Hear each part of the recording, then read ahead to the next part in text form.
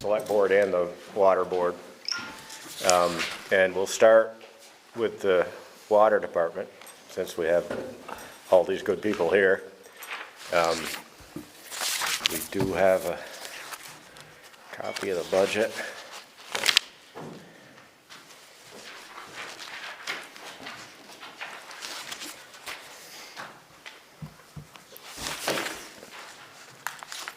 We need to put some money in the budget for some shades.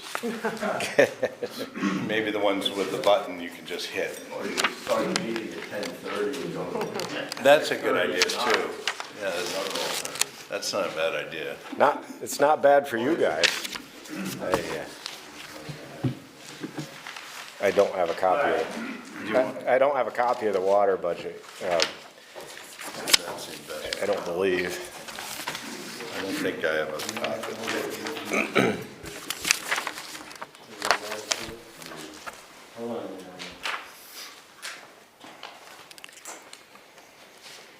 I'm The feeling, copy that was sent out yesterday, was there any changes since then? Water The water sewer one? Yeah. No. I have it. I have it if you want it. yeah, thanks. Anybody else need a hard copy? I'll take it. I just have it. I can see it here. Any highlights that we need to touch on here? No, there's nothing too exciting. You'll see in line 12, in the revenue section, we've added the gain on investments from Schwab. We put the same amount that we put in for the sewer side. And we haven't put number in there before, but just felt that, talking to Brian Vogel, of course, there's going to be continued income from that unless the market completely drops off. So we put a number in there, that 15.5 number. Seems like there's no risk there. Is this the appropriate place to put in the unrealized gain or loss on investments, or should that be on the balance sheet, or? Well, is that interest or gains? You wrote interest, so that's a totally different thing than unrealized gains. So, yeah, I don't know. I mean, is that the right spot then, you think, Heidi? I mean, if it's not realized, no. It would Interest would be money that you actually received on, an investment. But an unrealized gain or loss would just be a change in the value of the portfolio. Yeah, the interest is on line 8. Right, okay, so We then have an interest line. Yeah, but the unrealized gain or loss. that, you wrote cap reserve interest on investments. That would not, unless it was an actual dividend or income paid, it would not, I wouldn't put capital appreciation in that line. Yeah, I mean, that's kind of what I was thinking. Yeah, and I certainly wouldn't bank on it year over I year. mean, what happens is it skews the bottom line a little bit on the P and L, and if it's unrealized, it gives you a false sense that we're a little more ahead of the game than we might be. And vice versa. Exactly, Try to get it down. exactly, Changes that. yeah. So we'll take that out. So a question about that, this is one of my many weaknesses. When I saw that and then I moved to the sewer side, I thought there should be a comparable account. Is there? I didn't see it there. There is. There is? Line 6. Okay. If that's the case, then I would think it makes sense that they both say the same thing, have the same Well, heading. actually, you're correct, there is no unrealized gain on the sewer side. Okay. So that 15.5 on the sewer is the interest. 15.5 on the On the water side. on the water side is, It's called, Yeah, that's unrealized gone. gain. That's gone. that's, Okay. But the one on the sewer is going to stay? Yeah, because that would be equivalent to line 8 on the water. Oh, okay. okay, interest, Capital reserve. interest, okay. Okay, got it. So So moving further down on line 18, under administrative expenses, the salaries. So the 27 budget properly reflects the staffing on that. I don't know why 20. Yeah, that was a weird number for the budget on 2026. I don't know, I think we, well, it's not like it was lost, it was just applied to a different line, so. Okay. We pulled it back to where it should be. So, I mean, you see in my little notes, those notes are kind of to myself and to you as we go along, we'll take them off as we move along in the budget process. But you've got, Loretta at 0.4 verse, and then myself at 0.15, and that's where we come up with that number, so the number's accurate this year rather than last year. And without that change, you know, the overall total administrative expenses down the bottom, which says 12.45% is actually less than 2%. Yeah.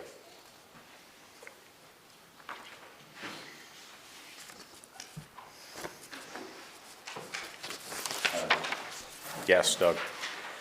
When I look at that, initially I recognized it 0.15 for the water department. I said, well, that's, you know, how close can you get it? And then when I looked at sewer, it had an equal amount, which makes sense, I think, in that case. It just seemed to me that 0.3 was a little heavy for those two departments as opposed to all the other things that Scott has to do. So I wouldn't suggest changing this. I would suggest looking at it for next year during the course of the year, because it just seems like 0.3, I mean, maybe you think it's correct, but 0.3 for water and sewer as opposed to 0.7 for everything else seemed like a little heavy to me. So. Well, you think that it should be less in water and sewer? I'm not suggesting we change anything you did this year. I'm suggesting that we look at it, and my guess would be, I think 0.1 for each of those two, which leaves 0.8 for police, highway, department. You know, I work on water and sewer stuff too, but none of it's getting charged here. Okay, so that's a different situation. Or, Well, it's just a wash. Portion It's of just a that. number. Okay, You all know, right. it's just a number, Doug. Okay. I mean, we could put any number in there. Okay. That's it. So on the operating expenses, there's no big changes except to see the chlorine monitor replacement. Eric, did you want to comment on there, Eric? Sure, we have a chlorine monitor that monitors what the chlorine level is going into the system as it's pumped. It's over 10, if not 15 years old. And we have it serviced annually, and it's just, they can't get parts for it anymore. And it still works okay. It's been acting a little weird this past, we had the guy there this October, and did a little couple funky things. And, you know, I just said, what about replacing it? He said that'd be a good idea. He didn't suggest it, but. And so we got a price on the one that he suggested we get, and it's around $5,000. Mounts on the wall at the lab. It has a constant flow of water through it coming from the source. What line item would that appear in? 44 Oh, tools? for Equipment maintenance. Oh, equipment maintenance. So that 6,800 includes 5,000 for the Yeah. you're on that thing. chlorine monitor. It's so annoying.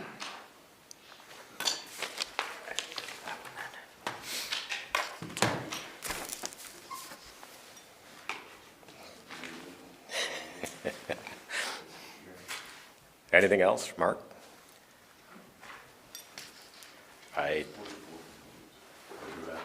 Yeah. Unlike the general fund budget, which we take weeks after this to deal with, I think this one's pretty simple, and we don't have to reconvene to approve it, I don't think so. Do you want to do the sewer while we're here so that there's something? else Sure, came up? yeah, just in case you got something to add to it, yeah, let's, One good question, sorry. System maintenance.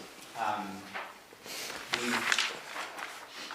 back in '24, we budgeted 30,000, and the actual was 42. '25 is coming in at 59,000, but yet we've got 40 in the '26 budget and 40 in the '27 budget. Are we under estimating that? I think that was an anomaly that happened that year. But more than 1 year, right? Yeah. Well, the year before was 42. Yes. It's a factor, a big factor that is when we excavate in the roadways, those are expensive. The other item that goes on that is water meter repairs, which are expensive, and they vary from year to year. I just look back and say, okay, let's aim for that number. Yeah, it looks like on the actual numbers for, Yeah, I could never, we've been missing yeah, the mark, but, yeah. just so that everybody knows, the water department is looking to replace all the meters at some point in the not too distant future. Ours are getting, seems like we just did it, but it was a while ago. And, they're outdated, not gonna be able to get parts, can't get service, can't get software updates, as I understand it. Software changes, supply line issues for the models that we have. Get part, and it just takes time to get some of that stuff when we need it sooner. Yeah, and so when we get around to pulling the trigger on that, that's like a $700,000, Not to mention it's Expenditure. expensive when we need. We just spent a couple $1,000 on it to repair the meter head for the Hampton Inn, or either the Hampton or the Taconic, the 3-inch meter head. That's outdated, aged out batteries are flat. And took like a month to get it, and it's, it's a couple $1,000 for that part, so that we can meter the Taconic Hotel's water. Now, when we did the meter upgrade, what, 15 years ago now, or? It was it started in 2006, I believe. Yeah, so almost 20 years ago. We picked up a lot of flow because they were more sensitive. Exactly. Minor flows through the old meters wouldn't register at all. And then when we upgraded to these, is there a chance to gain a little bit on the billing side? Absolutely, and the newer meters are even more accurate now. Yeah. For lower flow. Yeah, I don't want to spend too much time on it because that's a capital thing down the road, but I wanted the select board to understand. We could gain a couple of percent, I would think, Yeah. across the board would be possible with new meters. But the point of quarterly maintenance is getting higher and higher because you're having more failures meter, and so. Due to their age. Due to their age, and we do have to keep going on that. Yeah, the reason I bring this up and the fact that we're still exploring an alternative well source over here, which would be a significant outlay of capital. There may soon be an expectation to extend water and sewer lines down on the airport property. And my point is that the water department's got some big projects in the works that would make it difficult to accommodate that within our budget and pass that cost on to the water users. So, something that will be a collaborative effort between our board and the select board when the time comes. Anyways, Before we move on to that system maintenance thing, I've just pulled up what we spent year to date, and so we've already spent 20,000, over 20,000 year to date, so we're on track to like 48. yeah. And maybe we should bump that 40 up, at least to 45. If you're all right with that. Yeah, if we're looking at 3 years of Yeah. No, it's just one nice thing. numbers and projections. 45 is your number. 45, yeah. And then before we leave that, down the bottom, you'll notice the bond payment, principal and interest has decreased, so the combined P&I is now 363, and last year was 377, so that's another 14,000 decrease there.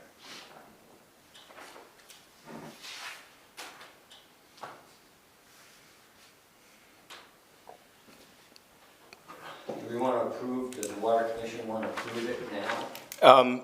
Which I think you did that last year. and then just Yeah, took it off. yeah, we expect to do that. The only question I've had, but I don't see an issue, is whether you want to look at the sewer Yeah, you had mentioned that. first.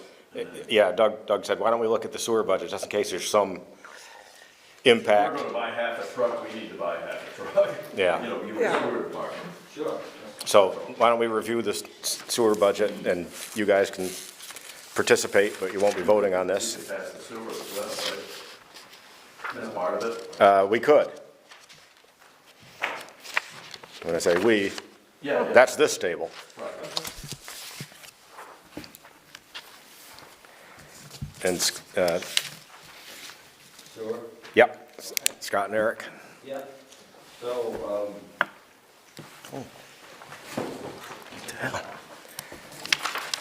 the interest on checking account, we're back to that again. You can see we've earned 3.4 already this year to date. How much that's the last month. There's a shot, swap interest, 15.5. Line 8, interest on delinquent sewer account, that revenue's down, and that's good news.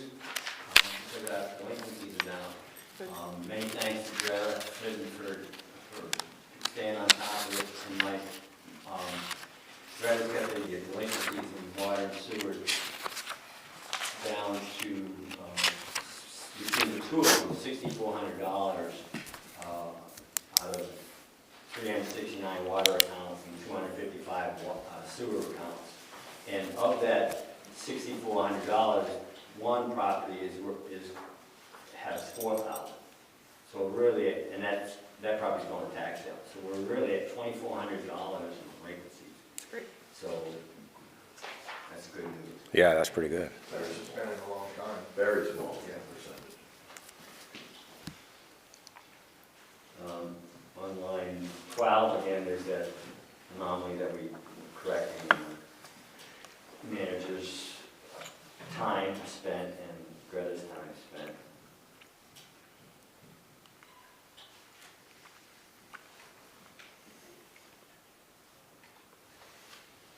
I don't see anything else that's on that page. Moving into operating expenses. Ivan, Scott, just confirming though that line 6 is actual interest on investments and not, appreciation of the fund? Yes. Okay. Next time, I mean, not to be a pain in the neck, but when you give us these, investment balances, can we also have the actual positions in the account? Oh, you want the whole, I mean, I think that would be useful. okay. Yeah, I mean, we get that monthly from Brian, Yeah. and then we review it quarterly with the investment committee. Are you asking for this? I mean, no, this is fine, but it doesn't tell you what, is it Right. money No, I funds, is it understand. bonds, is it stuff, I mean, it would just be helpful to actually see unrealized P and L, Oh, interest that you get. We do get that reporting. We do. Not Yeah. at this table. Yeah, but I would love to see that just at this particular meeting, just so you can, This meeting? yeah, Okay, yeah. Remind me next year. sure, yeah, no worries. I'm gonna write that down, just in case. Good. you want me to send you an email right now? Wait 11 months, which Yeah. I can schedule it. can't schedule it. You'll see in line 35, we had a boo-boo last year, it's like we went to 30,000 and we put in 3 and it just slid on by, so we moved it back to 30.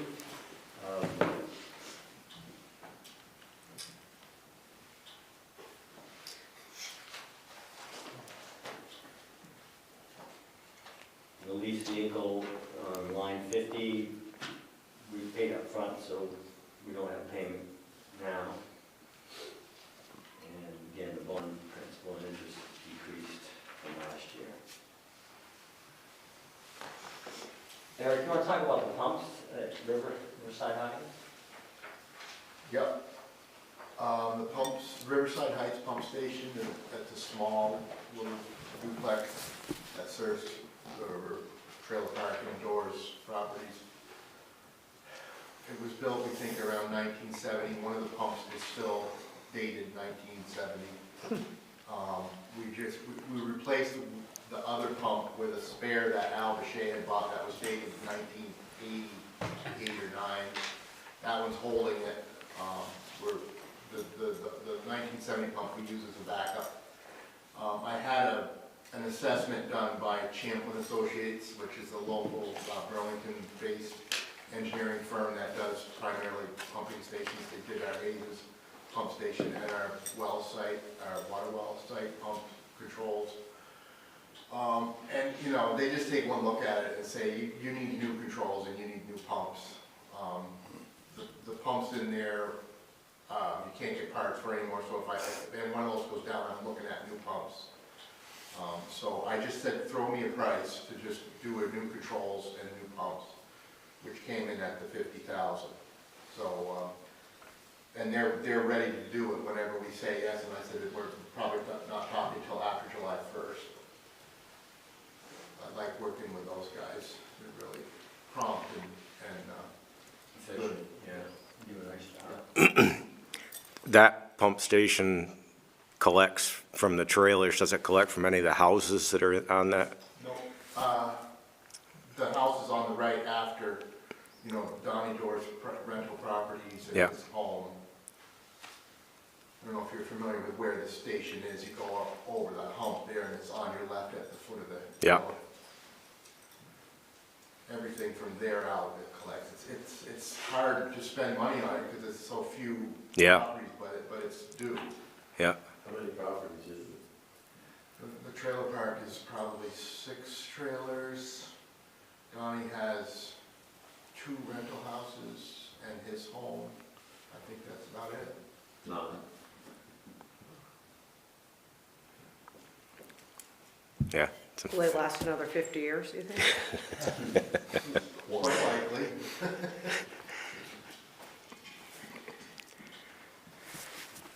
Anything else on sewer?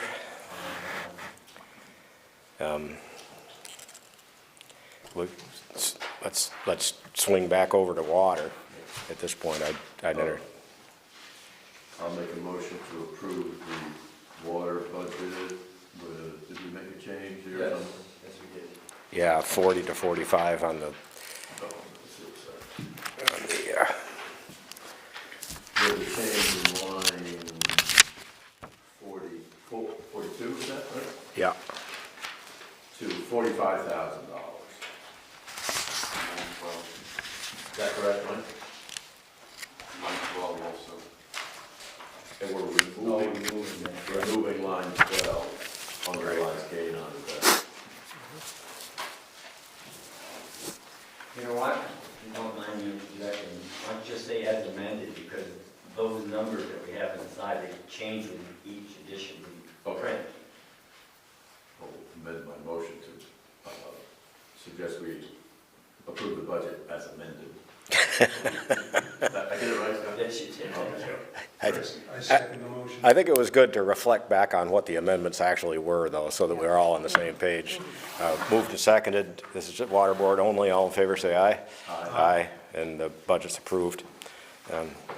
Thank you guys for coming in. Now we'll switch over to sewer budget. If there are no questions on that, I think we can approve that now and then concentrate on the general fund. Motion on the sewer? I move to approve the sewer budget as amended. Second. And the amendment on that one? Did we amend that? I don't think we- I thought we said we were gonna take out that line about the interest. That was on. No, that interest. That's actual interest, that's Oh, actual, it is? that's actual income. Yeah, that's the Okay, actual okay. interest. So just approve it as is. Okay, Second. seconded by Greg. Any further discussion? All in favor, say aye. Aye, the sewer budget's approved. And thank you, Eric, for everything you do. We don't get a chance to thank you often, but your knowledge of this system is certainly appreciated. Definitely. Thank you guys for what you do. Thank you. Make sure you take a donut if there is one. Yeah. That's a token. I don't think we have any. What do we- There's water. Muffins. They're muffins. Scones, scones. Scones, scones. Very British breakfast. Yeah. Motion approved. Okay, we're doing well. We're not too far off considering I got here late. I saw Jeff walking in with a sweatshirt on. I knew it was cold out.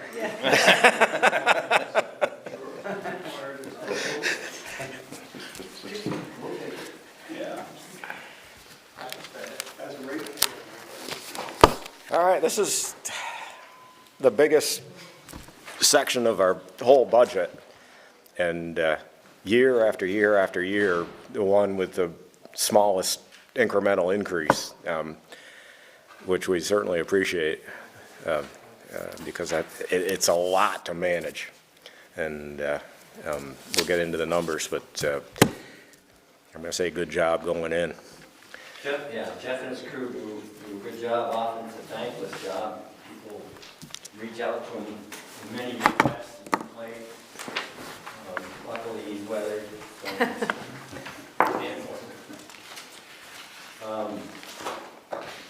On the DPW, basically, we won't have any changes in the revenue piece.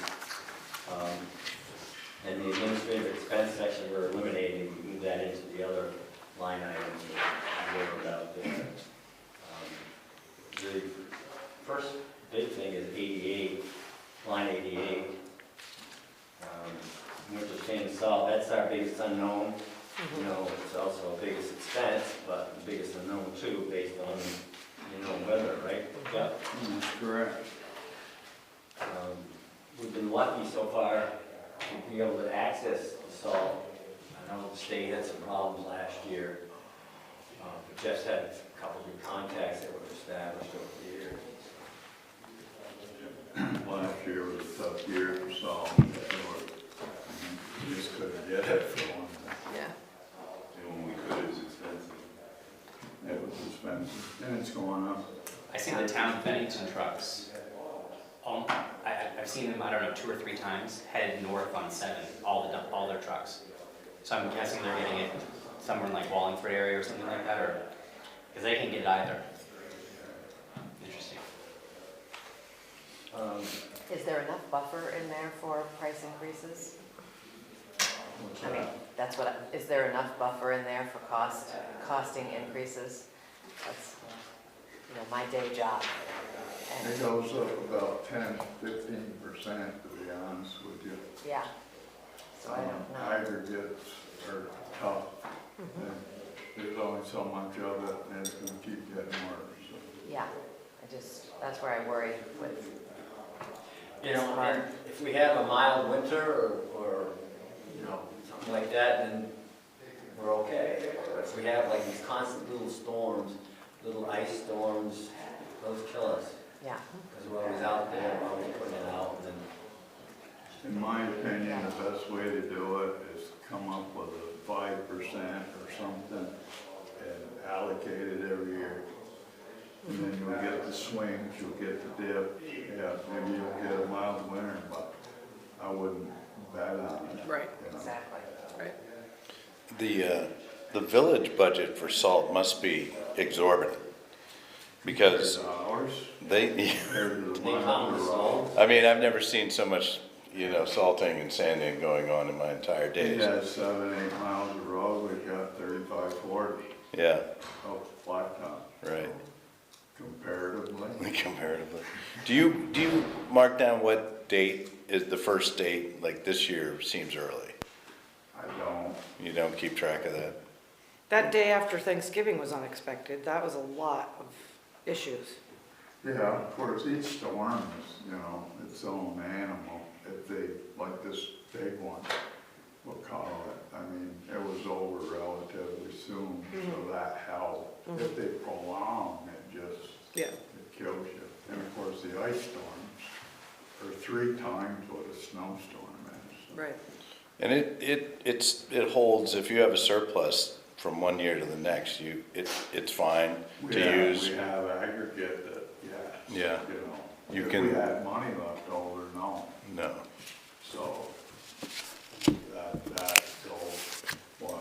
goes back into the general, right? Right. But, we Or have on established salt. the highway capital account now too, so it's something to build into it. Not that we would use that towards sand and salt, but just as an FYI, that we're I trying to know. move towards If I protection. had, $10,000 left over, I mean, by rights, it'd be better to go buy $10,000 worth of salt, it's gonna be cheaper. Sure. But there's usually else, something else in the budget that is behind, Yeah. so we use it as a savings, so to speak. How much of your salt have you bought, like, do we have a store of it for the winter, or do you have to keep I buying? usually try to get the shed as full as I can, which Yeah. would be half the budget, Yeah. probably. Yeah. Maybe a little less. And what was the year-over-year price increase on that half that you bought? It went up, I think, what, 8%, I figured, 6%, the lowest I could Yeah. get it. Yeah, Yeah, which isn't bad, really. Was it 15, 10, I- 15%. I recently read, and you can't believe everything that you read, especially online, that the state made a conscious decision to cut back on their salt usage by 30% because of the price of salt. It was on social media, and it was in the context of somebody was complaining about state-maintained roads. And like I said, you can't believe everything you read, but I don't know how people had access to that information either, but Yeah, they don't generally give out what they do. I mean, yeah, when I was in Ludlow, we had to really pigeonhole them one time to find out how they operated, because 100 going over into Ludlow is a nasty little thing in the winter. And on Friday afternoons, Friday evenings, there's a huge line of traffic going in to go for skiing, and the same thing Sunday afternoon coming out.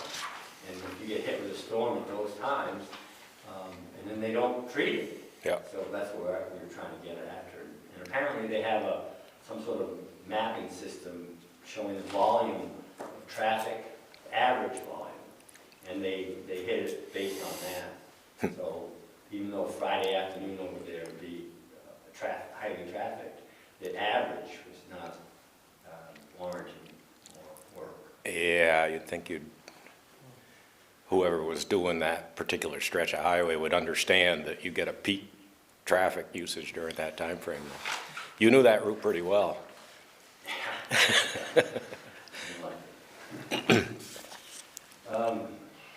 Moving further down, anything else going on there?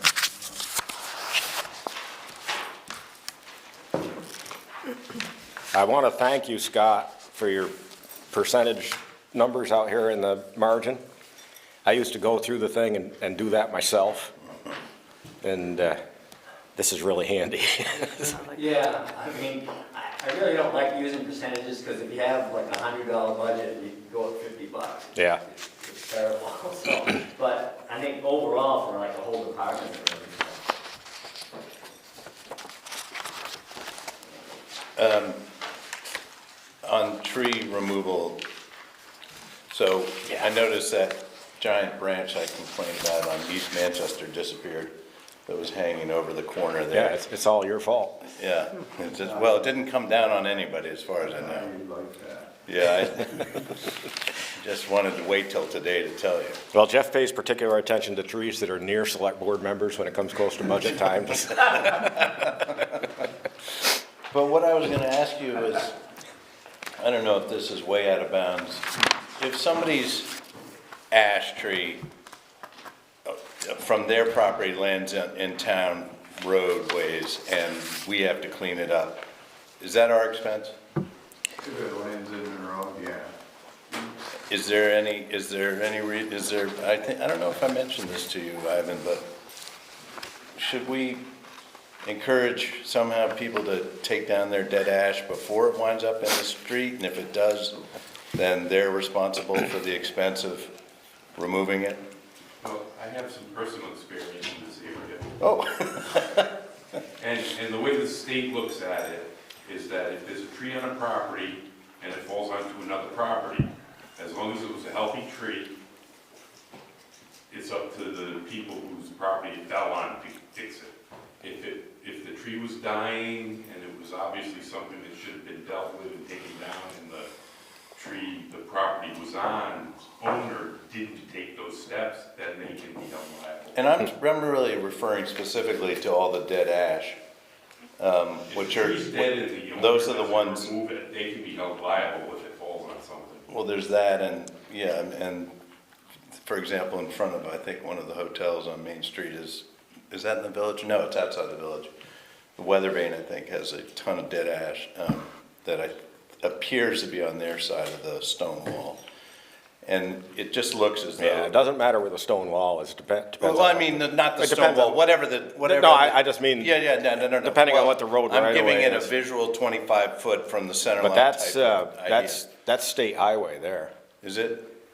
so, State highway town land, would we wouldn't be, or so anywhere else in town that would fall, if a dead ash, for example. Typically, we would clean it up if it falls in the road.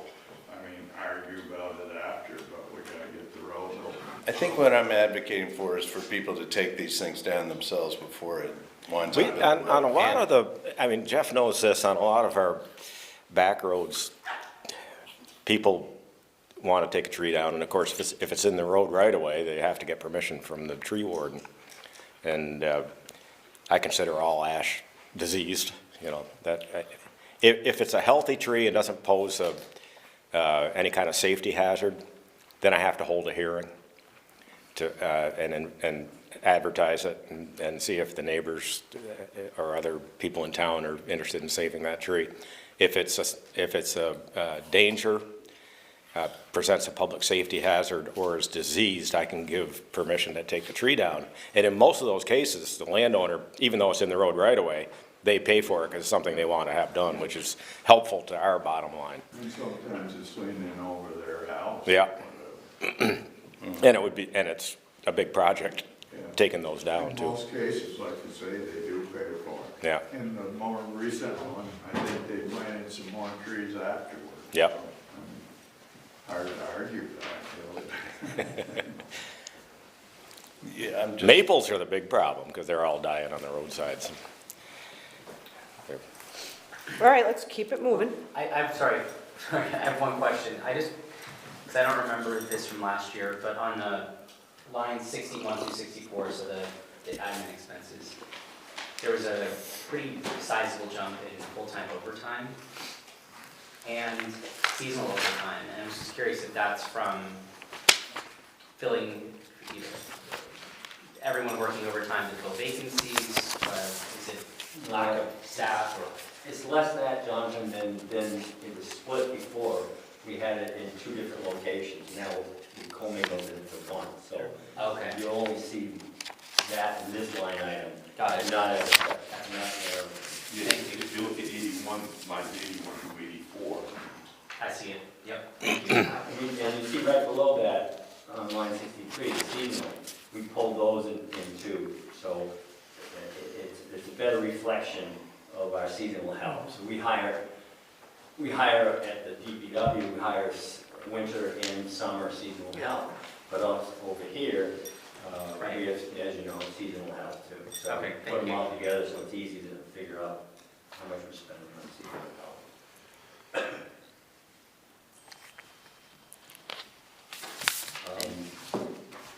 And do we have any planned, I don't remember what the retirement schedule was on vehicles over the next 3 to 5 years. Do we feel like the reserve is going to keep up with what we expect to replace? Well, that was going to be one of my next comments. We're way behind in the DPW replacing equipment. As you remember, just a few weeks ago, we decided, we had actually had that built into this for next July, but we weren't going to make it that far, so we had to jump in and get it down now. And then you'll see what we have in there now. We have the wood chipper, 44 years old. I mean, it's, I'm shocked it still operates, but thanks to Jeff and crew to keep that going. We need a new one. So we're looking closely at Jeff's capital plan. Unfortunately, we haven't had a chance to update it yet, but it's all good points. You've got to stay on top of that going forward. and also last year at town meeting, the voters approved us to start a highway equipment Right. reserve fund, Yeah. which I actually yesterday gave the check to Brian And that's to open the Schwab account. And if you look at the Schwab investment balances, you see it's there as a new account, so we start funding that on an annual basis. And what, we say 50 grand a year for now? Is that what we? That's what we have at, yeah. Thank you. How is that, not to be annoying, how is that gonna be invested? Is that gonna be, Schwab, well, no, I know, but like what investment instruments? Brian decides that, and the investment advisory.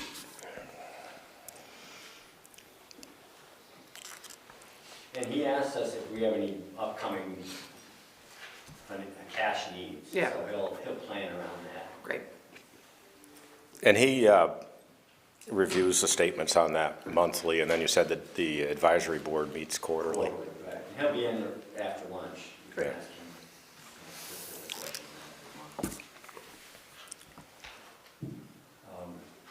Yeah, so that's about it. I mean, the total department's just a bit over 6%, mostly employee costs. We bumped up the line painting line last year significantly, but the 2 years that we have actual numbers for still leave them down around the $6,000 or $7,000 mark. We bumped it up to 13. Do you have any idea how that's tracking this year? Are we gonna hit that $13,000 number for the fiscal year we're in? What line item is that? Let's see, it's 96. 96. Thank you.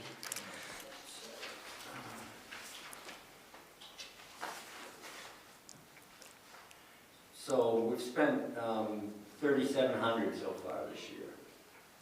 But there's a big spring expense on that one.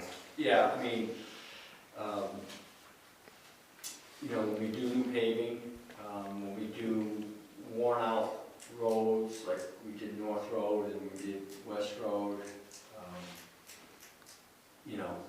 that's when we expend it. It's hard to get these guys to come into town, so we found a secondary source now, so we can get it done, it's just how much do you want to spend on them? Yeah, we'll hit that mark this year, okay? Oh, okay, yeah.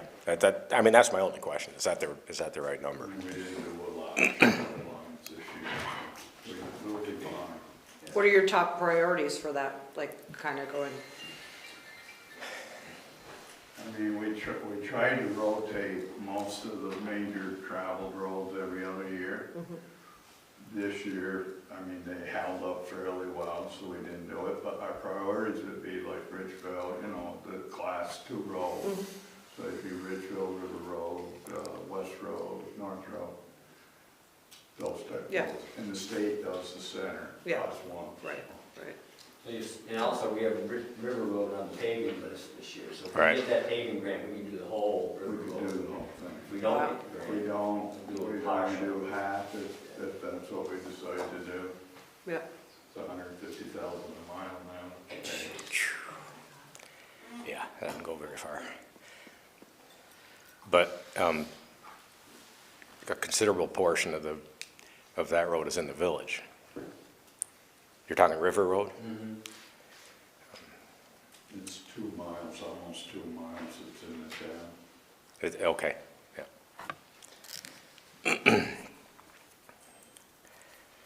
I think the village has probably done there 3 or 4 times, that's what we've done once.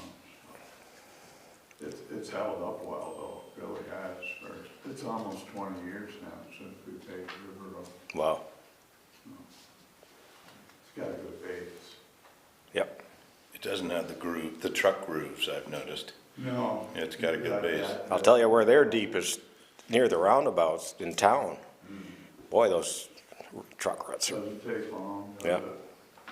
No, Is that because we skim the top and then go over it, and it's just, we don't have the base? no, the base compacts. We mill it right down, start right over and build it all back up, and it's just brutal. Yeah. Traffic. The trucks. traffic goes into the same Of course, we road. used to get Casellas a lot more too, to the dump, remember, before they put it in on 7. That tore us up. Yeah, Well, it's great in the rain. I really like it. That's my favorite. Get in those grooves and, slide along. Nice. Yeah. Yeah. Don't you enjoy it? Yeah. We better get used to it, because I don't think the state state's having hard trouble keeping up too. They're Yeah. out there getting They got bad. cut back in their paving. Huh. Good to know. Yeah. So that's all I got for DPW, unless you want to add something, Jeff? I'm good. Okay, as, I didn't discuss this earlier, but this is an information gathering meeting. We don't make any decisions, we try to get all the information we can so that if we decide that we have to make adjustments later, we can come back and do that ourselves at subsequent meetings. I think we got all the information on this one. I thank you again for a good job. Thank you so much. Thank you. Thanks, Jeff. Look at that. All right, next up. Police Department. Welcome. 4 minutes ahead of schedule. Due to your hard work, keeping me focused. He's the timekeeper today. Yeah. Every day. PD. Yeah, so, I mean, the biggest impact, you'll see, basically, PD has had the biggest jump in overall departments, and that is reflective of the new union contract. Has the biggest impact on this year's budget. It's something that had to be done, and we do have a full force now, which is, we haven't had in a long time, which is nice, because not many towns do. You know, Bennington's down about 800 guys. Right? Well, I think that contract was getting us to where we should have been vis-à-vis other municipalities. It wasn't, like, we're not ahead of the curve necessarily, we were behind, I'd say. It's a 3-year contract, so we're caught up and maybe a hair ahead, and then after the end of 3 years. My only comment is that it's gonna impact this year's budget. Sure, yeah.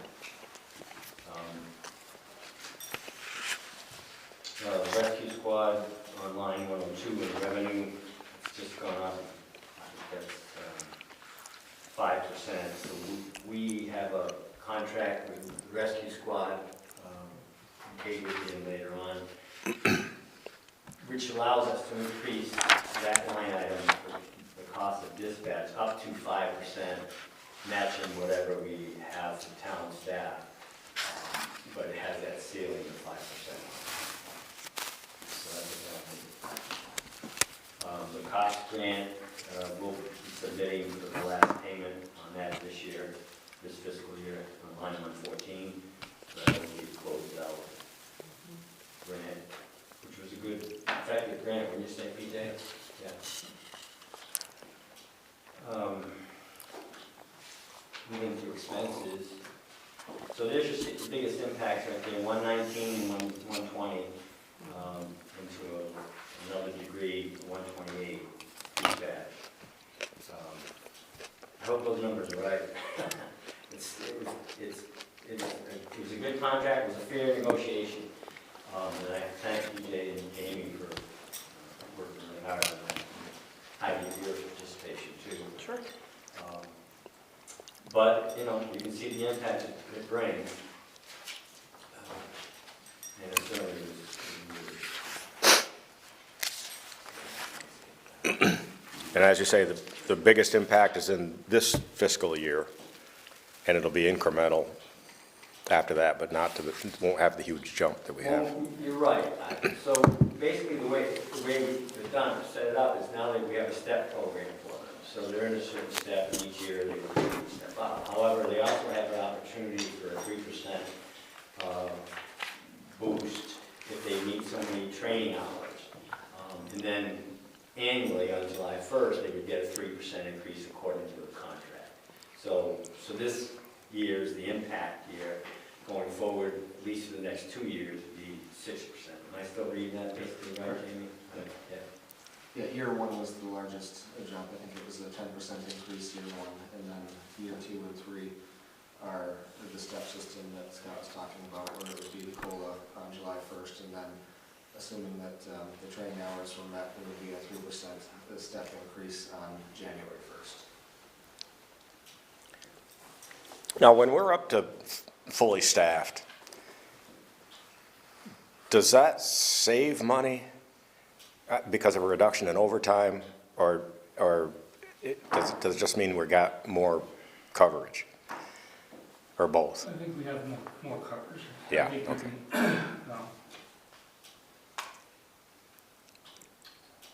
we can make the schedule work.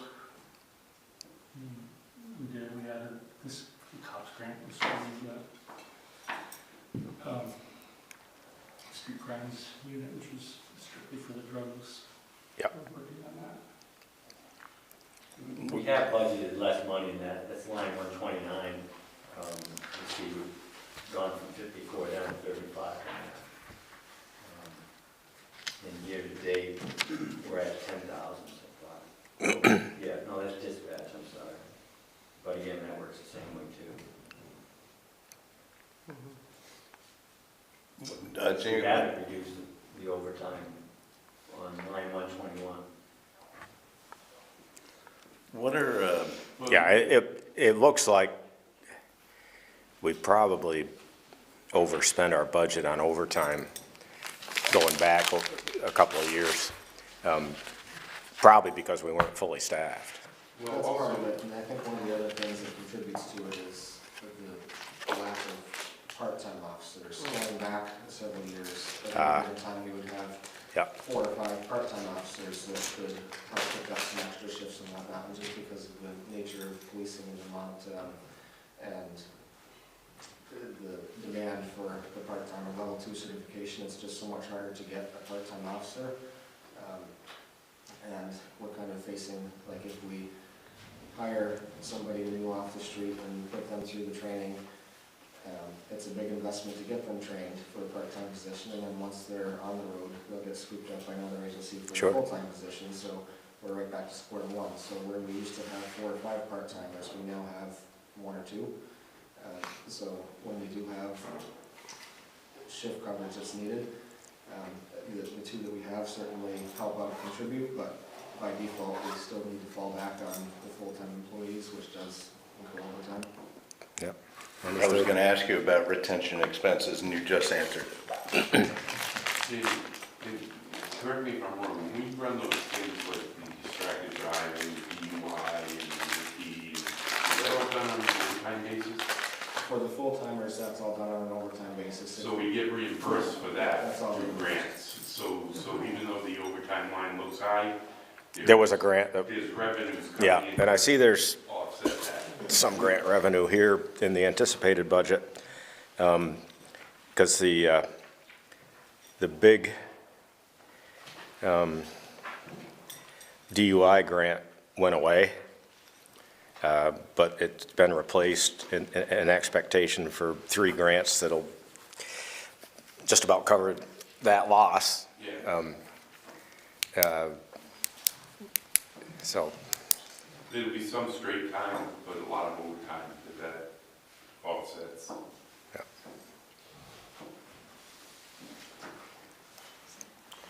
Do we feel that the staffing for dispatch with the increased calls, that's volume that you're handling, do you feel that that's in a good pace, or do you foresee need for more staffing there, or?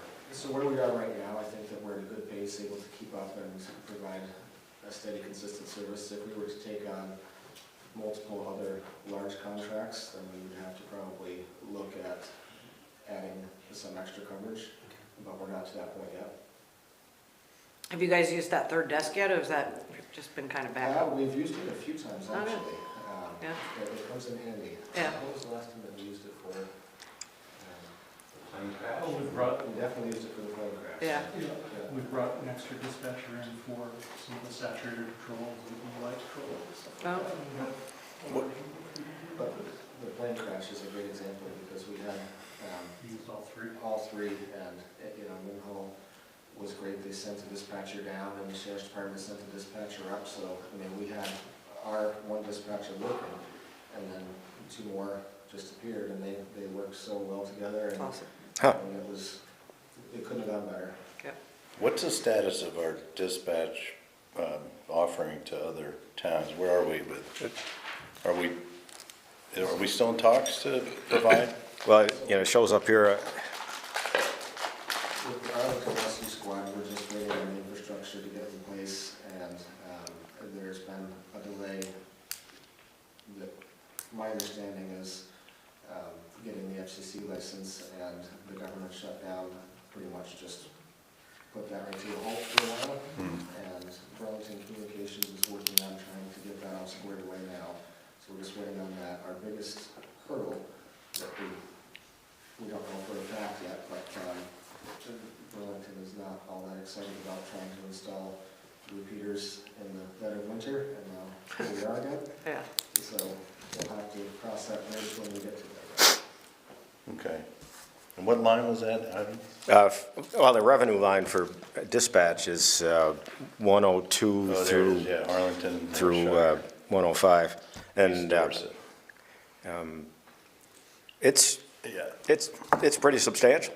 Well, we were looking to offset the expense of redoing the center. Well, we talked about this Yeah. way back when Fred Wessner was chief. I used to, every year at budget time, we talk about, you know, is there an opportunity to, it seemed like we had capacity to take on other jobs with dispatch, and is there any chance that we can offer this? And it's, you guys have done a great job in rolling that out to other communities. Of course, we were helped by the fact that other dispatch went away, but there, Yeah.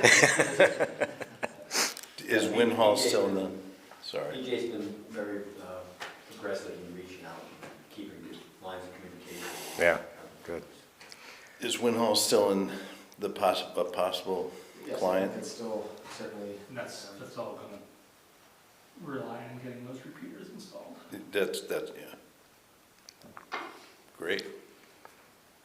There was a lot of activity the past few days State up police there. still doing their dispatch? Yep. And isn't that going away at some point in the So near future? they're phasing it out by basically doing a tiered increase in the cost of dispatching. So historically, they've received it for free. And I believe like over the course of 4 years, they would pay 25% of the value year one, 50%, 75%, and then by the end of it, they would be paying the full market value for it. And I think that that's kind of the breaking point that we're waiting for Win Hall to kind of jump down here, is just when the costs kind of start to line up, which is right now, they're getting it substantially cheaper. And Jamie, do you have a sense on how our pricing compares to market rate pricing as opposed to It's right subsidy? in line. Right in line? And we have, those are appropriate increases. I see they're nominal, but those seem like they're appropriate increases. Okay. I assume those are driven by contractual agreements that we have with those entities, that there's an incremental increase every year. What is it, 3%? It probably is, it kind of looks like it. That's back the envelope. Times 7, 20, yeah, yeah. Is that kind of what we're gonna use going forward, Scott? Each contract's a little different, but I think that's generally what we work on. Yeah, I mean, because we just have such a fluctuation with the cost, like payroll costs associated with this, so it's like, Should be tied to. it really should. I Yeah, mean, dispatch is heavily payroll driven, of course. That's it, that's the whole, that and then the capital So if we're paying equipment. 5%, we're only getting 3% each year. Yeah. It's differential. So we should try to, is there a way to tie that a little more closely, or do you think that's appropriate, or? I think going forward we will. We did that with North Side Rescue, but And then can we also, while we're kind of thinking about this, but if, you know, we can get a sense of what that, like the equipment replacement, like what we should be spending to keep that dispatch up to speed, instead of having these big one-time scary things, like let's try to model for what that looks like to keep current or have to make big capital expenditures at lump times. I mean, we should, That's why we've increased, when we made the, well, it was just the vehicle replacement, now it's the equipment in the vehicle. And we've increased that. Okay. Which is and that includes dispatch. to 75,000, so that's gonna be a radio in a few years.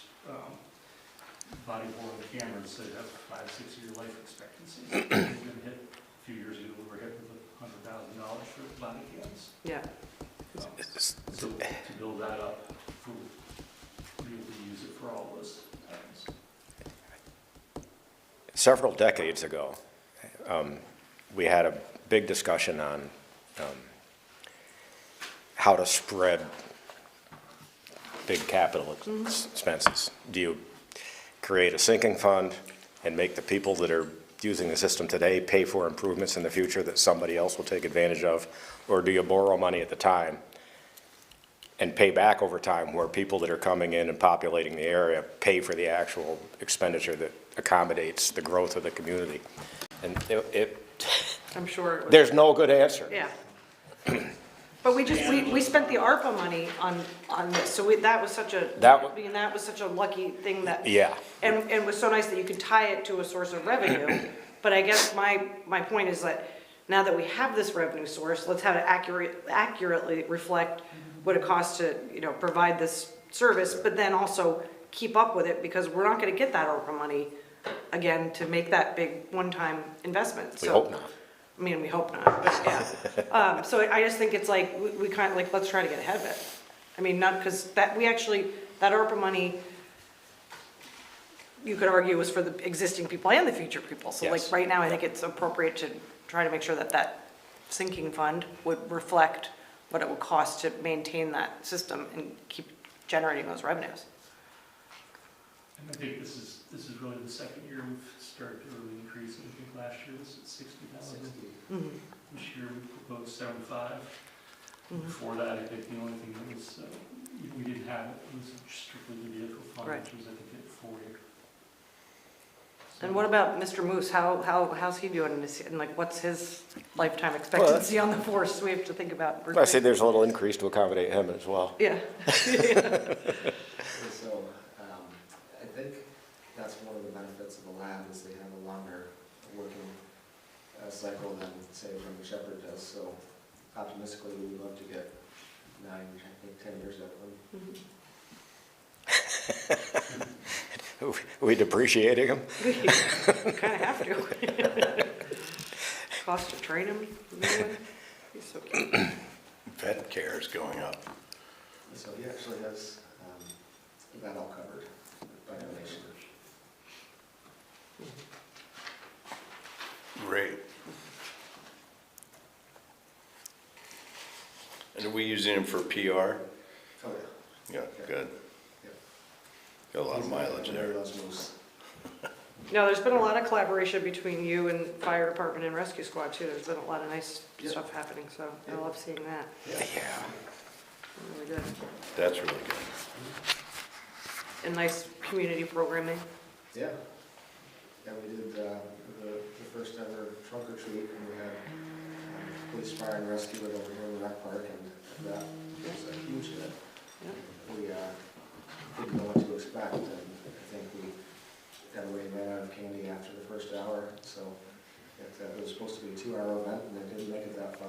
You should have had Heidi in charge of how much candy you have, because we're well stocked here. Sugar pieces. For you guys down on this end, Yeah. we got a whole pile. So. I've got some fillings that those milk duds could help. I'll tell you what. These are really good. Yeah. Other questions? If you want to pull some Talk about fillings. candy first. Yeah. Charleston juice. Anything else? That you guys? Wow, this is going way too smoothly. I know, I did have a quick question. I know that you've done a lot to the station. Everything is satisfactory with, We do have a request from the capital fund for improvements to the holding room and to increase the security in the back. the door, adding the doorway? Part of that. The door would be part of that. Yeah. It makes a lot of sense. Yeah. I'm behind that. Have you been over there to see? I have not. No. Yeah. It's all well spent capital. You want to give them a quick overview? I apologize. Oh, you have a handout? Just have one copy that you can have. Basically, the proposal is to, where our holding room is, it's kind of an odd shape and not really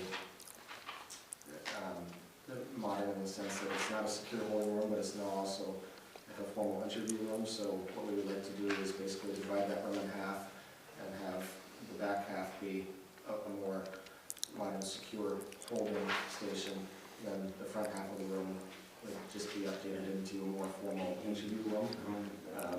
And that's to address some safety concerns as far as basically, like right now, it's just one large room with a big wooden table and wooden chairs, and there have been several incidents. Any department would be really happy to have it. Chairs, punching holes in the wall. One gentleman had taken the outlet cover off of an outlet and tried to electrocute himself. So the room just, it needs an update. So we would like to update that and then also include that extra security door. I don't just know, so man, that the we- union, I don't in know. that section. Oh, no, he's have not. access to Yeah, the rest you're of it. right. Yeah, that makes total sense. Was there you wanted to be able to make that room, or did you make that room something you could hose it down? And is there a drain in that? There's not. Did you want to try and do that? Was that, and I don't We know. had talked about that a year or two ago, and didn't come up with a great solution. I think one of the biggest issues is it's all the radiant floor heat right there. So you can't put in a It would drain. be probably a nightmare, a huge project to try to navigate digging up the concrete to run. Yeah. drains and that there. The other alternative is maybe do a raised floor, but it's not an ideal option either, so. Raised floor with a pump system. Right, where that way you could have the plumbing above the radiant floor heat, but, we haven't really. Has that been a big issue since we talked about, I think it was 2 years ago we talked I about mean, it that. certainly comes up every now and then, it's happened within the last few months. Mhm. So it's not an everyday thing. We can do that after It would be this, nice to have, but at some point. And I think one of those pumps, you're looking at something, you're gonna have to raise it a good, almost 2 feet, and that, I don't know what the ceiling height is in that. it would be tight. I don't think that that's going to be a realistic option. Yeah, you're just gonna have to carry on away. Yep. But you're using materials on the walls and things like that that are easier to clean. Yeah, the new floor that went all through there last year is vinyl and waterproof, so. Mhm.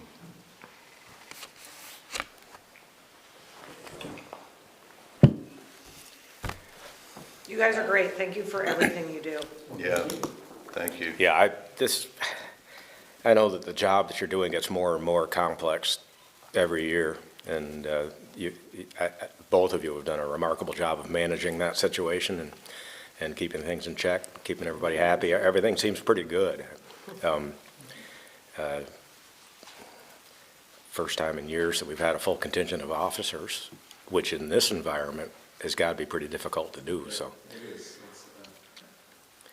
we're definitely in good shape. They're really nice people too. I really enjoy spending time with them and getting to know them during the union negotiation. Yeah. Awesome. Well, perfect timing. I think we got the rescue squad showing up, so, thank you. Thank you, dedication. Take advantage of the transition here. Mm.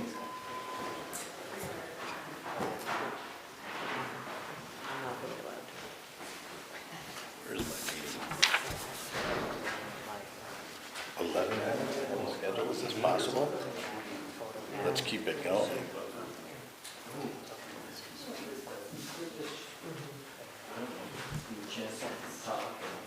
Kevin, Dave went up, guys are up, they just left. We're early. You guys are early this year. Oh my It's still goodness. warm.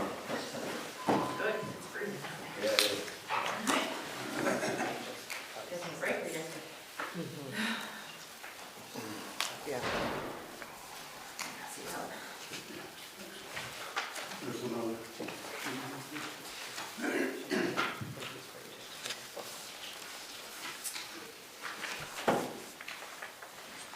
Anybody need any sugar down there yet? Are Gummy- those gummy bears, Oh, they're other- Charleston other chews, gummies. what are you, crazy?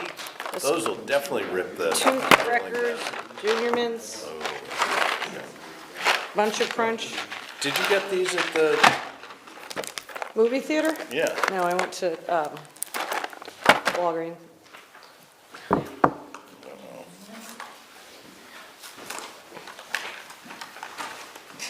You got this good seat. I didn't get your first, but I tried to get it. Were their elbows strong? He's right here. Come on. These are people step on. Yeah, right? They're dark, you don't For see that them too. on the ground, and then they step on them, and if you don't clean it immediately, Yeah, these turn into super. yeah, super glue.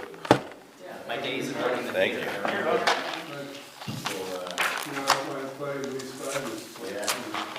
You're welcome. Lots of, I do have a copy of yours, Yeah, I do too. the report that you sent out.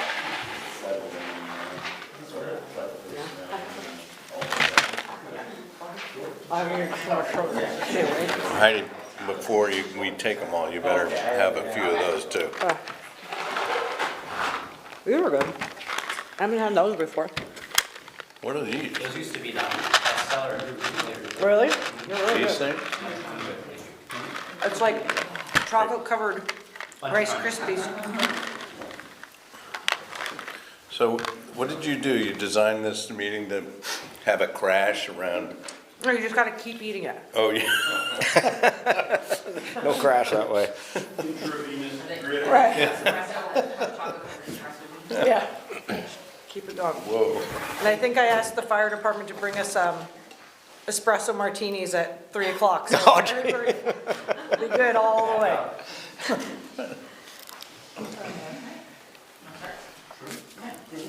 All right, I just passed out, my name's Katie Van Dale, I'm the director of North Star Rescue, for those that don't know who I am. I'm Mike, the treasurer of North Star Rescue Squad, and I just passed out what we presented at our EMSB board meeting for all of the towns of our next fiscal year. So just briefly, it lists our staff, our current staff. I believe per capita, I said the other night, in the state, we have the highest number of paramedics for such a small organization, so we're lucky to have as many as we do. Our current staffing, we strive to have one paramedic 24/7. We do have one crew 24/7, 365. We do have two crews, probably 5 of the 7 days a week, and that is from 7 a.m. to 7 p.m. or whenever they get off. So we kind of offset that to try to catch the early morning calls and the late calls. Our transport times are greater than 40 minutes on top of our calls. So again, one crew 24/7 and then two crews 7 to 7. You can see a map of our coverage area currently. Education to become EMT paramedic, minimum of 110 hours to become an EMT. We do have a course called a VEFR course, it's a Vermont First Responder course. It's changed names over the years and kind of different protocols and procedures.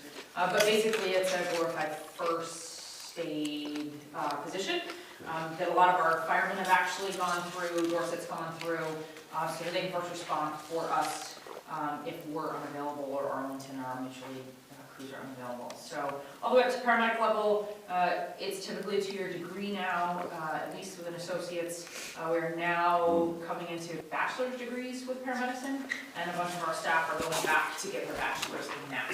So that will help us in the future if we decide to go the paramedicine route. Right now, Medicare and Medicaid do not always cover that. But there are other agencies in the state that are kind of piloting that program. So hopefully in the next few years we can kind of jump on board with that.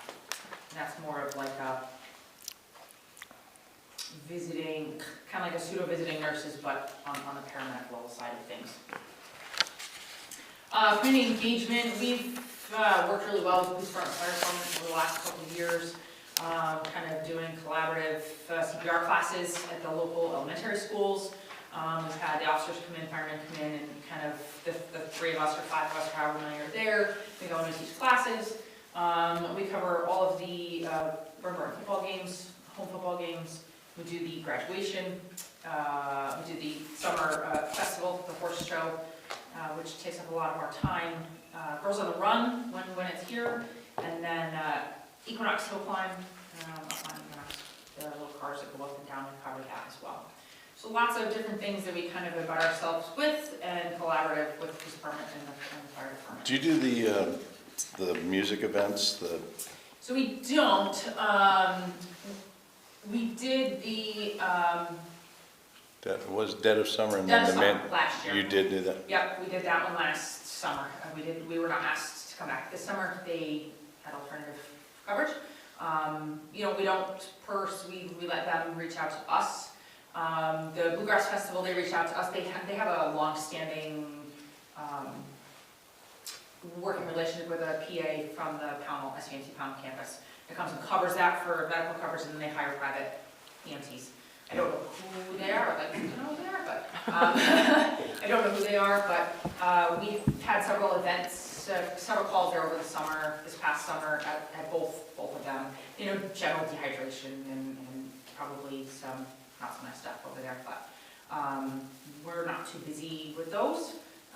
That does take up a lot more time and people if we do jump on board with those. We're more than happy to help cover those, but we were not asked to do those this summer, which I was kind of surprised about, but that's okay. That's okay. We were strapped enough as it was this summer. So currently we have 3 ambulances. The 2015 Chevy is going to hopefully be retired in March, and we're going to be getting a new 2025 F550. On the next page, you'll see another 4x4 ambulance gas. Our last ambulance, we were having an issue with suspension. The front end was really light, the back end was really heavy, so we're having some steering issues, especially when you have a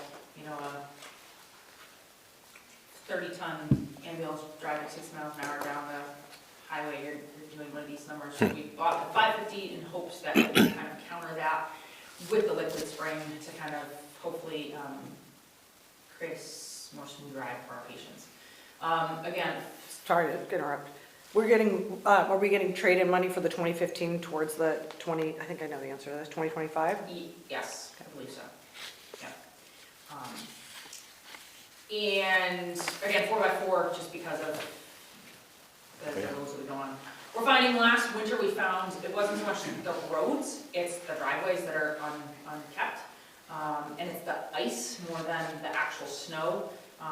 Luckily, a lot of residents have the built-in third geothermal that automatically melts their driveways, but then it turns to ice and then we're just sliding down the driveway. So 4x4 definitely helps. We don't do chains because chains are just a pain. They seize up, you have to take them on and off. The maintenance of them would be astronomical, so we just forget it. So we did put studded snows on all of our trucks this year to kind of counter that as well. With that, you know, we equip our ambulances with the latest and greatest of all of the equipment. We have 2 of the 3 power loads. The Chevy does not have a power load. We felt as though it wasn't necessary to put one in since it's going to be going away anyway. With the new ambulance comes with the power load. All new ambulances throughout the country are required to have a power load ambulance where it self-lifts. You just have to push the button that lifts itself up into the ambulance and then just push it in, which is nice for our backs. Zoll X Series, we currently have 3 Zoll X Series. The software on them is becoming obsolete because they're so old. We just can't update them anymore. We can maintenance them, they work fine, but the software is not able to update, so we're looking to replace those on a continuum over the next, hopefully, you know, succinctly 6 months to a year, so that we're not replacing all 3 of them at the same time again in the future. So that's coming in the next, hopefully, year to 2 years. We currently have 2 Autopulses, which is the machine that does mechanical CPR for everyone. Intravenous pumps. The pumps let us carry more medications than we would normally. Also lets us do interstitial transfers. So if we have a patient from Manchester, we bring down to SUNC, then it needs to go to Holy Med or St. Peter's or wherever, we can hang medications on a pump the rate that let us kind of treat the patient on a broader level. So that's paramedic level. And then of course oxygen. Every ambulance has oxygen. That's the one question I get all the time. Do you have oxygen on the ambulance? I'm like, yes. Sweet. Do you use nitrous oxide? We do not. That was in the protocols a long time ago. That is not, in the protocols in the United States, I wish it was. I think it's coming back around. Australia uses it all the time. They have what they call the train whistle. It's a little green whistle, and it's just a little hit of nitrous for their pain medicine, and it works so much better than giving narcotics. So maybe in the future Vermont will bring it back, but we do not currently have that in our protocol. New ambulance update of our cardiac monitors. Again, it'll be a Zoll X series, which is the updated version of it. A lot of times people ask for our response times for the different towns, so that is on there. So the en route time is from the time we get the 911 call time to the time we are leaving the building. All towns, it's less than 3 minutes. On a national average, it's 2 minutes or less for city, 3 to 5 minutes for urban, suburban, and then rural is, there's really kind of no set standard because a lot of rural EMS agencies are all volunteer. So volunteers are coming in, that takes 10, 20 minutes, and then they're on the floor for another 20 minutes. So we're hitting a good mark on a national average. So 3 minutes off the floor is fantastic. And then arrived on scene is from the time we leave the building to the time we get to the residence. And all these times are from our dispatch. We don't look at the clock, we rely on dispatch when we call, so we have accurate times and it kind of aligns with everything else. 8 minutes for Manchester, 12 minutes for Dorset, 21 minutes for Danby, 18 minutes, Mount Tabor, and almost 13 minutes. And then total back in service time is from the time of the call to the time we're back in the coverage area that we're able to cover another call. And a lot of times that's when we're on the outskirts of Danby, or on the southern side of Arlington, that we can respond back to Manchester for those calls, in 89 minutes for Manchester. I was surprised that Winhall is such a low number for the, So Winhall is such a low number is because we don't do a lot of transports from Winhall. The coverage area that we cover, a lot of times we get called to Winhall and it's a motor vehicle accident and it's a sign off. So we're back in service within a reasonable amount of time. Or Londonderry beats us there, or whatever the case may be. We don't, our actual transports to the hospital is very low, so that's why that number is so low. thank you. And Kate, have those numbers changed since you've kind of been in charge of this? The en route times have significantly improved. In terms of arrived on scene, back in service, not really, because houses have not moved. So, it's hard, especially in the wintertime, we'll see an increase in those numbers just due to weather. But in the summertime, it's usually pretty good. Also, having 2 crews kind of there during the day helps decrease that time frame. Of course, our crews are always there. They're not coming from home. We don't have anyone that actually lives local. So everyone's at their building. That's the requirements. They're all paid. So. And in terms of like mutual aid and feeling like you're staffed for big storms and all that stuff, is that, you feel like that we've got? Yes, yeah, we're definitely staffed for that. And then if we know there's going to be a significant event, a lot of people will either stay at the building. We've got 2 bedrooms that they can stay there, and they help cover, or people come in and kind of hang out.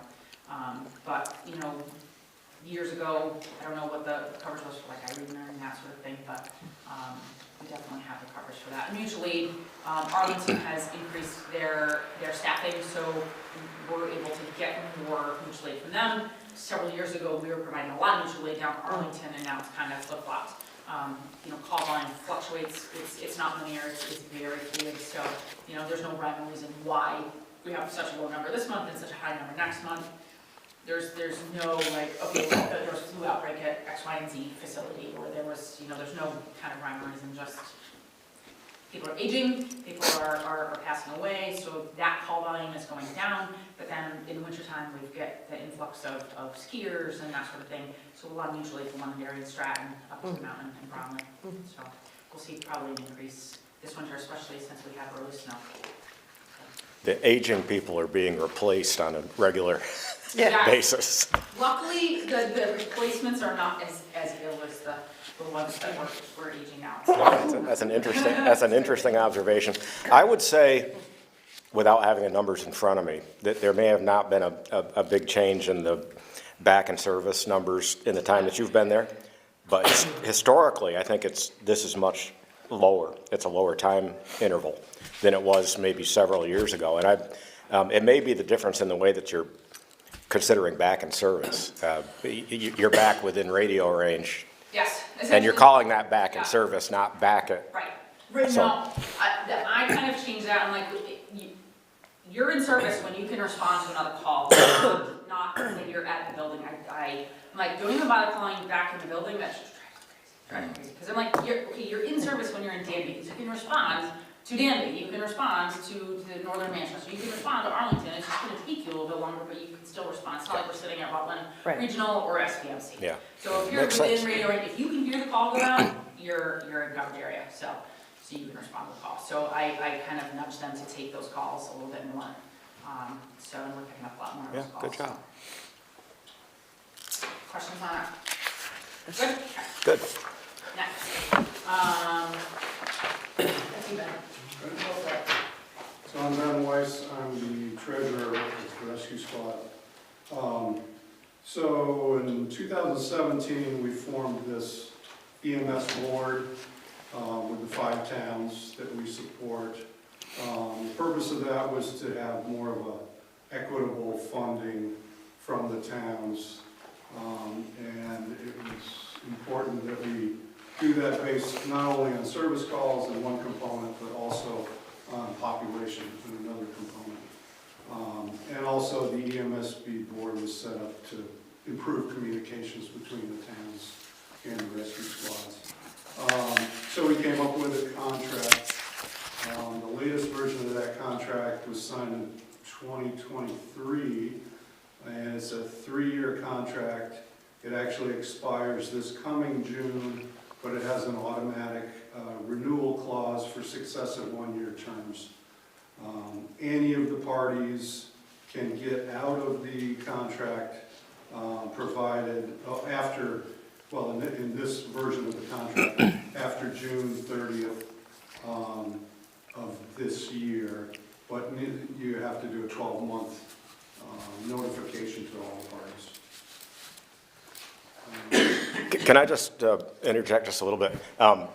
Back when we were having specific discussions on these kind of things, the point that I kept driving at that stage was that Manchester being a hub for education, employment, entertainment for the surrounding communities, our numbers are skewed a little bit. Because even though the call might be in Manchester, it might be for a resident or a student or whatever from the surrounding towns or even somewhere else. And it does heavily weight the Manchester call volume when it might be people that are employed here but live in one of these other towns, or their child goes to school here, whatever. And I know you guys are aware of that, and there's really not an easy way to track that. And we are proud that our community is a hub for the surrounding region, and I think we've landed in a place that represents us fairly. So I appreciate that. Let's see, so the EMS agreement funding is 2 parts. There's dues, which covers the purchase of a new ambulance every 3 years. Currently, that is going up in your fiscal year 27 budget. So our latest quote for an ambulance 3 years from now is $330,000 after trade-in. So each town's share is based on, well, we take that $330,000 divided by 3 because there's an annual payment, and then each town's share is the relative population of the 5 towns. The second component is service fees, which is to make up any annual deficit in our budget. And that is a 2-part calculation. We take our current budget without any municipal support to see what our surplus or deficit is. If we have a deficit, that's the starting figure, and then we go back into our previous year's actual, this is all in the contract too, but we go back to our previous year's actual numbers with, including service fees, and to see if the towns has effectively paid too much or too little. And then that is added or subtracted to, you know, the deficit that we may have this year. So that's how the service fee is calculated. One of the things we came to agreement on last year was that, you know, obviously the towns want fiscal year 27 at this point. According to the contract, the calculation for funding is based on the current fiscal year. So we didn't really know what to do. So we came up with the idea that we would do that calculation according to the contract, but that your payment is not due until the following year. So in effect, that number gets in your fiscal year 27 budget, and that's a fixed number. And you'll see that in line 330 on the budget sheet.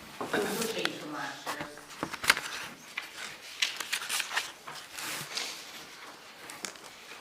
So the next slide is our budget. Medical revenues are as high as we've ever budgeted. We took the advice of Jim Finger and Rutland to increase our rates to 3 times Medicare. Medicare won't pay that, Medicaid won't pay that, but private insurance, we found out, will pay that, which is great. So 950, I think we were maybe at 750 last year. So that's a significant increase. Fundraising and subscriptions is our number 2 revenue source. And actually, this is a budget for the purpose of doing the calculation, so this does not have municipal funding in it, but municipal funding last fiscal year was 16% of our revenue. So 57% medical receipts, 22% fundraising, and 16% municipal support. Do you have any tracking on how many of your transports are Medicare, Medicaid, as opposed to Yes, private we had to insurance? submit, last year we had there was a 4-year window of CMS reporting, and we were elected to do the last fiscal year of it. So we broke down, I don't have the numbers in front of me, but we had to break it down, you know, Medicare, Medicaid, private, VA, auto insurance, all of those are broken down. Our billing department does all of that for us. Yeah, and auto insurance, how does that relate to the other numbers, private insurance versus auto insurance? You would be surprised, actually, there's quite a bit of auto insurance, especially we do a lot of crashes on highways, Yeah. fender benders, so, you know, we don't see a lot of money from that because just the numbers are very small in that compared to Medicare, Medicaid. Okay. You know, we have the facilities here locally that a lot of people are on Medicare, Medicaid, and then they have a supplemental. And then, of course, they have their ours and subscription on top of that, so. Yep. Medicare, Medicaid are the 2 biggest. So supplemental on Medicare, for instance, would kick in and, All depends on what the supplemental is. okay, All depends on what your supplemental is. Some are willing to pay, some are not willing to pay. So it all depends on what they have. If it's like AARP, they're usually pretty good about paying. Blue Cross Blue Shield as a supplemental at 65 plus, also usually pretty good. There's just tons of supplementals out there that some pay, some don't. So, and if they're a subscriber, you know, most everything is covered by Medicare, Medicaid for the most part. my deadline for applying for my supplemental is in two days. So, want to make sure you guys Yeah, are covered. absolutely. No, ours is the No, I think the supplemental that I have would kick in. Yeah, well, supplementals will definitely kick in, and our billing department is very good about going after as every little penny that they. Not that I'm hoping to take a ride with you, but. Ben, do you mind speaking, sorry, just year over year fundraising and subscription numbers? I think that would be helpful to kind of know like what the percentage increase was. Yeah, it's, I think our goal was pretty close to 300,000 last year. We did increase our subscription rate from $135 per subscription to $175. But still seeing- We get about 20,000 per year from additional donations that come in with subscriptions. You know, with your subscription, Yep. you can add, you know, $20 or whatever.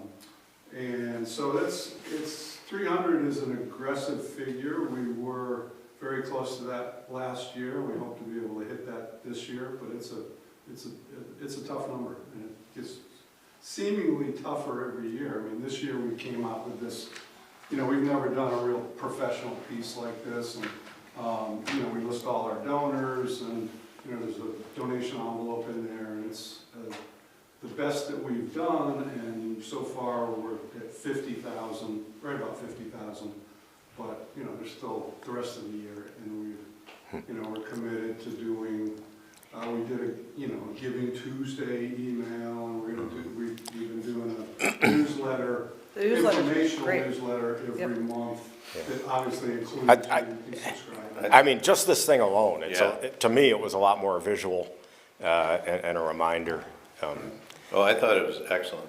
yeah. I mean, I'm gonna subscribe. Can I do it now? Sure.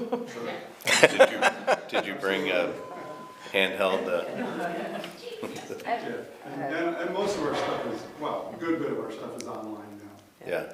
So that's- Just a couple of questions. Yes. So, while you're increasing the fees, obviously that's your medical revenue. And then you have the medical billing and collections. So is that still 10.5% of the medical revenues? Or are you, you know, you're doing the same amount of billing, Yes. number of bills, I'll say? Yep. Yet you Well, increase that the is- revenue. That is variable based on the number of service calls we get. So The 10% is the commission that our builder Oh, our takes. billing rate, yeah. Yes. We negotiated with her, she was at an 11% commission, Okay, so we did get that down to 10%, okay. you know. So we Is increased our that the rates. same reduction, you know? So we increased our rates, and she was still taking the same amount of commission, even though it Yes. wasn't an increase in numbers. Correct. Fiscally numbers, Yeah. yes, but not like actual numbers of calls. So Yes. we renegotiated with her down to 10% commission instead of an 11% commission, because she's not doing any more work, she's That's my just point. getting more money, yes. Yeah, So that That's was, why we tried to renegotiate. you got it with her. reduced enough. Yeah. If you need help with that, Yeah, that's what I do all day. we absolutely love our biller, you know, she's fantastic, Yes, she I goes mean- and with every little penny. Yeah, it's very trusted and very And, good. you know, there's lots of other billing agencies out there that we would not get the amount back that she gets back. So we have looked into that over the last few years, and Yeah. even the billers are like, you don't want us, because we're not gonna get you that kind of money. So, Okay. you know, she's very good, she's small, and she only Yeah. does 5 or 6 agencies in the state, so, she has 10 employees now. So she's pretty aggressive with her, Direction for Jens, right? yes. what's that, sorry, not to belabor the point, but that medical and billing collection number, what's the percentage year-over-year increase on that 99,750? What's her percentage? No, what's the year-over-year comparison? If you're looking, so with our increased revenues on the medical revenue side, what does that number look like? Like, last year, what was that, 80 for her? And now it's 100? We didn't even increase our rates until January of this year. Okay, So- but, so just what was, do you know what the number was last year? What her Yeah, commission was? yeah. Uh, I know we've talked about this, but I think that's a big Yeah, gap, it right? is, just use the same offset. It is good to hear though that you've reached out to other agencies Oh, yeah. Their advice Yeah, and is in to past, you say- know, I mean, there's a lot of local builders that are that just you like. trust that. Yeah, means a and, lot. and, you know, she's very good at, I can call her on a random day or text her and, oh, yeah, we'll do that. So, And then. is your fiscal year the same as ours? Our fiscal year? Yeah. July to June. Yeah, so it's the same as the town's. The heading on this particular one is fiscal year '26. So these are numbers from the year that we're in. 30%, almost 25%. That's part of the 83,000? Yeah, EMSB 83 to contract. 100. Okay. So can I ask a question about payroll benefits taxes? Sure. How much has that increased from last? year as well? Let's see, our actual last year. And you may not have I mean, this. our total compensation, you know, including taxes, payroll, and medical, was 967, 412. You wouldn't happen to have 2024 there, would you? I do. 2024 was 898, 673. Total compensation. Thank you. Health insurance took a big jump last year. Yes. 20, I think we jumped to 6% with Blue Cross Blue Shield last year for rates, and we shopped around. We're actually switching to MVP because they have a lower rate. So it's actually cheaper this year than it was last year through Blue Cross Blue Shield. So keep jumping back and forth to. The game. I noticed in our budget projections for the general fund that I didn't see any huge increase in health insurance, We've had two huge jumps though for the last 2 years. but not this year. Right, I mean, And most of our employees are choosing Blue Cross Blue Shield, so. Yeah. It wasn't too bad. Of course, they're hurting. Blue Cross Vermont isn't. I mean, But we they had were a leaving. 9% increase. So Have they left? No, they're still in business. Yeah. yeah, we had a 9% increase Yeah. this year for next year. I have a pretty healthy increase on my Yeah. yeah. contract. Ours was 5. So because Ivan's gonna get. Sorry to interrupt. Oh, that's okay. So to finish up on, let's see, we were talking about our income. We have a request that's about 16,000 a year that, you know, we put on in the budget. And then Katie does some CPR and AED training. On the expense side, obviously, payroll and benefits are the number one. Rent, dispatch, and grounds is our number 2 expense. Medical billing and collection is number 3. And then, you know, our supplies, insurance, vehicle maintenance. We also pay a Medicaid tax provider charge, which is, I don't understand how they drive that, but it seems. Well, if you don't understand it, then we're screwed. You have to pay that, and they don't pay you for the services? Yes. Essentially. Yeah. It's a percentage of all of the between Medicare and Medicaid, what we pay in. And then we had, you know, significant expense for printing and postage of the impact report. And then, you know, our accounting and bookkeeping, utilities. Miscellaneous includes building maintenance, communications, education, software, uniforms, and office supplies. So that budget, without any municipal support, represents a $257,000 deficit. And then the previous year's actual, factoring in the municipal support, is a $33,000 deficit. So the two added together is the calculation by contract to derive the service fees. So on the next slide, it shows how those service fees are divvied up by town, and it's based on the service calls, so the relative percentage of service calls of the 5 towns. Manchester's from fiscal year '24 to fiscal year '25 went down from 77.5 to 75.9. That's because a lot of those old people that you were talking about died. They moved to Dorset. Dorset's actually went up from 13.2 There you go. to 15. Here's your sign. So anyway, that's how the 290,000 is divvied up by town. And then the next slide is a breakdown of the 2-year average of service calls. So it's a rolling 2-year average by contract. So the dues are the ambulance fund.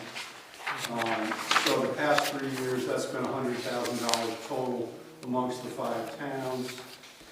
This year, it's going up to 110 because of the quote on the new ambulance is 330,000 less trailer. This is based on the 2020 census population Wait, 330 less trade or 330 after the trade. after the trade? Okay. So the dues are based on population, Manchester's being 54.7%. So that's basically the muni part of this. Our subscription program, as I said before, we've increased that to 175. That didn't seem to have a negative effect on the number of subscriptions we get. So we may be ratcheting that up again next year. Do you have any sense, I mean, I realize it's really early in the game, but if the 20,000 that's just spent on publications and so forth to get the word out, do you think that's going to have a return of greater than the investment? We actually send it out early this year. Usually we send it out mid-November, but we send it out, mid-October this year, we send it out early. And we saw a slow trickle come in, so usually after Thanksgiving, people are kind of in that mindset of donations before the end of the year, and getting their taxes and everything else. So we're hoping here in the next couple weeks that has an uptick. Yeah, cool. And we were spending $12,000 on other mailers and postcards and things like that. So, I mean, it's not a $20,000 increase, but yeah, hopefully, I mean, who knows? Yeah.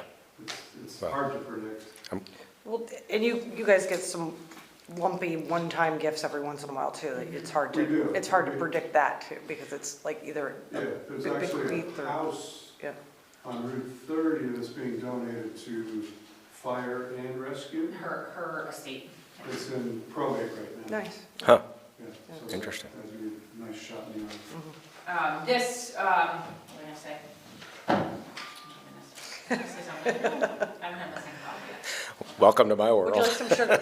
Espresso beans, please. Anyway. So subscriptions, we're almost at the goal at this point, both the number of subscribers and the revenue goal. Annual fund, like I said, this slide is out of date. Based on this week, I think we're closer to 50,000 as far as the donations that we've received to date. And then the next slide breaks down our, 3 fundraising pieces: annual funds, subscriptions, and the donations that come in with the subscriptions. Rent and dispatch, we do have contracts with the town of Manchester to lease our space. This year, fiscal year '26, we will be paying you $48,360 for the building rent and paying you $78,257 for dispatch. We've had very good results with dispatch. Very happy with, continuing with that agreement. And the last slide is just a breakdown. I know the past few years we've done a net payment. So that's a breakdown of, I think grounds for some reason is a separate payment, but I don't know why that, yeah, just kept it going. just historically is that way, yeah. So in case, this is mostly for our bookkeeper, because we get, a check from Manchester, it's like, this doesn't match. But this is the breakdown, service fees and dues, less rent and dispatch. The grounds must include water, sewer, that sort of thing, because that's outside of the rent figure. There's still another separate one there too. Yeah, okay. Grounds is just that. Yeah, we pay separate utilities. Yeah. Scott, so their net number, well, no, before net, the service fees are $225.67 budgeted, and we've got a pad of 60,000 on line 330. Am I reading that wrong? So Ben was talking about FY '26, but he gave us, last Monday, gave us the numbers for FY '27, and those are the numbers she plugged in. That 280 there on line 330, that's going to be our paying for next year. That's why I'm in there for this budget. That's what you were saying about retroactively, okay. We did that last Then year. we can stay, then we can satisfy the terms of the contract and get you guys numbers for your, Right. your future year, which is what. Very, yeah, very helpful. They're actually more accurate too, because we don't know how many patients we're gonna pick up Yeah, this fiscal year, so it's easier Yeah, to just kind right. of have a more accurate number. yeah, No, it makes sense. yeah. Good thing you said that, because that was one of the changes, the one sentence rate, it was at 260. Yeah, I estimated and then I got that. Got it. And then, Okay. This is really excellent work on your, you guys, it's really nice to, have this process. Got And I some know Heidi top-notch, helped. top-notch board members over there. We try. So how do you feel about the future? I know it's a challenge to operate a large geographic area with a small population. So, after the first of the year, we're gonna be doing a strategic plan. Harrington Enterprises, Matt Harrington, from the Chamber of Bennington, is gonna come up with a strategic plan, hopefully in springtime, kind of give us a 5 to 7 year trajectory on kind of what direction we're going into. There's lots of moving pieces, EMS agencies are swallowing up other EMS agencies, who knows what the future holds. I know there are residents out there that are requesting us to cover their little part of the world. So it's kind of going to the E911, parts of Rupert want Manchester Rescue back into that coverage area, which is an extra 15 houses. And we used to cover that, so that's gonna be a bigger coverage area. However, medically smart, it takes 30 minutes for Granville to get over the mountain, where it takes us 12 minutes to get to these people's houses. Yeah. And it's, we've had significant calls in that area in the last 9 months that has precipitated, the natives are restless because they want stuff done, and it's not getting done fast enough because they just want Manchester Rescue to be up there. Right. And not Granville, because they're waiting, and there's significant medical calls that, time is of the essence with these cases. So, the more people that kind of move into the area, they are requesting us, and, there's lots of people that come into town that are requesting our services, and just kind of, hey, we're gonna be in town, a lot of big names, and, who knows what the future of other EMS agencies are. I know we're a very young group. I was joking with someone from Rupert the other day of how they were holding a grudge for a call that happened in 1984, and I said, none of my staff were even born, including myself, so I don't know what you're talking about, but, we're here, so. Yeah, Ben was probably there in 1984. We have a lot of young, smart people, and I see us kind of just thriving. Hopefully we can get some more people. Right now, we don't have a call volume to justify another crew. It's just very hit or miss, and our transport times are so long, but who knows what the future will hold. More contracts with events in town, other EMS agencies kind of petering off, eking out. They're seeing that in New York State right now, so they're just kind of playing chess. Katie's Yeah. done a lot with community outreach. You did like a thing with the field club, right? CPR training and like. We did, a bunch of actually, the different police department and I, schools. Yeah. Stacey Leesman and I went over to the field club last summer, and we had 75 people there, and the husbands and wives looked at each other like, you're next. I'm like, whoa, easy now. But, the field club, the police Schools. department and I went to North Shore Day School, and we did a whole day of their CPR first aid, because they were doing an active shooter training the next week, so it was kind of a good segue to get the police department involved, and us involved, so definitely lots of outreach. Just from the outside looking in, I get a sense that you appear to be more integrated with the community, Oh, absolutely. with the other public safety entities in the building. It just seems like there's a lot more collaboration and Absolutely. communication, and I think it's a beautiful thing. I've known those guys for a long time, a lot of the officers I used to work with in Bennington. Yeah. So, just that, having that connection, I work well with the fire department, I also work for the Vermont Fire Academy, so I know all those guys, I taught all those guys, so it's just having that connection and kind of getting that foot in the door, and, you know, it's like, yeah, well, you guys are always welcome over here, and vice versa, so the building is open, and we just kind of wander through, and it's just nice to not have that tension in that building anymore. Well, Kate, welcome. I mean, thank you for all the energy that you bring to that position. It's certainly visible and palpable, and you're doing a great job, I think. Thank you. And Ben, you're doing a great job too. Ben, has always been. Getting more bones then to do all your projects.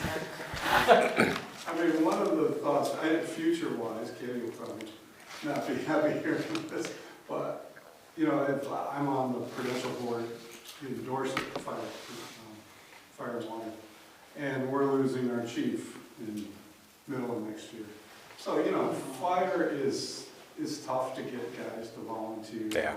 You know, and then we said, well, what if we, you know, pay the chief, but there's not enough going on there in Dorset, and, you know, so, I don't know, at some point, I think So, we should a regional conversation. and combining services again. I mean, as you know, we conducted that study years ago with police, all the emergency entities for Manchester and Dorset, at least.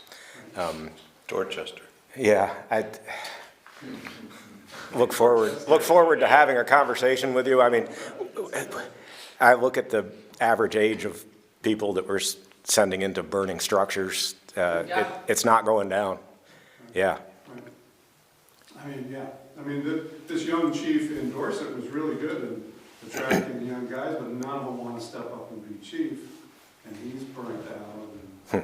And not to mention equipment costs are going through the roof. Yeah. Oh, yeah. Well, the trouble with volunteer departments is they all want to have their own cool stuff. And so there's no regional cooperation on equipment. Yeah, there's redundant equipment and fire. Anyways. About that on the EMS side of things too, is not regionalizing in terms of the EMS agencies, but in terms of supplies. You know, kind of there's lots of stuff going on at the state level that they're trying to get rid of. Well, we have districts right now, so we're in District 12, which is Bennington County essentially, and within the districts, you know, there's lots of medications that are super expensive, and we buy them and they expire, and then we have to buy more just because we are required to have them on the ambulance and we never use them. So there's always been talks for the last 9 months of kind of regionalizing that sort of like one supply cache to kind of get into. Nothing's come to fruition about it, but there's always that talk, and we just keep kicking that can down the road. One of the difficulties with volunteer departments is that the expectations as a first responder both from the public and from regulatory perspectives are continuing to rise. The amount of training that you need in order to be a first responder, whether you're a police officer, a fireman, or EMT, the expectations get higher and higher.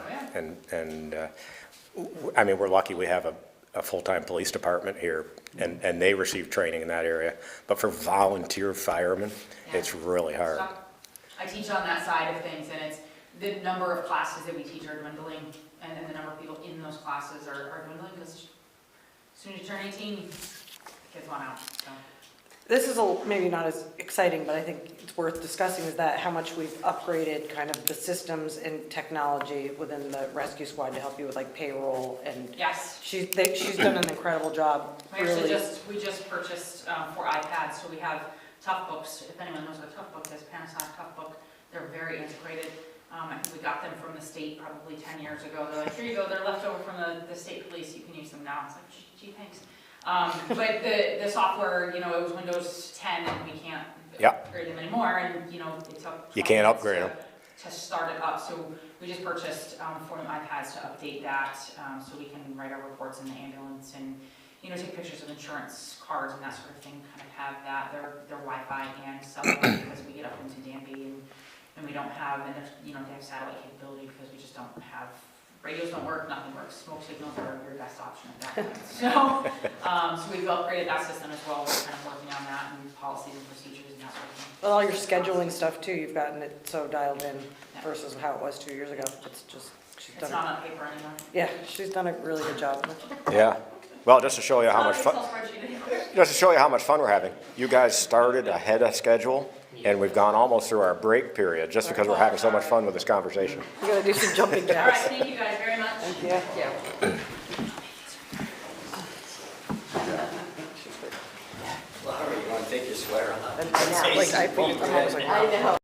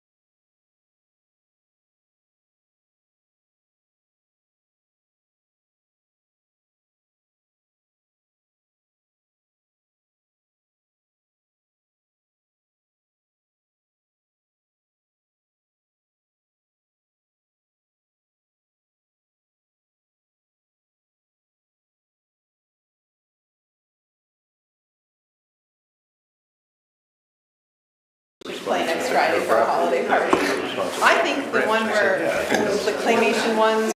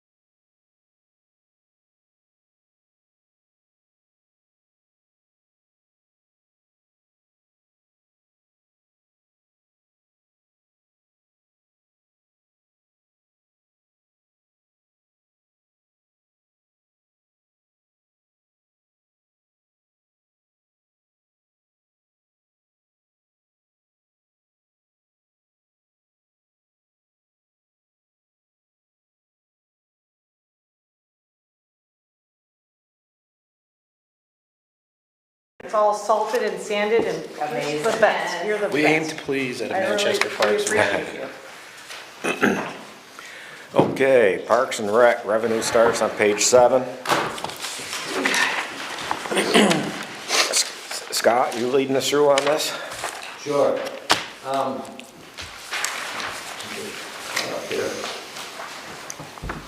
So we've broken out the program section to show that what each program generates a cost to, so that'd be more helpful for us to evaluate things. The revenue side has jumped, you'll see 24%. You know, a lot of it is to do with Brian's success with the summer camp, the programs that they run. It's really growing. We added a week, and it's just there's a big demand for it, right? I mean, And we we've have a had- waiting list. Yeah, We've because increased the last 2 years that we had actuals on that, of course, it was way less than that number, but it's been expanded since the last, we had actuals on fiscal year 24 and 25. We've added the week, like Scott had mentioned, because we Yeah. usually ended a week earlier, and nobody around has a camp going at that time, and there's still that filler week before Yeah. school starts, and we've So also I mean, that was my biggest question there, was how did that number get so big? increased in fees, and we've also increased enrollment to 50 kids a week. Yeah. And we still have that scholarship program for people that are, can't Absolutely. vote, or if they have multiple kids. And your fees are still so much lower than a lot of the other camps. Agreed. Yeah, I mean, they're 50 to 70% lower. Right. Scott, why were all those numbers on revenue from summer camp down to the bottom zeroed out last year in the budget? Didn't we move them? But they're back for 27. What line? Line 190 to the bottom of that whole, through 197. Last year, it all shows up as zeros whereas the years prior and in this year's budget, the numbers are back. It has to do, and Mike's not here, of course, right at the moment, it has to do with the line right above it, which is, which was the full. Okay, gotcha. Included in there, so. Yeah, so that Take 81.5, it out so you can see it. gotcha, okay. That didn't have a name. There was just a number Right. associated with that. That was, Oh, and it looks like the 24 actuals were separated too, for the budget. that was 24 budgeted numbers. Were the same as Right. 26 budget, but there were actuals that are broken out. I get it now, okay, sorry. And, you know, when you see like the constants from the green that Katie's been organizing so well, you know, that's generating some good revenue too. And, you know, the point is not to generate revenue, but it's really to, you know, offer service to the community. But we still, you know, want to take in some funds for that. Yeah. Yeah, well, when the revenue jumps from 500 to 7,500 in 1 year, that's a, That's great. yeah. We've also recently increased the fee schedule for the athletic fields, which are always in high demand. I'm sorry, I forget when that exactly was, like in June. So we missed out on the whole spring of that. So that would be just realizing it for like more or less the fall soccer. Do you feel, well, and they just built that other field at BBA, the Friendship Field, so they're probably gonna play more games on that. Yeah, but that BBA is projected to spend less money 100, at absolutely. Applejack, but it's made up in the other I fields. don't know why didn't they do senior night here? I would have to go out on a limb and say that if you polled the parents and the kids and asked them where they would prefer to play Here. their senior night game, it would be here. They don't have the spectator No, capacity they don't. at Friendship Field. And I just don't think. Brand new field and lights. Yeah, I I think that's, get it. I think they It wanted was a to. cold night too, 'cause I was reffing the girls' game. Oh, really? Hey, Brian, do you feel like the wages this year were competitive for the camp counselors? Yes, Good. I do. And Absolutely. that was like, because the year before it was not. Yeah, we have We definitely. bumped them up, Katie worked on that, and we had a lot of success, both with lifeguards and camp counselors. That's great. I've heard so many good things about the programming here. I'm Thank really, you. like, that's awesome. I'm really, Great, our camp counselors are phenomenal. Yeah. They are awesome, that's great. as are the lifeguards as well. And so, and then Scott, you feel like with the increase in fees isn't deterring people with availability of scholarships? Like that's still, it feels like an equitable program to you that still provides a service, but We have never turned away anybody, great. That's awesome. and we do it on a case-by-case basis, and, for example, we have other means of generating the scholarship resources, like say if I have a food vendor here, in lieu of charging them, especially when it's Neil, since he's already a food vendor in the town, instead of charging him to be here at Applejack, which is when we do have our events, you know, people are certainly looking for concession. Yeah, So in lieu of charging him the $50, he makes a donation off the top for 10 or 15% of the proceeds. So we're just trying to continue to facilitate having kids come who would Great. otherwise not be. awesome. Moving towards the expense side.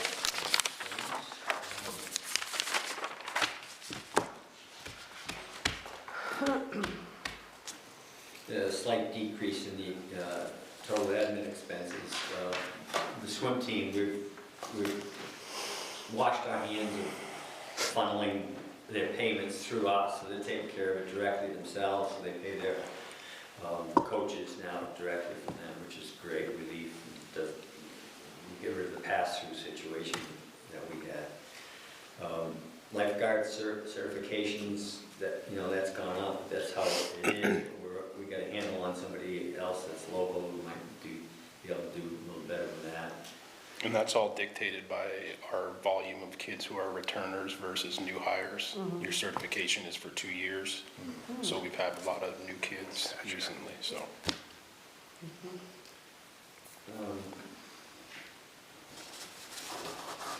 Down at line 215, and I should have mentioned this when we had the PD here, too, because they had a line like that. So the building cleaning was all in one lump sum and under town's admin, the admin spot in the general section. and it was just all in there, so we've separated, segregated that, so we can see that cleaning costs over here are X amount of dollars, cleaning costs in the PD are that, and so the one in our general is gonna go down to reflect that. I appreciate all your efforts to try to get revenue and expenses into the various departments, because it wasn't that long ago that we had really no idea what the Where it was being. personnel cost was, because it was all in one section. And you had to go through a pretty big dance to try to get that allocated back out to the various departments, to see what that department was actually costing us. Yeah. And I think this works a lot better. It's a lot more clear this way. Yeah.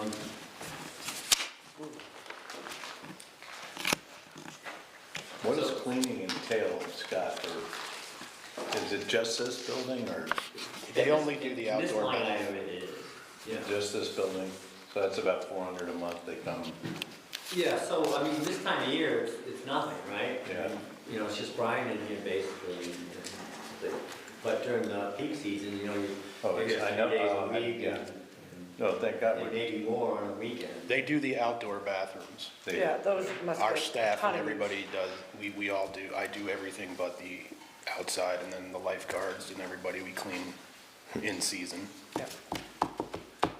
And we're actually looking at the possibility of hiring a part-timer to do this role and work for the town rather than the hired vendor we have, because their costs keep going up. We've gone back and forth on that. Yeah. We've done it in-house, and then we get an outside. And they're not doing a great job. You know, Yeah. And Katie, like, we try to reach out to them with these. I think it should be rolled into the town manager's job description. Gordon loves doing those things. He was so mad last year, he was like talking about the toilets at the, At the depot street. Oh my God, he was like- He sent us pictures. He's like, I was like, okay, sorry. I think we should definitely look at that. the- We the possibility. interviewed 5 people yesterday. Oh, good, so you're definitely looking for, okay. That's 416 a month, Yeah. and we should that be able seems to- high for the winter months. But if you, Agreed. Yeah. this is one area where it'd be nice to have that all consolidated in one place, so we could look at it and see what cleaning services are actually costing us. Well, we can. put System-wide. that- We do have the numbers for each place. Yeah, I know you do. It looks like we're spending quite a bit. Oh, in this, for this building? Yeah. No, for total. Oh, total. Throughout Yeah. the Yeah. whole, Talking over Yeah. $70,000. yeah. Yeah, that's- And there's a possibility for a third street fest. That's, some of us are holding our fingers crossed and some aren't. Is that a good thing? It's a good thing. You know, it's weather. Katie's an weather advocate. conditions. We're gonna move it. Go ahead, Katie, talk about it.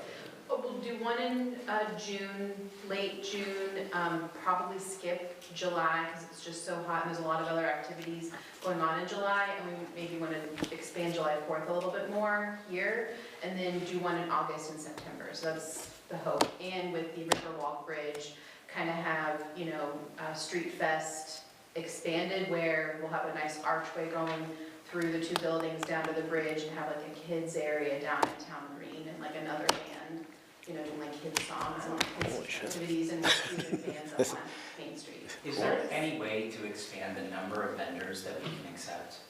Well, doing it at Town Green Doing it. and Main Street for sure, yeah.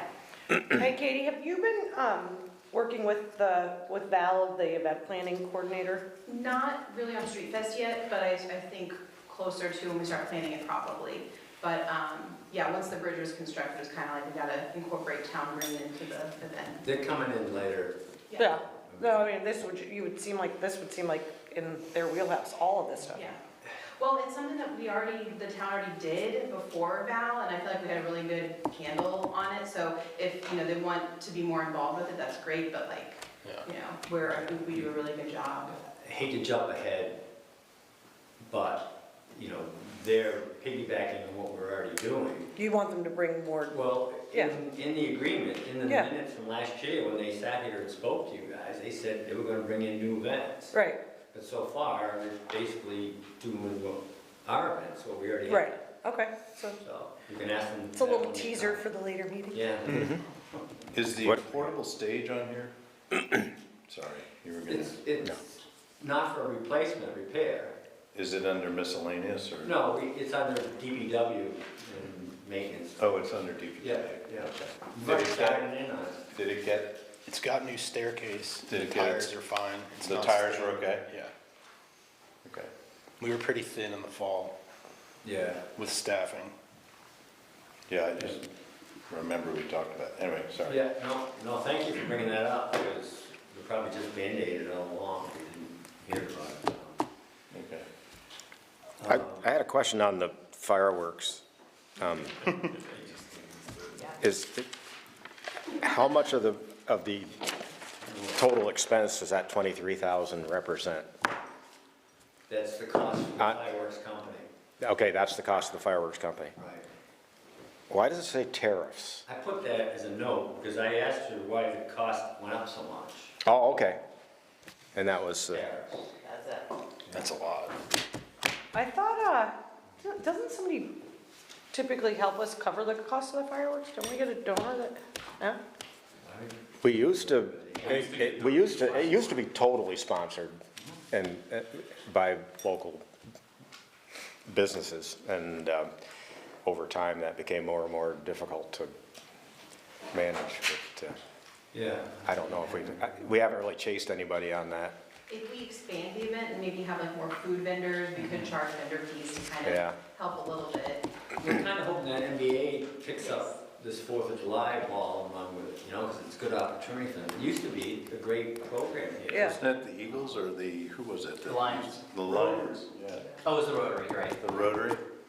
Well, so that's something that, let's definitely, this could be a good test for that relationship. I mean, instead of adding to what you're doing, Katie, why don't we, I did speak with John about something, and I remember him bringing July 4th up recently too, so I think it's definitely. They're talking about it. I don't know if they have any solid plans yet, though. Yeah. We can ask them later. I thought the importer paid the tariffs. Ask Laurie, she'll tell you. Or, I'm sorry, I thought the exporter paid the tariffs. She said it happened. that's actually a check we're getting from the Chinese manufacturer. Yeah, exactly. So we will be reimbursed for the difference. Through Mexico. Through the wall. The fireworks company actually just got bought out by a bigger regional one, and, but the key staff is still doing it. In fact, they did the Patriots Monday night football fireworks. Wow. I'm sure I've told this story way too many times, but we, local guys, the VFW specifically, used to do the fireworks. Pay for it. And we had our, it cost about $8,000 for the fireworks themselves. And Mike Kilburn stored them in his garage. And we'd put it all in Grubb's truck and bring it down here. And we had several mortars. We had 6 3-inch mortars, 2 4-inch, 2 5-inch, and 2 6-inch, which are big guns. And because I'm stupid, my job was the 4, 5s, and 6s. And Leroy Dupree would do the 3-inch ones. And Lawrence Grant and a bunch of other guys would be running the fireworks over. We'd light them with flares. And it was a great time. We were all running around and having a good time. So just increase your liability. Well, that was the problem. Mike Kilburn could not get in homeowner's insurance if he stored these fireworks in his garage, and that was what pulled the plug on the VFW. We had hats, VFW pyrotechnics. It was great. So the first year that the professionals came in, Pyros. I said, I want to go back and check on these guys and see how they do this stuff. So I went back there, and the guy that was in charge, they steered me in his direction. Here comes this guy, he has a patch over one eye. He's missing 2 fingers on his hand when he goes to shake my hand. I'm going, we did this for years. And we're not professionals, and we didn't have any kind of incidents whatsoever. So. Never lost a finger. No, not that I know of. Mr. Chairman, often I've heralded this particular area of the budget as having a huge intangible benefit to the town. But, and rolled into that were the fireworks expense, as you just related how we've taken it over. But, I mean, if you're looking for a place to cut it and make a point, I would I would say this would be one of the things we could talk about, because it either could be turned over to a group of nonprofits, like it used to be. Yeah, it wasn't actually nonprofits, and I don't want to name Well, specific it may be businesses. clubs or But there were maybe- specific businesses in town that donated big money to the fireworks. Well, so Scott, and you and I talked about this a little bit earlier. I know there's like a group of women that, or people that wanted to decorate and get money for stuff. I think those are two things that we could ask the new person from the MBA to take over. Just like there's been, I know a lot of different boards are talking about collaborating on the white lights and the evergreens and all the decor, but then they didn't come to ask for money for the evergreen until a couple weeks ago. And then the July 4th thing, like, I think there is sponsorship opportunities, but instead of that adding to your pile, why don't we specifically ask the MBA to you know, we're paying the salary for this woman to really spearhead these types of initiatives, let's do it. I mean, that would be, I think, a good use for. She'll be here, you know, this afternoon, we can pin them down, huh? Yeah, I mean, that's like, they're far apart enough that they're not gonna conflict with one another, and they're big Well, events. I mean, that was the pitch. This position was going to more than pay for itself, Correct, for us. right. Should we bring back the tractor pulls and over on Applejack? I like the snowmobile races. In the Applejack, snowmobile races would be great. Lot of options. How much money could we? I don't think Scott, I don't think or Brian. Outside the fence. Forget the surface, we're changing the use. Okay. We were talking about the Yeah. like 20-mile-per-hour electric vehicles, forget that, we're gonna have the 90-mile-per-hour. Is there enough space to snowmobiles. do the, you know, the trucks, the monster trucks In Applejack? in Applejack? Probably. We could open the end so they have that You could space. jump over the fence, you can make jumps. and Oh, jump. I'm all about Okay, it. we're digressing. Well, we're sort of digressing, but we can turn that into a revenue generating space, because we've lost, Well, you know, a lot of revenue. so. And we should look at We are different uses. talking to another semi-professional women's team that's gonna be formed, for soccer, and ultimate lacrosse league team that may use it. So those things we took, and I did give those to Val and MBA, and said, if you wanna pursue these, you know, go ahead. And so you'll hear about that again. Okay. Those are two possible. Yeah. I had a quick question. Yes. The credit card fees, is that just based on, is it no change in rate, or is it just the general increase in revenue that's driving those? Well, one of the things, it's based on a 3% charge Right. from the, and Brian and I have actually talked about this, and we're gonna work with the credit card processing company and add a 3% fee anytime anybody uses a debit or credit card, so we're Yeah. gonna recoup some of those And is this charges. company one that's integrated specifically with, was it Civic? Right. And you don't have any other options for? Oh, I don't know, I haven't looked at any other Okay. options. I'd be happy to help you. That's actually something that I used to do a lot of, which was merchant processing and whatnot, so I might be able to help. Okay, have you had any problems with Civic Rec? No, we've been, and Global's been really good. Well, Global is the largest, Yeah. so, Oh, is it? yeah. I mean, we used to use, what was that place we used to use for credit card processing? The one we use for taxpayers? Well, no, that's PayGov.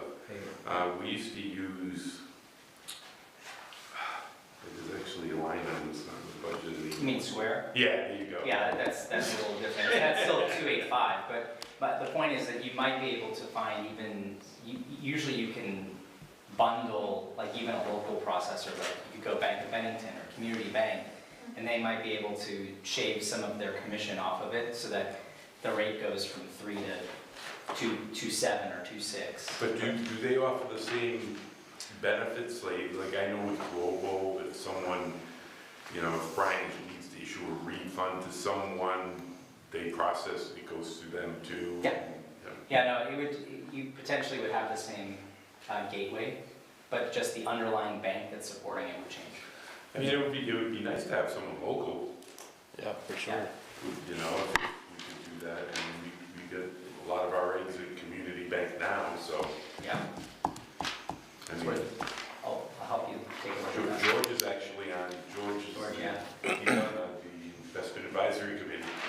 Yeah. I'll text him later.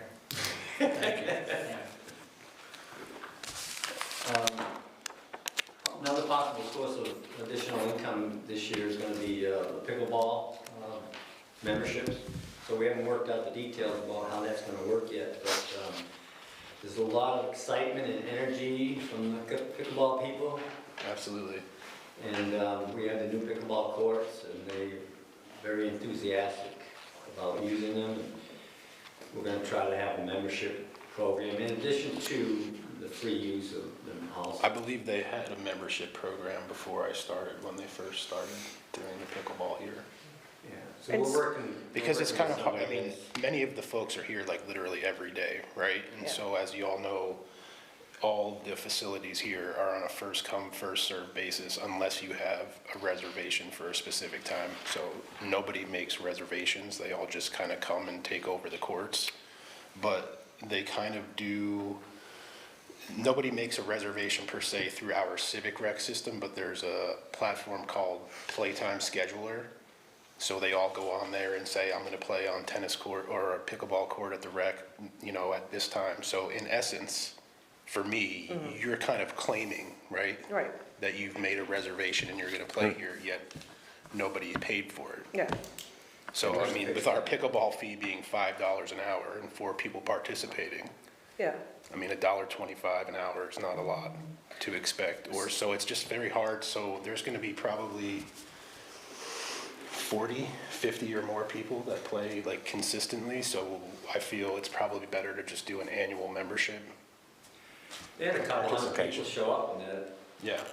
I talked to Steve Don, who's the pro at the field club, and, first of all, the tennis court thing I'm still annoyed about. Like, you can't just eliminate that tennis court. You can't. It's not fair. It's the only public court in Manchester. It's still there. Yeah. No, but you can't get on it because all the pickleball people take it over. No, there's no, you can play pickleball on there, but it's, the net is for You can tennis. reserve it and you can get. All right, well, then you have to So we're keep that. gonna Yeah. force people to start using the reservations. Yeah, so, but like, so There'll be Steve, no charge for the Steve tennis. offered to help you if you need help with that programming stuff that, you know, because that, it could be a really good source of revenue, but Absolutely. those pickleball people are pushy. You're on camera. Now, wait a minute, you're on They camera. are, they I are, was trying not to use. the Pushy word. pickleball people. yes, Well, people But yes, Heidi, to your pleasantly point, it'll always be playing. tennis on the far court. yeah. Like, say, for example, we do have like a fundraising tournament or something, maybe for a weekend, we'll take the net down, but otherwise that is earmarked Yeah. to be tennis. It's intimidating though, because they take it over and you have to kind of come in and be like, you can't reserve this. Is there any support in that playtime manager even for like a device that can be self-contained at the entrance to the court? I couldn't say, that's a good question though. Just They saying, if you are guys all, going in, literally like here. you know, right, like that's our whole thing, like, you know, we don't have like, there's not like a kiosk there, right? So it's Yeah. kind of like on the honor system, did you buy a But, membership or do you? but the not? point is, Oh, I know. if they're reserving that space on Playtime Manager, Right. And I've and said somebody that- shows up and is using the court, the people that showed up and are using the court have priority, even though they didn't make a reservation, because they didn't make a reservation with us. Right. And that was my We're gonna whole, straighten out. We're working with somebody that's very familiar with this type of stuff. And Yeah. and Yeah, he's very okay. good about this. Well, we don't He's need to- also good about having events, you know, hosting Okay, events here. And all that will generate revenue. So getting back, this 12,000 number might reflect the fact that we're gonna charge for credit card, we're gonna charge a 3% fee for credit card use straight to the consumer. Was that what you said, Mike? No. I think that's the, That's the if you plan. get that expense. Something in the future? Yeah. Okay. Yeah, we're gonna try to offset that by adding the 3% that they're charging us onto the customer. Yeah. That would show up in that line, it would show up in the. I mean, Merchant fees add up. I mean, that's a big number. I mean, if people go online or come into the office and use their credit card to pay taxes or water sewer bills, they get charged 3%. Yeah. So we're just gonna do the same thing with the rec department. You But, yeah, and those are a big part of our revenue. I mean, this is a much smaller Yeah. portion of our total revenue, but, when you're talking the kind of scale that we're talking about on taxes for water and sewer, and the way, and as tight as these budgets are, you can't lose 3% of your revenue to merchants. I just wish there was a way through Civic Rec to just break out and show the 3% fees as a separate revenue line. Yeah, just to track it. All right, that's all I have to, no questions for Ryan. Brian, on heating fuels, that's just for the building, when it's that line item? And then for the pool, that's under, yeah. No, that's There's includes the heated- pool, There's, the pool is heated. and it's heated, but that's under pool maintenance and supply? No, the pool's heated under the heating fuels. The 12,000 for Yes, heating fuels? correct. Okay, I was just wondering if we could offset that expense with new updated technology like that mini split that's not working up there. Well, no one uses this for in the wintertime, really. Do we have that throughout do you have that in your office, mini split? Yes, there's one there, there's one in the front desk, and there's one in the lifeguard room and one in the So back office. presumably, probably this 12 grand would be a lot higher. I mean, we mostly just use that for air conditioning in the summer months. Okay. And you might, while you're here today at a break, take a look at our splash pad. Is it running? Make a few snow angels. You could, Turn it on. You could make ice sculptures with it. If you turn it on now, it just turn into ice. it's been a long time It's been now, a long time. Probably should have a splash pad party. can, right? Right? Today? Not today, but That's a good that's idea. been a complaint for a long time. Where is it? Where is it? Where, it's been like, Well, we 5 years. allocated 5 funds years. quite, we had a carryover. We had to have it done by the end of this month. That was a long time ago. Just in the nick of time. Yeah. Yeah. The first few delays was not our fault. no. I Well, this mean, place is beautiful, thank you for everything. Very welcome, thank you. Yeah, good work. Lovely Thank thing. you. Thank you all so much. We're so lucky. Thank you, Brian, yeah. Keep up the good work. Peter, you're up. Alrighty, how you doing? Where do we go today? Good. How are you doing? There he is.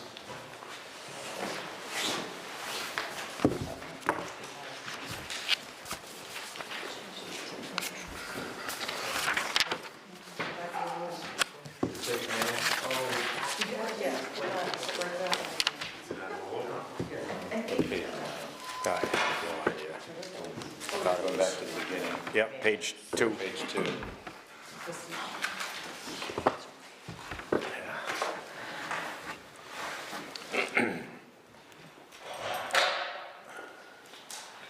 Not a lot of excitement when you're planning zoning department here, but. You wouldn't think so. Although Peter did probably go through the ringer last night. And That's it. how did that go last night? It was wonderful. Little sarcasm there? It is what it is. It's just, Did they close it out? it was like a fumble at the 50-yard line and off we go. Let's see if we can punt this over and get some points out of Did it. they close the valve? The close of Abilene, Scott's yep. memo that you So wrote. we'll have a decision in 45 days. Good. Oh, Within 24. 45 days? Within 45 days, yep. Yikes, yeah. And then there's an appeal period, I imagine? Yep, 30 days. Interesting. So if they issue permit on an adjoining property or an interested party appeal, Absolutely. And that goes to the state. yeah. Environmental court, yep. Yeah. That's because there was a part of a person taken out of that department. Because you see it jumped up considerably from 24 over the 24 actuals and the 25 actuals, and the budget for 26, and then it went down, and we're talking administration, full-time expenses. That's because somebody has been taken out of that line, correct? A No, partial, not from 24. You're talking about line 33? 75. 175. Oh, what are you looking at? we're What in, line, what do you Oh, want? sorry, yeah, you're right, 199, sorry. 199? 199, we're What- back. What department are we in? I just, No, you're, I mean, if you look at Okay. 2024 actual.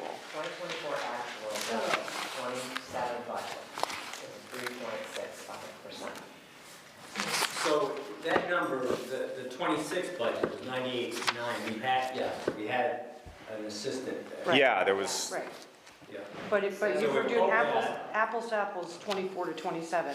And the assistant is listed under 200, line 200. Right, I get that, yeah. If and when we get the assistant. Yep. Just for our audience of two that are watching online, we're back at Parks and Rec. And We can talk about I'm that. one of two watching. So We can talk about did that. the staffing, that was one question I didn't ask. The staffing's working out. I didn't ask Brian. Is he? Well, it worked out last season. Yeah. So we have to hire another Part-time. assistant to Brian in the spring. So that's what we're looking for, if somebody knows of anybody. The person he's used before was paid through the lifeguard situation, because that's what he did mostly once the pool opened. So in the early season, he would do the maintenance on the fields and stuff, along with Brian. And then once the pool opened, he shifted over there. the head of the lifeguards. But overall, it's working. Yeah, and I don't. now getting back to Yeah, Peter. Sorry. There was a little bit of confusion on my part because I was thinking planning and zoning. I'm sorry. And the administration expenses are considerably lower in the budget for '27 than it was in the fiscal year '26 and the actuals for the 2 years prior to that. Did we take somebody out of that? So where are we, what line item? I'm looking at 33. Okay, so we didn't lose anybody there. What happened was, there was that budgeted line item was higher than the actual expense. So we adjusted that to make it fit. And then we had the assistant come on board, and so we're keeping that line item as a separate entity. Okay, but, I mean, So, I can't answer why the unaudited number from 25 was so high. I believe it probably included a separate person. well, that's what I'm thinking. Somebody else had to be included in that. And sometimes, like, one of Peter's roles is the health officer also. Yeah. And while we have that on a separate line, occasionally it gets misapplied. And so that may have happened too. Yeah. I just don't know that. So this fiscal year '27 budget number 79.5 is apples and apples to the budgeted number for 2024 with the increases? Correct. I mean, it looks like to me, okay. In total, But there was a lot of noise in the actuals and the budgeted figure last year. Well, can we just look at it full-time and the part-time and like, Combined? well, no, I mean, There's no part-time in the okay, well, so the full-time and assistant, then can we just know what the actuals are so that we know what we're talking So about? that's it, FY '27, those are the budgeted amounts for this coming year. Those won't change. So if you add up, And those are apples to apples to 26 and to 25? Well, I'm not saying apples to apples to last year, but I don't know why it was different. What I'm trying to say is you got the right numbers going forward for 26. okay. So, yeah. Because added together, that represents a decrease. Which doesn't make sense to me. Yeah. makes sense. Part of the other issue that I have with this is this So what kind we're of saying hangs out is- their salary. I get it, but And I'd like to combine, maybe next year, I'm gonna just say zoning department, and administrator, and we have one number. No, I think it's actually nice to see, it. It's unfortunate and nice at the same time. I guess since we're on this topic, my question is, there's a note saying additional zoning duties, and I'm curious if maybe that's what we're gonna talk about. Oh, yeah, we let Peter talk. What are those? So- I know, maybe there's some sort of succession plan that's in place, or there will Right, so Elias has been almost 2 years, right? So he's now almost ready to, we could flop roles if at some point we decide that that's the desire. So the only thing he really hasn't had much experience with is writing up the decisions. So we can move in that direction too. So it gives better coverage for us and, to your point, a succession plan. So, right now, the real actual numbers are 2026 budget numbers? Is that? 2027. Well, starting July 1st, those FY '27 numbers are the actual numbers. FY '26 budget, they're probably less, they're different from that. The unaudited 25 numbers, I don't know exactly what's included in that line 33. So. Doug might have been thrown in there too, Doug's. Oh, yeah, that actually is probably exactly Because what it it is. used to say, what? I think back it's, then in- yeah. So Doug does not show up in this. No, He Doug's- did Doug's maybe a separate in location right now, 25. in the assessors. I think that is what it is. I think we did have Doug in there. I seem to recall that. So Doug stepped up when Janet moved on, Yeah. and I needed somebody to kind of help. Sure. I think he's in there. No, Doug, right now though, going in this budget, Doug's on line 22, which is the administrative expenses. Yeah. The administrative assistant assessor. Okay. Okay, so.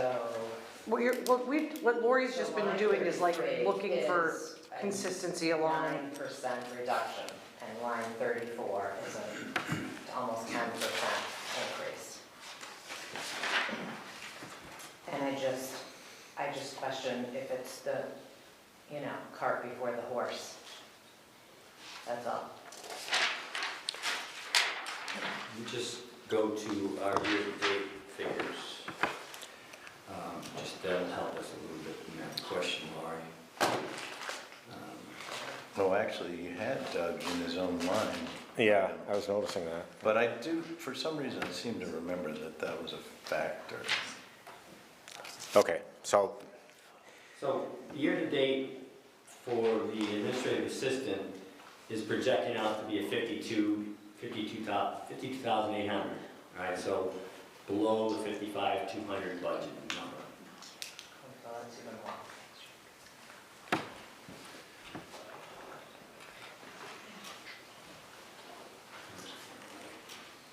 Okay, so that's 13%. 13% year-over-year increase in salary Yeah, from 26 yeah. to 27.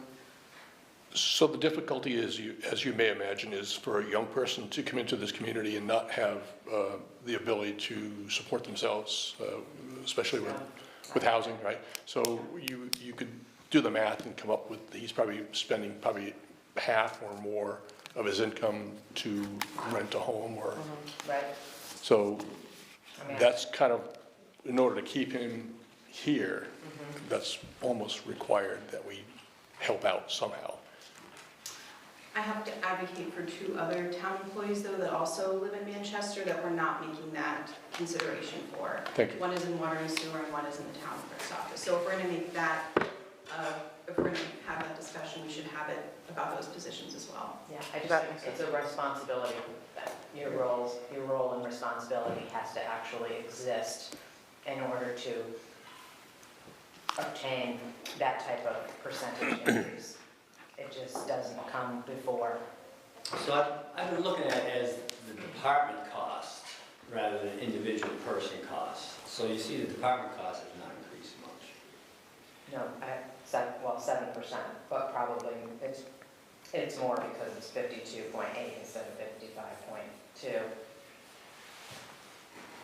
I get that I understand the why and the future goals. It just seems a little bit like the cart before the horse. Yeah, and I can't say fully that, I support what Peter's trying to do, working with Elias, but I don't take that fully into like the salary considerations.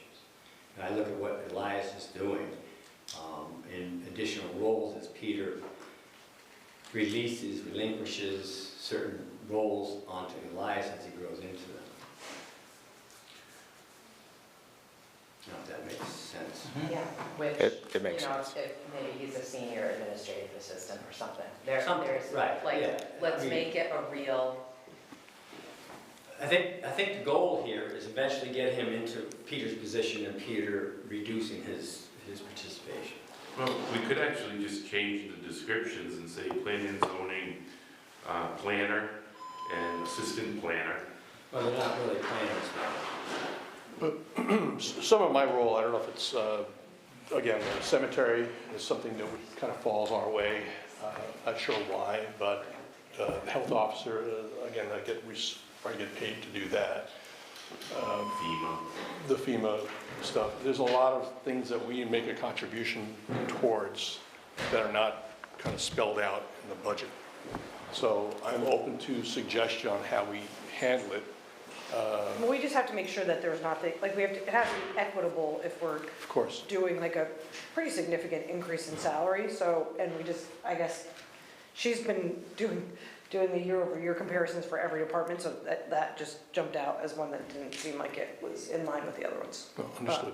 But if it's, you know, if there's an economic justification for the additional duties, then I can understand, but then let's spell that out and have it be tangible and measured. Has the assistant been taking on other training opportunities? Yes. That's another, We pursue That's another piece VLCT that- training. that comes into play. I mean, if you have more training, then it equals I guess I don't more understand value. the concern, Lori, because I'm looking at the department at 141,700, and it's going down to 140,200.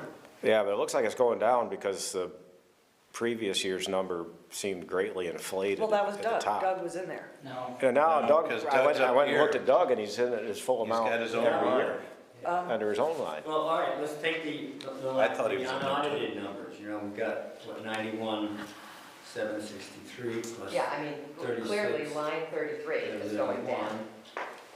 And that's 130. That's on the bottom. Is going Yeah, you've up. already got that number. But, I mean, using those numbers, I mean, it's a decrease in budgeted for that department. Slight decrease. Yeah. Well, is the full-time position is reduced and then the admin assistant, which is probably a bad title, Yeah. is increased by the same amount, right? Is Or- it a It's not equal, a straight percentage. okay, straight percentage it is. Yeah, I don't It want to sounds get, like it sounds like all you're doing is, yeah, I don't want to get too deeply into discussion of personnel issues that I know. we shouldn't be in a already public meeting. had some, you know, jumping in, this is all town manager's role. Yeah. Talk about salary. yeah, I'm not thinking of salary, I'm thinking of the overall number, like, but, Yeah, yeah. and that's what we should be- And what you're saying. Right. Anyway, it's hard not to think about salary the way it's laid out here. Anyway, It would just, I think it would just be good to compare all of those total admin expenses by department to see the differences across different departments. There's some just To break them out more interesting. rather than combine them? Is that what you're thinking There's for next year's? They're a little all over the place as far as how they're increasing. Or decreasing. or not, yeah. I mean, Yeah. Parks and Rec is only 3% increase over 3 years. Which could be offline or here. Yeah, I got it, You know, yeah. I'll take your lead, Scott, on that. All right, well, I'll try to give you guys a better breakdown, but not include so much in the whole budget. Fine. You guys have that Totally fine. in front of you. Moving down to the operating expenses, we had, line 37. So we added that line, you see it as a big jump, but really it's that, they have to provide public notices before their meetings, and we can never see it because it was all in the general, again, the general line items. So we're pulling it out of general line item, assigning it to zoning so you can see what their costs are for that. That number was in unaudited 25. It was a really big number. That represents a, I don't know what that one was. It seems extraordinarily high, yeah. that 6344. Mike, do you know what that is? Not off the top of my head. I can look into it definitely. Great. Software, Peter, you guys have an annual fee for that? Yes, that may have been the startup cost for us with this iCloud permitting process. And can you tell them where we're at on that? We're just now almost probably a year in use of it, and we hope to launch this publicly in the next couple of months.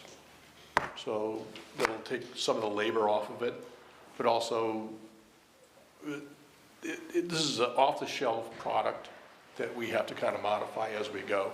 So it's a bit of a learning curve, kind of fairly steep for us. So that's the hope. And the other hope was that right now we have these sandwich boards that are out there. Those are temporary signs. We're not charging for those because the online sign-up right now does not allow for us to charge.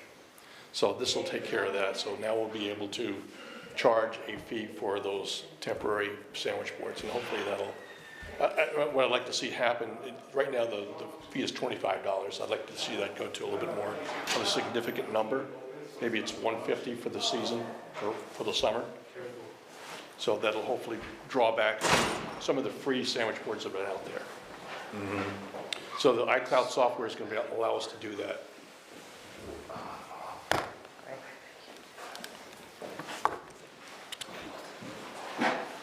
Anything else for zoning? No, I think that's it. The website stuff you've done, it looks great. Oh, Yeah. Michael Allen, I think he's, Yeah. I think he's the right guy. Yeah. So he put a lot of work into it. I mean, his presentation was, head and shoulders, it seems like everybody else's, right? Yeah, incredible. So push everybody to the website. Yep. And the first meeting is January 20th at the library. So Yep. we look forward to We everybody showing up. We should keep hitting that on like as much public announcements as we can. Well, he's going to be at the tractor parade, I think, handing out Okay. some pamphlets. Oh, good. So, all right. That looks So really good. Very good. Yeah, if that's it thanks so for me, much, thank Peter. you all. I appreciate it. Nice job. Thank you, Peter. Well, it warms up tomorrow for the tractor parade. Anita, it's all yours.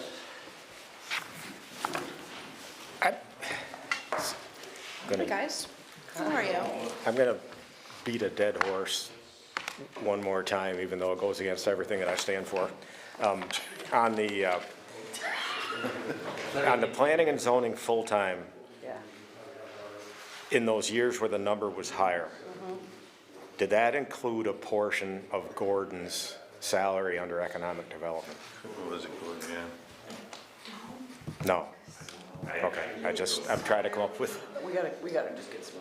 Yeah, I circled those items on 33 in 24 and unaudited 25, and also line 30, what is it? Yeah, printing 37, the 6,344. yeah. So Mike, if you can come back to us on some clarity around what those numbers, why they're so different, that would be You're great. talking about lines 33 and 34? Yeah, and we yeah. can do it offline, we don't have to do it right now. I think that- Yeah, no, totally. Yeah, we don't have to do it now, Okay. but I agree with you. You're not- Town clerk is on page 9. And in the room. Mine is page 11, but that is absolutely okay. Right on time. So as far as revenue, pretty streamlined. As far as operating expenses, we're going up $100 in operating expenses, excluding admin expenses, obviously. And then for elections and BCA, we're increasing expenses by $3,000. What would you like to discuss? Yeah, We because it's also have- because it's midterm elections every other year. Midterm elections, we actually received communication yesterday that they want us to be training our poll workers for events, which we have already been doing. So we'll be revamping that. We also, in the past 10 years, thanks to the select board's support and the cooperation in the clerk's office, we've been able to digitize a significant portion of our records. We go from book 1 to book 385. We have books 50 through 385 scanned and digitized at this point in time. That's amazing. We also have $116,221.81 in the Record Preservation Fund. We're set up pretty well, I think. We just redesigned or reorganized the vault. It looks so in the good. process of it. Oh, I yeah, did if you have to haven't take a seen break. that, you gotta go check it out, it's very cool. But the back wall in our vault now has land records from 1761 to 2025. That's crazy. The way the vault is set up right now, we have another 250 plus years without having to move anything in the vault other than putting the shelves in the vault. How many towns in the state have records all the way back to the beginning of time? Very few, Yeah. very few, which is why I was vocal when we were thinking about moving to a floodplain. So as of right now, in 2015, when I came to the board and asked for the 3, 4, or 5-year record preservation plan, I believe it might have only been Greg and Ivan. The select board did not like the 3-year plan, which I didn't have a problem with. I didn't expect them to. The 4-year plan was knocked down. The 5-year plan was very gracious. The select board gave us $18,000 for 5 years, which meant in 2018, when we created the Record Preservation Fund, we still had 2 years where I agreed not to spend money out of that account to build that account up. My goal is not to let that account go under $100,000. Why isn't it on this sheet? Is it a, That is a great question, and I would love to know the answer to that. Is Because it I would an also investment? like it included in the town report. Wow. it's not an investment? Well, this, oh, well. it It's doesn't- just a separate fund, it's general fund money, but in We have a lot more of those that are just general fund, separate funds. They're kind of rolled into because the. you need to keep track of Yeah, the ins and and outs of it. this But this is doesn't actually reflect a any of reserve those. fund. So it should have its own separate line. It's just got its own fund. Okay, so it should be on here though. Just because it's not Schwab doesn't mean it shouldn't be a separate fund. So there's a lot of things that aren't on that. Yeah, we have a lot of those separate accounting funds that are just rolled into the general Yeah, account. They should all be in the town report. they are. Well, I'm sorry, I don't know if they're in the town, they're in the audit. They're not in the town report. It would be. They nice- should be. yeah, You're right. You're right, they should be, and it would be nice to have, you know, it's fine that it's, these are Schwab accounts, but we should have another, all the other capital reserve accounts or separate accounts should be on Okay. here. So as of right now, my only question for the board is, because this is a reserve account, would it make sense to continue having the transfer in and expenses be part of my operating budget per year? Because the only time we move money from that reserve account is if we actually have an invoice that we can code. So I'm not sure if that really is an operating expense or if it's more of a capital, like if the project comes to fruition, then we transfer that. Like I know Jeff with like paving, it's part of the capital budget. If it's there, we can do it. If it's not there, they don't do it. They defer another year. So in other words, you're saying for the record preservations that we've been doing the $25,000 every year? Yeah, Are- so- honestly, just to look at the bottom line, it looks pretty silly that it's costing us $51,100 to run the clerk's office. It is most definitely not costing us that. So, and 50% of that is towards this records preservation fund that you said you want to, it's 117, you want to keep it above 100? Yeah. So in other words, we could defer the $25,000 to an actual project that, Yeah, so the way the statute is actually written, and I helped actually write the statute, is the money is there at the discretion of the clerk to be used for municipal vault purposes. Recently, we just purchased a new owl system for, what's the name of the room? Equinox room. I went in, I was ready to have a meeting, a BCA meeting. That's where we have our BOA and BCA meetings. It was an adventure to get it started. Jonathan came in and I'm like, okay, what is it going to cost to upgrade this system? Because we need meeting minutes. It is preserving our historical records in Manchester. We can definitely use the Record Preservation Fund for this. If we don't have the money in the general budget, and I'm using this room consistently, and it would benefit the entire municipality and all of our departments, and I can prove that it is helping preserve our records, let's order. I'm not the one to pick this stuff, but let's order. I will happily sign and say this is moving our municipality forward. Between Scott, Katie, Jonathan, I think Katie had the information to me within maybe a day, if not a couple hours. I'm like, I'll defer to you two. If you two think this setup will work, great. I think it was what, like $2,000 maybe? Yeah, in total, yeah. And it's done and over with. We have a brand new system in there. It's portable. We can move it if we need to. Okay, so bottom line is, you're saying that you don't feel like we need to make this allocation of $25,000 to the Record Preservation Fund this year, but there could be further need for it. You want to keep that fund at a minimum of $100,000 if something comes up, but right now, that $25,000, there's nothing earmarked for it right now, so. Correct. That's, Well, so under John's administration, John wanted to budget or enter a number into the budget to give me some sort of an idea, because we were new with the record preservation account. Right. I'm at the point in time where I feel comfortable and confident enough with the record preservation account. I don't want to not put that $4 in there. We don't need an increase, but at the same time, I don't want to make the budget seem off. Because you take it out. Because I take it out or I don't take it out. As it exists right now, these are offsetting. Line number 250, line number 254 is, on the revenue side, is tied to line number 262 on the expense side. They reconcile. Yes. And if you were to, if line 262 were to change, it would offset on 254, and it basically becomes a wash, a pass-through. Right. See, what happens is we get the 25,000 both revenue and expense, it's got zero effect on the budget. If Anita actually spends money, when the actual expense is booked, there'll be a transfer from the specific purpose reserve fund for reappraisal into revenue to offset that expense. So that will always have a zero effect on the budget. Which is kind of why I'm confused why it's part of my operating.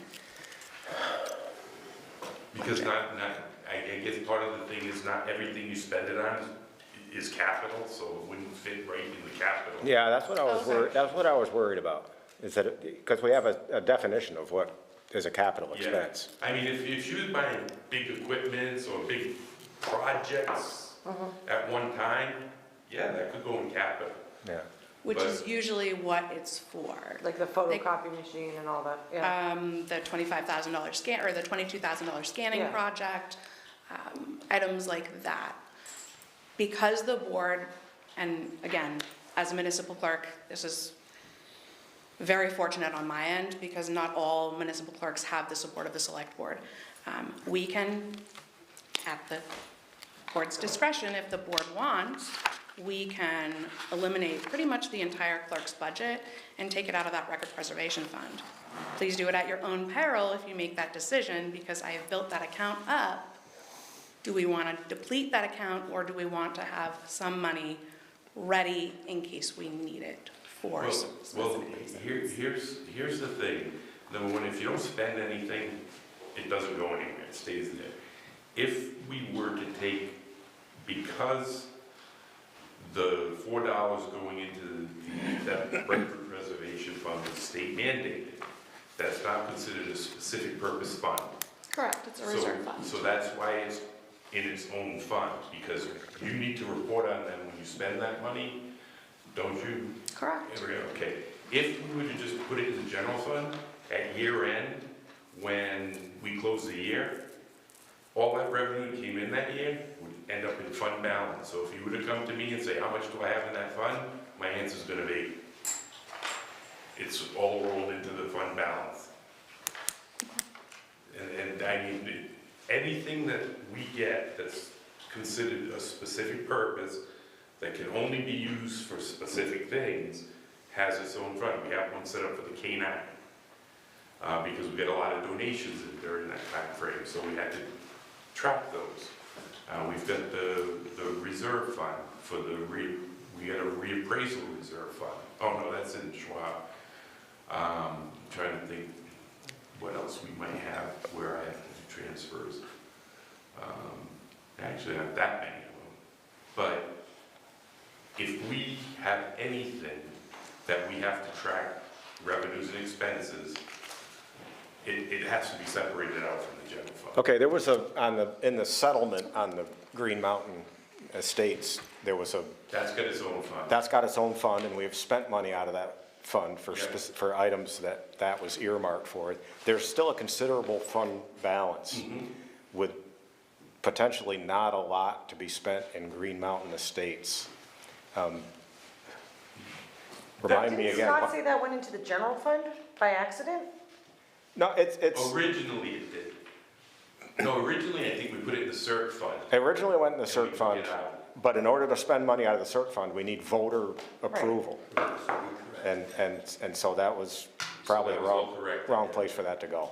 Which is where the sale of the depot property. So, But it's in the general fund balance now. But we're tracking it, like these other accounts. I think there might be as many as 9 of them that are earmarked for specific things, but they're rolled into the general fund balance. so that would be handy to have in addition to this. Okay. Yeah. I can Break do it that. out, Certainly. and I am assuming it's part of, it's not in any of these funds, it's in the general fund, which isn't, also is The not? cash is actually sitting in the general fund, yes. But the balances, it's got its own balance sheet, its own fund balance and everything. So at any point in time, I can run a balance sheet and say, this is what you got left in this fund. It's not invested. Right. Right. Yeah, it would be nice to have that as a separate table. That'd be great.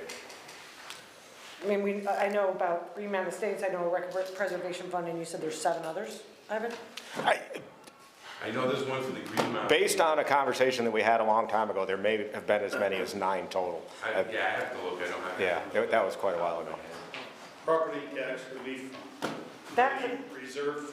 that we have, but that we have up here. Yeah, that in that's separate. Yeah. These are earmarked funds that are sitting in the general fund balance. I don't have that sheet. Yeah, I yeah. mean, there's a lot, there's a lot. One thing back to the clerk's portion and the election portion while I'm here. Our town moderator, Mike Norath, respectfully requested me to look into getting a yes/no card. A yes/no card is possible for the new machines. I do not have a quote. This is if somebody asks for a paper ballot at town meeting. If we can run them through the machine and tabulate them rather than count them by hand. I kind of like that part, though. Yeah. Well, we've done it both ways. We were. 30 minute dead time. Yeah. When people walk out the door. We were able to tabulate them through the old equipment. Yeah. We finally got that working, but now we've got new equipment that it's more complicated I did procedure. find out yesterday, we will be able to reset the yes/no card ourselves, Okay. like we did before, so we won't need to send it back to LHS. So it won't be that annual expense, depending on the cost. If it's $2,000, $3,000, we may need to hold off. Yeah. If it is less than $1,000, if I have enough money in this year's budget, which I'm pretty sure I do, I'm happy to just purchase that and have it ready. I've actually given them a date of February 22nd. as like And a how card. much lead time, if we decide that we need to go that way, would you need in order to have the ballots printed and the, So it's a yes/no ballot, so I actually already have the yes/no ballots in my office. Okay. I'd send them a copy. Leanne would go ahead and print out because 400 or 500, send it to us. I So we may can- be assuming a cost of like $2,000 to $3,000. depending on how many petitioned articles we have, you can look at some town meeting agendas and say, I don't see a yes, no, I don't see a paper ballot being asked for on any of these things. Other years, we may have 2 or 3, potentially. And it'd be nice to be able to be prepared for that, but I wouldn't want to prepare the whole election for Easter Sunday if nothing's going to happen, so.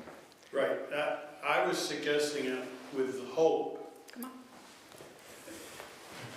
We can hear him. Come on up. People at home. Sylvia, if she's watching, who favors having paper ballots.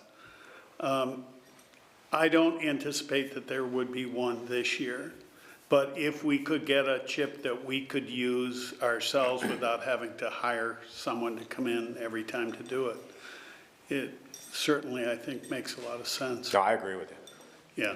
Yeah. And I've followed the conversation. Good. Preaching to the choir. Well, with me, I don't know if everybody else has been on it or not. I kind of like it. It's a moot point. We have the money in the budget. If we have the money in the budget, it's interested, we can do it. Yeah, and we already have some of the ballots apparently, so, and they don't go bad, they can be used another year, so. It's, I inherited the ballots we have right now from Linda. I mean, it's So, and they were in the It's office in very 2009 when I came. Norman Rockwell-esque for us to break the meeting down and have the people vote and count them by hand, but it does add a lot It of does length to the meeting. extend the meeting We considerably. used that in the previous one when there was a question about allowing the person to continue beyond their allotted time. No, No, Okay. not unless it would have, Unless someone. it's always been on a substantive question, Okay. but it might be on an amendment. Yeah. You know, you never really know where it'll come from. I can't imagine somebody asking for a paper ballot on letting someone speak. Why do we want to break the meeting for 30 minutes to accommodate somebody that wanted to speak for a couple of minutes? Right, right. But anyways, Logic doesn't always govern. Rarely does logic prevail. I think it's almost like, yeah, that's, I was encouraged by your last email on that it was possible at least. And we expect those tabulators to be in circulation for a while. Yeah. they were purchased by the state. We did not pay for them. Right, I know, I meant like, if we buy the chip, is it something that'll move in? We have only had 2 machines in the past 15 years that I've There you been in the go. clerk's office, so.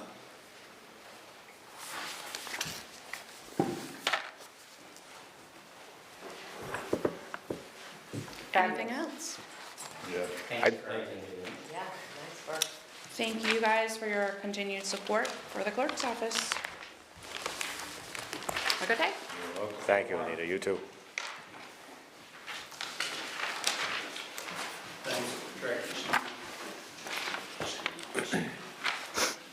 I know Brian's here for the next session, which isn't scheduled for another 15 minutes. Do we have everybody we need to do that?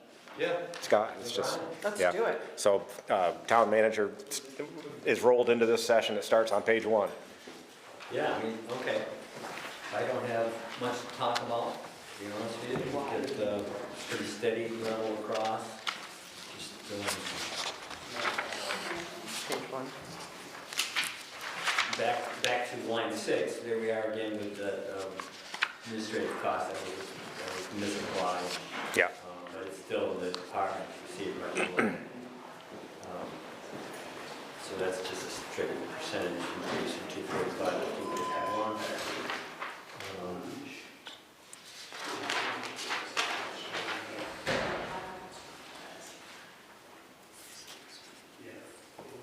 Yeah, I mean, that's it. There's no changes in that. Yeah. On the administration expenses, the total numbers at the bottom were correct, no matter what the allocation was above. Right. Yeah, so, okay. And you can see in line 8, you know, how that line incorporates several things, health officer, emergency management, you know. So that line item is a blend.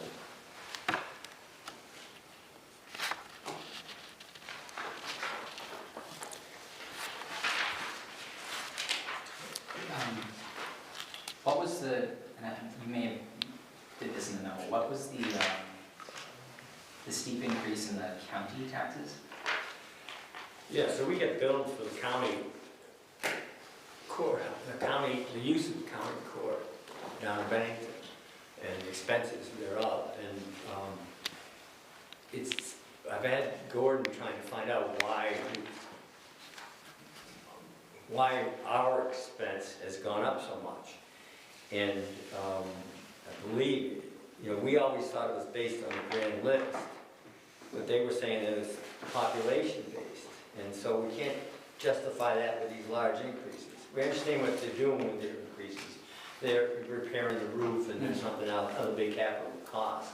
But it seems like we're carrying a bigger load than, say, a town like Bennington, who uses it much more than we do, than our population do. So we haven't got a straight answer on that yet. They just had their annual meeting last week, so we're hoping to get some more clarification. I don't have it right now.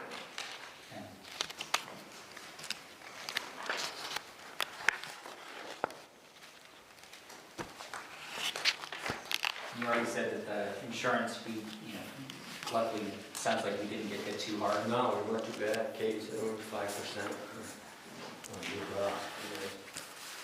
And Brian, while you're here, we were earlier discussing the Schwab investment balances. Yes. And some of the board members wanted more of a breakdown as to how it was allocated, how it was invested. Sure. I'm sure you have that, I do. but maybe not with you, because we didn't specifically ask you for it before the meeting, but, It's about let me see. It's 53% equities, 40% fixed income, 3.5% cash. is that pretty much across the board? Yep, so it's pretty balanced. The Warner Cemetery doesn't have a restriction, so that one, we've just let the equities drift, so they're up to about 74%, that's the highest.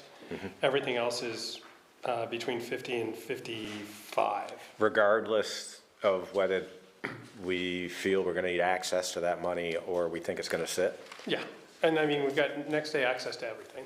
Oh, okay. So, as far as what it's invested in, we've stayed away from international investments, so it's all domestic. 37% is US large cap, S&P 500 indexes. We've got some mid and small cap, it's another 15%. And then the fixed income is a combination of a Dodge and Cox fixed income fund, which is a intermediate term, so up to 5 or 6 years in duration, and then treasury notes. The treasuries have been mostly short-term. There's a lot of them that mature in 2026. And then we have a 3.5% position in Cohen & Steers Institutional Realty Fund, which is a mixture of apartments and retail and industrial properties around the country. What's the yield on that? The yield on that, I'd have to check. I think it's about 4 or 5% though. And then a money market fund, we keep some of the cash in a purchasable money market because it yields about 3.8, and then there's a little bit in Schwab's sweep.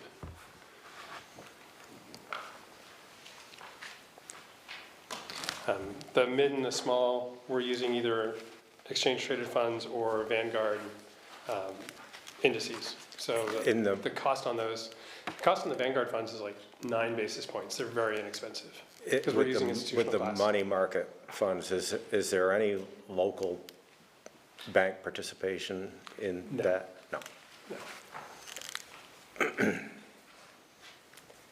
They're not very competitive with yield. Well, yeah, generally that was true, but I remember within the last couple of years, there was a local bank that gave us some numbers that were quite competitive on a separate investment, which we took advantage of. It wasn't one of these investment You're probably a funds. CD though, right? Yes. Yeah, so those, it's tough. That locks it up. Yeah, it locks it up. Investment gain year to date, and this is through November 30th, is 10.38%, so it's up 517,000. And the ending value, November 30th, was 5.741 million. Capital appreciation was 449,000, interest 28.5, dividend income 45,000. So it's mostly capital appreciation. Yep. Just because interest rates are low. Are those dividends taxable mostly? No, because the town's a taxable Oh, yeah. entity. Yeah, yeah. So we're using, the Dodge and Cox Fund is mostly corporates and taxable securities, but 'Cause it it's doesn't- not taxable to yeah. use, so it doesn't matter. It wouldn't be any advantage to use munis. Right. You'd lose out, because the yield would be Yield lower. is lower, yeah. Yeah.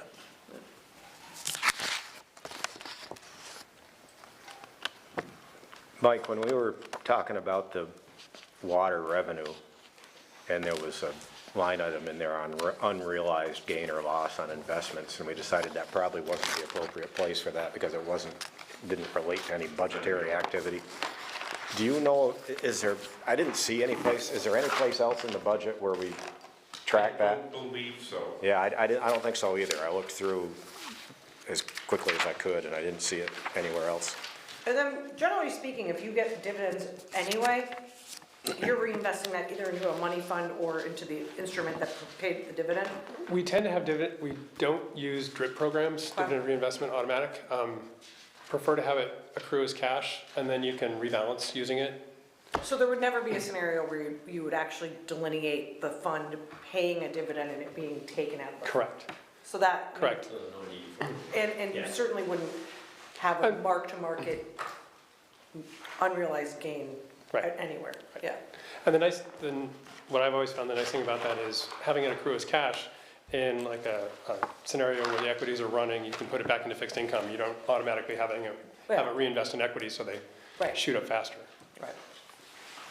And then you end up selling them and rebalancing. I would think anywhere where you have to mark to market would be when you have a taxable event. Right. Or impact. Right, but there's no plausible scenario to have unrealized anything in this budget. Right, not in the budget. No. Right. I stand corrected, there is. Oh. Line 283, there's $1,000 on the parking mitigation. Okay. Oh, okay. 283, market value gain. Huh, yeah.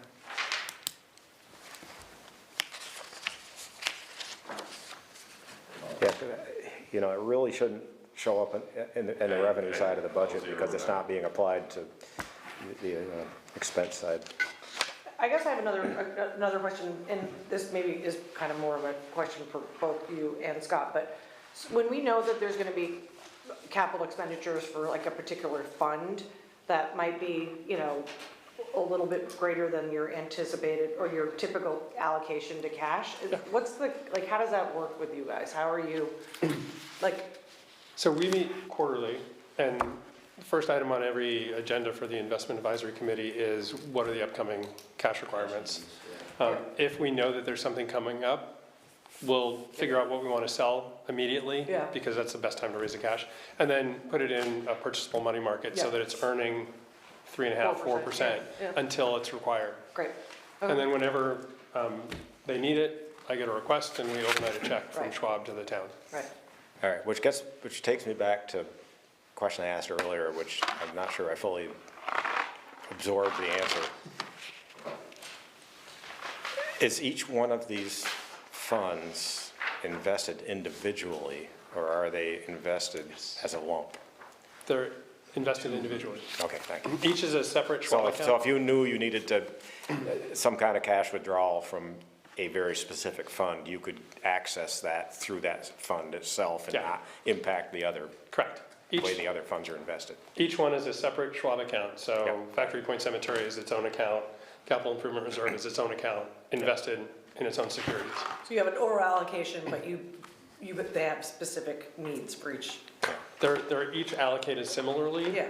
There are some requirements, like some of them say rebalance it at 10% from 50/50, some at 15%. Some say you never have to rebalance, so That's like the Warner Cemetery where we've just let it drift. Yeah. But yeah, I'm looking at each individual account and rebalancing, and then as cash is needed, looking at that specific account for where to raise it. There's no commingling. Well done.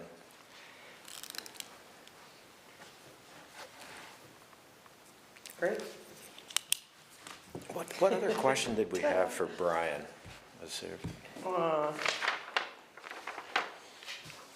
I would say don't expect the same kind of returns next year. I say that like every year. They do, I mean, right now analysts are calling for 6% revenue growth and about 14% earnings growth for the next 2 years. So, and a strong economy. So, you know, things are chugging along. Nobody's calling for a recession.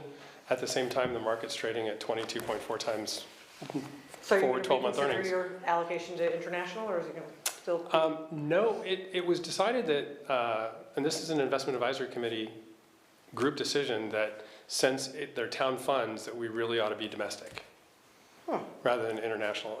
You know, this year it cost us because international returns outperformed the S&P 500. But that has just been the opinion that we ought to focus domestically. So. Well, I mean, our responsibility to our constituency, which owns these funds, is to be pretty conservative with the way we address them, because, well, for obvious reasons. Right. And yeah, we don't do anything esoteric, wild, unique, risky. So. I have a side question. Could we get I just looked, the agenda and minutes are not on the website for the investment committee, but they are for 24. There's a placeholder for the 25, but there's nothing in it. Okay. Yeah, we Get can that posted. populate that. Good. We have I it. don't know why that happened. Yeah. Who typically does it? Well, I was doing it, but I missed a couple. It's all right, they're very simple anyway. Yeah, Yeah. they're pretty much the same thing, just change the date. Yeah.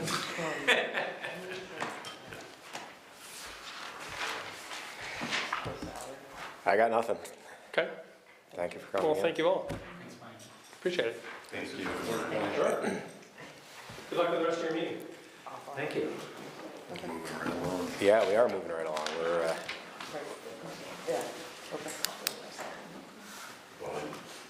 We're a half hour ahead of Are we schedule. at break time? We're at break. I'm gonna go get Sorry, my dogs I out. didn't know if you were just directing that. We have time. Oh, no, not till Yeah, I'll let the dogs 12:45. out. Yeah. I didn't know if we were just directing our stuff for Brian, so that, I had one more question for Oh, going back to- Scott. Shoot. Now I lost my train of thought.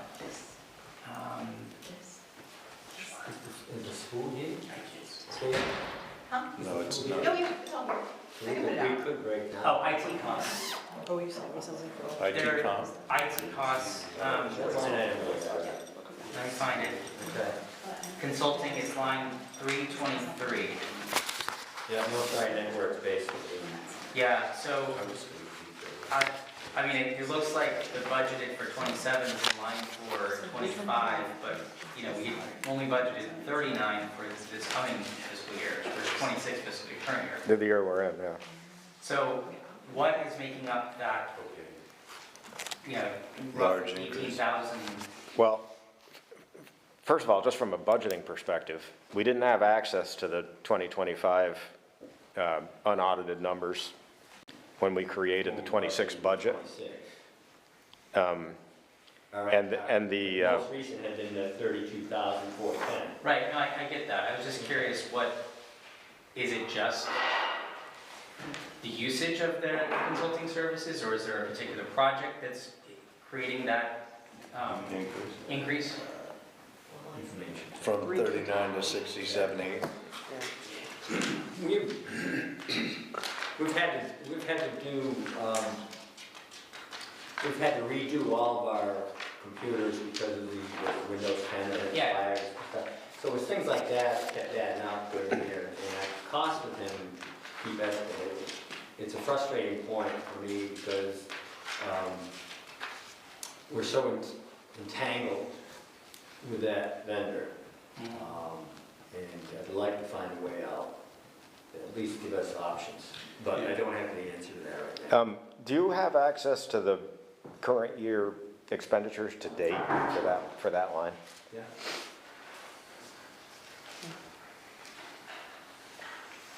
Sorry about that, I know you need to No, I'm fine. hit the road. I know.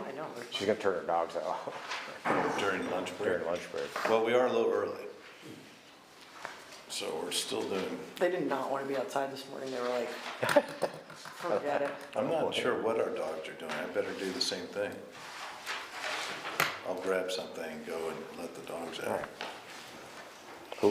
Who's turning out the We're horses? 29,000 in. 29,000 in? Halfway through the year.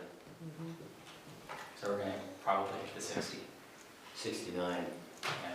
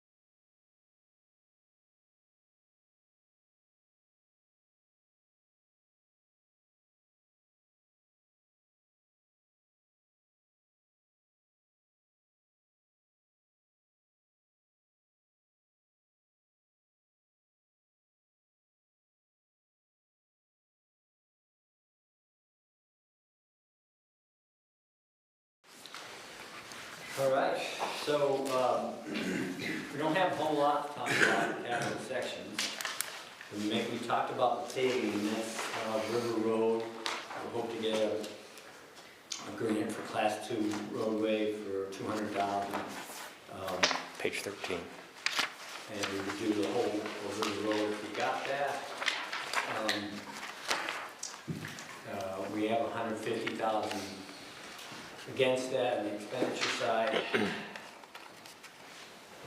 So it'd be a big project. Okay. The other thing we talked about earlier with the police is that they're holding room upgrade. They're gonna build section off the one big room they got down to 2 rooms, and then put a door entering their hallway.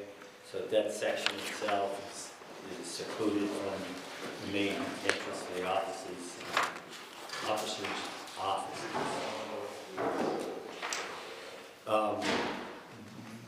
On vehicle acquisition, the highway, that was where we were going to have that sidewalk plow, but we've already gone ahead and bought that. So now we've got this 44-year-old wood chipper that needs to be replaced desperately. We originally in our capital plan had a service truck for replacement. The service truck is in decent shape. We can actually pick those up, offline, off the rack pretty easily. And so Jeff said this is the most important piece of equipment we need now. And looking at the thing, I agree with you. Miscellaneous equipment, that's for something that comes across Jeff's desk that I wasn't budgeted for. For instance, we had a grinder, we needed a grinder for the sidewalk, where the sidewalk loops up. And if we grind it down, people don't trip over as much stuff. We didn't have that last year in the previous budget and put in last year, so we're buying it out. But that's just an idea of the type of things that would fall under. Police vehicle capital, we've got 75 going in there. And the highway is 50. You have the balances of your Schwab and those two. And I think, Mike, you've already made those changes, right? Yeah, the checks went out yesterday. So police vehicle and equipment has 76,000 in it, and that's different from the police benevolent fund, you remember that. And then the highway equipment now is 50. So, Mike Norath, this sheet that we were talking about is a snapshot. Right. It's not a beginning of the year to end of the year thing, so Right. if there were any transfers out, they wouldn't show up on this. Right, but you had been talking earlier about including it in the town report. It would be that would be a year Yep. So that. Balance sheet for the year, yeah. 472. Yeah. So, where is State Street? Yeah, I was gonna say, It's a couple of years ago, big number for paving State Street. Where the hell is State Street? 342,000? It's in Montpelier. Oh, yeah. Line 400, Thank you. paving State Street. my head went to Slade Street, but then I didn't know if that was the company. I have no idea where State Street. We did one year, we had multiple streets, so we might have put something Slade Streets. Yeah, I don't know. I wouldn't have just come up with that name. I got it from somewhere. Well, that year, I think that was the year we paved Elm Street and Leland and Bond. So, multiple streets. Yeah, that was that year, I think. That's a separate line though. Oh, Oh, yeah, right. Beaches, yeah. Mountain View, Bond, and Leland. That's a large number. It is a large number. Wasn't it Barnville? Yes, Pilgrim Barnville. That was before that. But then again, we haven't paved it for many years, so average it out. So there's not a State Street in No, Manchester? no, not into the list of, it's potential names for the next. There you go. It was in the town report last year. Was it in the town State report? Street? That's State Street? Yeah, It's gotta be Barnumville. That's so crazy. Or it doesn't have to be, but I think it Could be like state road or state highway or state highway. Well, it's Barnumville now. I don't think we would have done it to No. Barnumville's a class because we did that too. two. Is it 7A? No, when we did. This one. there's a Winhall State Highway, which is Barnumville Road extended into, We didn't pave that. hopefully not unless they contracted with us, gave us some income to offset it. Yeah, it's interesting. I don't know why I caught it this year, not last year. And then just, the only thing I wanted to comment in the capital section is that the local option tax has been steady. The revenue's been strong. We're hoping that it continues until we've kept the same amount in there for the revenue contributions on the local option tax. Although, wasn't that going to change? It is, our percentage is going to change from 30 to 25%. So, I mean, the state's percentage, so we're gonna get 75 instead of 70%. So that could go up, but I hate to build that in and Lenny Claude. we don't get it. Why did we bump it up last year? Well, we needed to offset, like some of the percentage, we were lowering the tax. Okay, yeah, so we But rolled actually, I think we bumped it. more of that in, but we needed to, but it forced us to withdraw it from the reserve account. And that's why the town report should reflect what happens with those. Yeah, well, I mean, it's in the budget that we transferred in from the property tax relief fund, $175,000, which is the difference between 1.425 and 1.6 million. It's just, that was to a one-time Use of attempt basic unassigned funds. for a little bit softer landing on the increase. Correct, that's right. Didn't we decide to use that because the property, the case taxes went up so high? And now we're running into the same thing again this year. Yeah, I mean, at our last board meeting, when I talked about, I believe it was our last board meeting, I talked about, we can't be held hostage by decisions that are made on education funding at the state level. We have services that we provide, that we do our best to keep the budget from going up in big leaps and bounds, but we can't reduce our budget because the state increased by a large What amount. really amazes, Especially since they're 85% and we're 15% or something in that range of the tax bill. me is with this homestead rebate people get, there's actually people that get more of a rebate than their tax bill is, and we have to cut them a check. Scott, so we had budgeted almost, 340,000 for the Beach Street, and it looks like, and on the town report, we put in paving Mountain View, Elm, Lathrop, Bond, and Leland under one line item that's included in this number that was budgeted for '24. There was 200,000, 40, and 100, and then those all zero out in the unaudited, but above you've got 340,000 on that line above. Is that a consolidation of those for the actual? You see the actual at 340, and then below Yeah. that you see 240 and 100. Oh. So you've got 340, and those zero out under actual, but you've got the paving. State Street is I think, I'm not sure, would that be a consolidation of those? It very well could be. We'll find out. I mean, we Yep. always have follow-up questions after this meeting. So Yeah, if you just- add line 402, 403, and 404, You have the 340.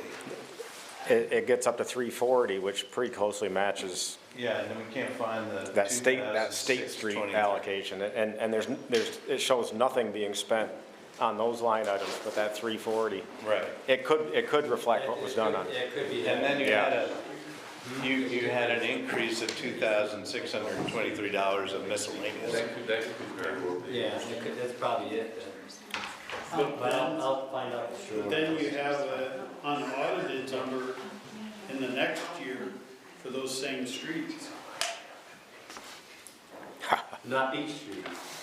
They're thinking the 3 Beach Streets, Mike, on the FY '24, will add up to the 342. Oh, Beach Street, I see. Yeah, these are numbers that relate to fiscal year '24, the budgeted versus the actual. And that pretty much reconciles within a reasonable. I have one other question here. So under capital, we list the transfer for the police vehicle and the. Right. But we don't. The fire is under. Yeah, I know. We had this discussion yesterday, but I didn't want to change it. He was kind of waiting for the fire department to get in here, we were talking about moving.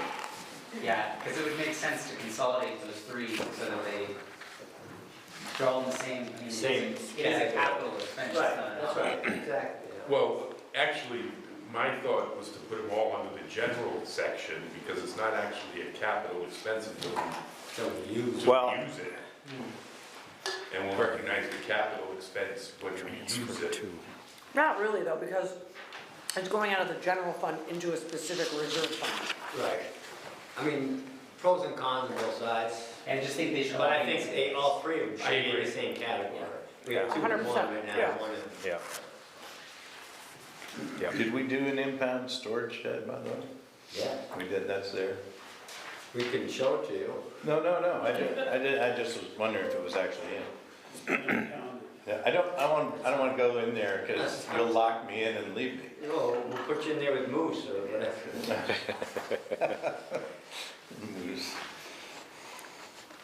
And I know we did the tile floor, which looks great, by the way. It does look nice. Yeah. That was desperate, that place. I'm glad we did it.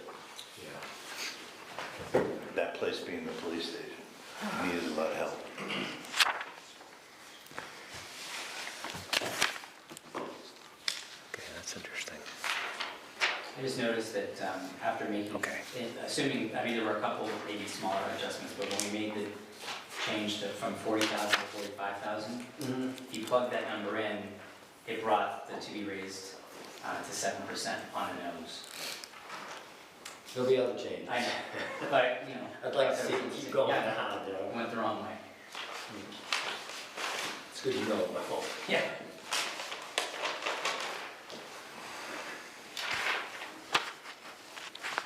Is there a good chance that we'll get our paving grant this year? We're due, but it depends on how many towns are applying for it, and they encourage all to apply. Yeah. And then it's more based on who hasn't got it last. So for the last few years, we haven't got it, we haven't applied. And, you know, they don't want to indicate to you whether. Right. Okay.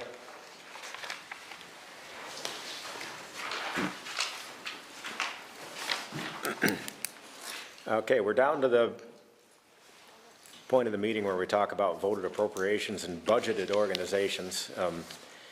And we have a list here, and at the top of the list is the Manchester Community Library.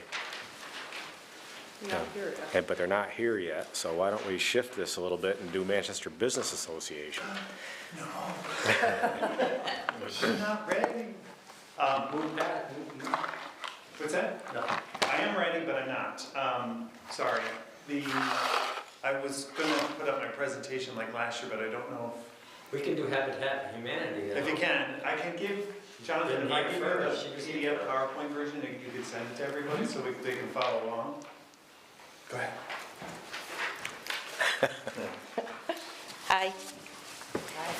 I'm Cindy Luce, Executive Director for Bennington County Habitat. I know most of all of you. Thank you for giving me the opportunity to speak. I just wanted to present what we're doing and obviously ask for some appropriations. So we have been in the Jennifer Lane neighborhood since 2009, and we had 22 lots there, and we have put 13 families in there, adding about $2.5 million to the grand list in value, generating about $37,000 in annual property tax. We're excited to say that we are we were hoping to say I had poured slab yesterday, but the weather didn't cooperate. But anyhow, we're working on 70 Jennifer Lane, which we will be selling to a family in late 2026, but then we also are going to be doing 3 more houses. So in the 2026, 2027, we're going to be doing 4 houses up there. So it'll leave us with only a couple of more building lots, and so we're obviously looking for more ways to partner in around the town, so we're excited about any opportunities. With that, we're actually requesting the voters to consider increasing our appropriations from $2,400 to $5,000. We haven't asked for an increase since we've been receiving these funds in 2007, and we hope that the community will support us in this endeavor, and we are collecting signatures because I know that's part of what I have to do because it's an increase. But I just wanted to come and present that we're going to be asking for an increase so that it's hopefully can be considered as part of the budget. Yeah, as you know, if you would come in with a request consistent with what you'd received in the past, you wouldn't have to petition for that, or we could do it by insertion, but our policy requires that if there's a change in the number, that it needs to be accompanied by a petition. And historically, if you're successful in gathering those signatures, we don't disallow it from becoming we still have the choice of whether or not to do it, but historically, if we receive the petition, we put it on. And am I understanding correctly? I think I have till like January to get the... January 15th, I think, on petitions. Yeah, we've been working on it, so I just don't have them here today, but we will have them in by then, so. Over a month. Yeah, yeah. The one thing, I think 5,000 and over goes to Australian ballot, rather than floor. So if it's a request for 5,000, it would go on the Australian ballot on the ballot versus off the floor? Yeah. Yeah. So, we understand that, but hopefully we'll have the support. Yeah, okay.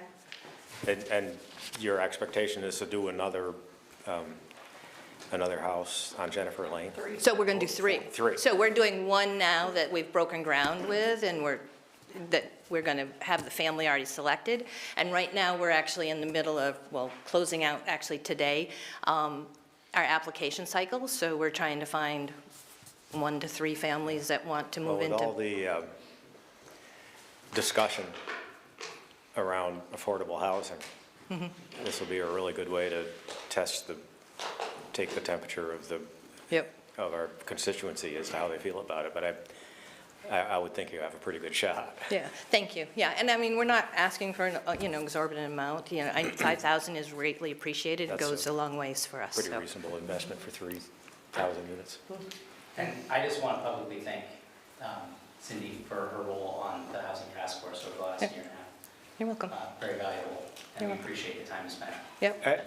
At our last 2 select board meetings ago, we entered into a memorandum of understanding with a potential developer of the airport property, and included in that memorandum was a paragraph about including local contractors and not-for-profits, specifically Habitat. I'm hoping that comes from being through. a part of that process. Good. So hopefully that'll work out too. Yeah, it'll be just in time because we're needing more land, so it'll be great. So, all right, thank you so much for your time. Thank you. Okay, I see the library's here. You guys have been bumped. We're going to go. Go library. Simon says. Timing's everything. I'm guessing I missed the first go-around. It was musical chairs. Yeah. We're ahead of schedule, which is pretty typical for us. And I went to the town office before this, so. Yeah. Hi, so Do I? So last time I was before the select board, we talked about obviously this this memorandum of understanding between the library and the town, and we just wanted to reiterate that we think that is going to be a really helpful partnership to ensure predictability both for the library and for the town. So I'd be happy to answer any further questions beyond that, but just really pleased with this improved partnership. Yeah, thanks. For the people that are just hearing about this for the first time, included in this year's budget is the appropriation to the Manchester Community Library, which used to be a voted appropriation. Now it'll be included in the budget. And the benefit to both sides is that we have advanced knowledge as to actually what our end position will be on with regard to that annual appropriation. The memorandum that we have also has included in it that that appropriation within the budget it has an escalator clause, and the escalator will be whatever the changes in the overall expenditures side, I believe. Right. So if Except for this year, because this year it's getting bumped up because of This you year guys doesn't getting- count, yeah, because it starts, that was a negotiated starting point. So that doesn't apply this year, but going forward, we'll have knowledge up front of what the increase or decrease might be. And I think it makes for easier budgeting. And that way there's no surprises. And makes for a better working relationship between the town and the library. So next year, if that happens, we'll be moving them from this section of the meeting to an earlier time. It'll be in the context of Yeah. the budget. But actually, this particular agenda item that we're under is voted appropriations and budgeted organizations. Oh, okay, so and budget. So Oh, it's, I see. it'll probably still be in this It would still segment. be here. Anything as far as? I would just say we continue to experience growth. Actually, so far into this year, we're up about 60% in foot traffic compared to last year. So, when we think we can't engage more people and bring more people in, we continue to do so. So this, I think the library is really doing a great job reaching out to folks and inviting partners in and hopefully supporting town efforts and strategies as well. So just like to thank you for the partnership. Yeah. And lastly, are you going to stay or are you ready to hit the road? Me personally, I think I'm going to stay. I hope I'm going to stay. He's going to stay. Yeah. Thank you. Thank you.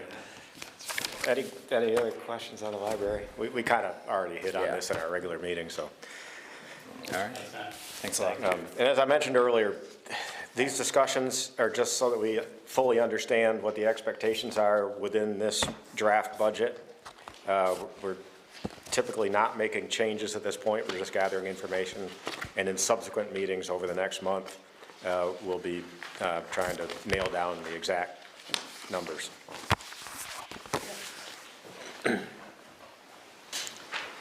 Thank you for coming. MBA. Simon says. I emailed everyone a copy of this. I know you guys will be there. Oh, I see, okay. Yeah, if you want to pull it up to follow along with the slides, I can glance over it. Yes, either way works. One of my neighbors. So good afternoon, everybody. Good to see you all. Thank you so much for allowing us to come and talk through, this past year and what we're looking forward to doing for 2026 in particular. Most of you already probably know Valeria Ryan, who's sitting next to me, who is part of this discussion, not her specifically, but that position that you were generous enough to help fund partially this year, and we're hoping for the same for next year. And I think, we put our request to Scott about a month or so ago for both the $25,000 for the events manager. In this draft, the 25,000 is in. I believe so. No, it is. Oh, okay, great. Yeah.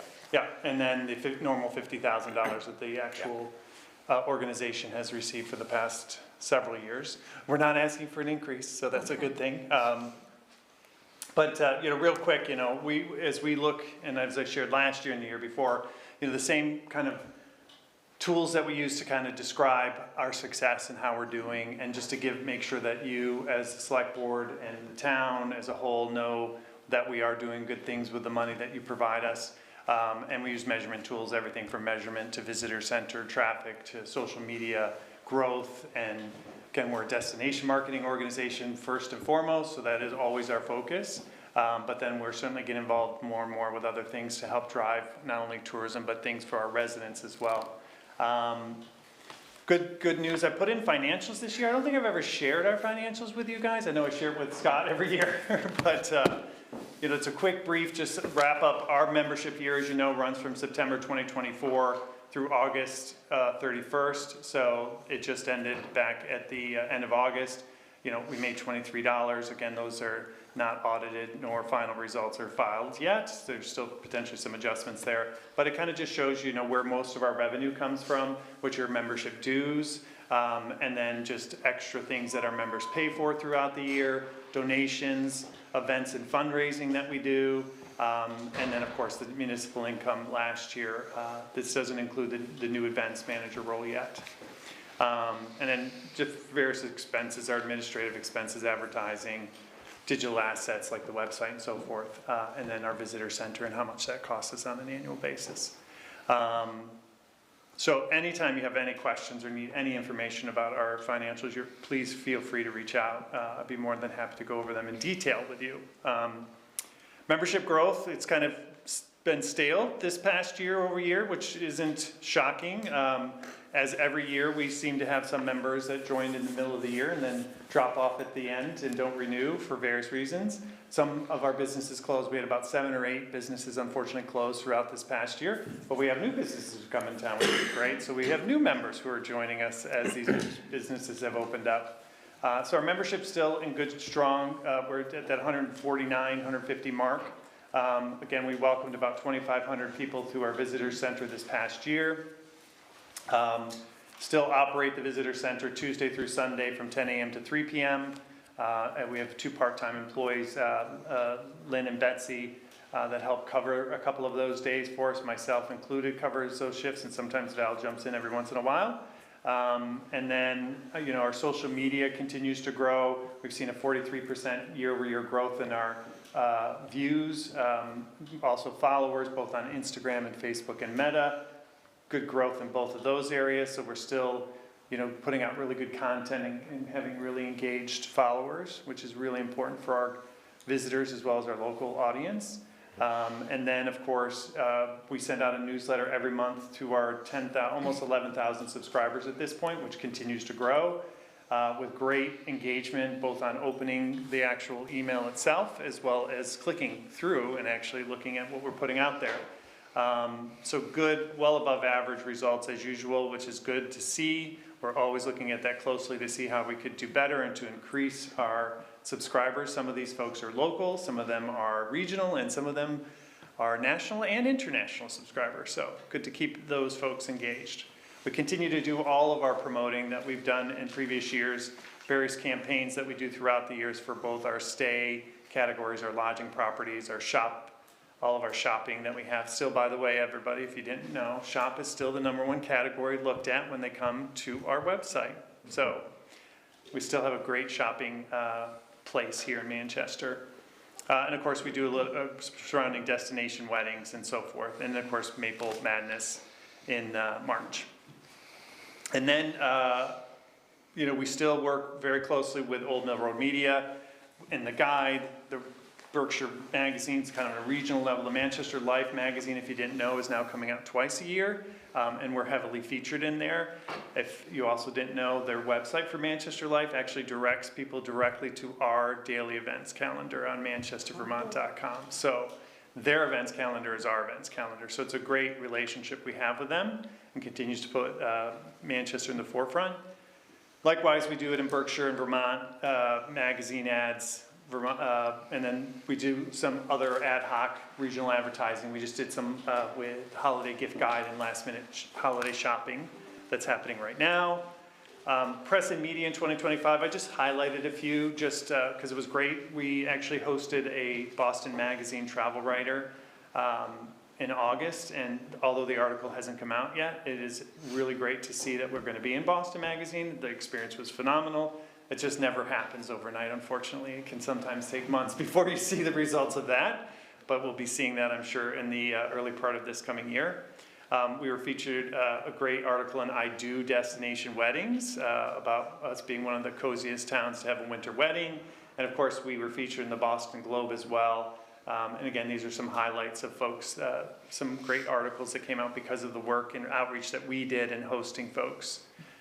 Likewise, we have a phenomenal relationship with the Vermont Department of Tourism and Marketing, which is really key, I think, to have an organization like this representing Manchester and the surrounding area that has that connection, because these 4 things that we got this year alone were exceptional. Not only are we international, The Sun is the UK magazine, we hosted the deputy features editor here in Manchester, as well as a Swiss journalist. I can't pronounce whatever the magazine that is, but these came through us, through the state of Vermont, as well as these 2 influencers in August and December. They're actually here right now, this weekend.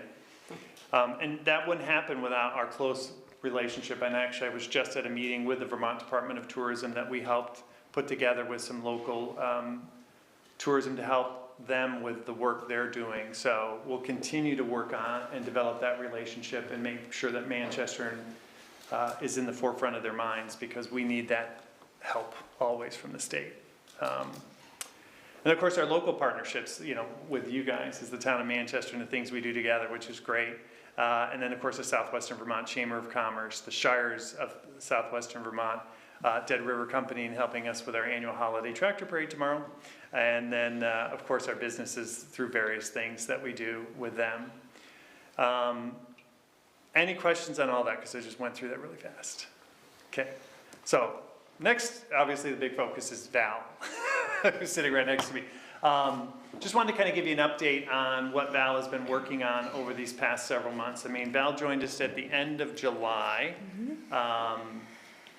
and has been, obviously, the first part of her work was just going around and finding out, what are the spaces? Because, of course, just before you can start selling and talking about things, you got to really know them. So not only did she get to know this park and the facilities that Manchester has as assets, but also all the businesses throughout town and the venues that are out there, whether it's Hildene, the Southern Vermont Arts Center, the hotels, whatever it is. She's been collecting and putting together something for all of that. In the interim, she's been also doing outreach to many different things and helping plan to enhance some smaller events like our first Fall Harvest Day that we had this year, in conjunction with some of our local non-for-profits, which I thought went really well for a first-year event, which have helped produce some revenue for the town, which is really the goal we're trying to achieve here.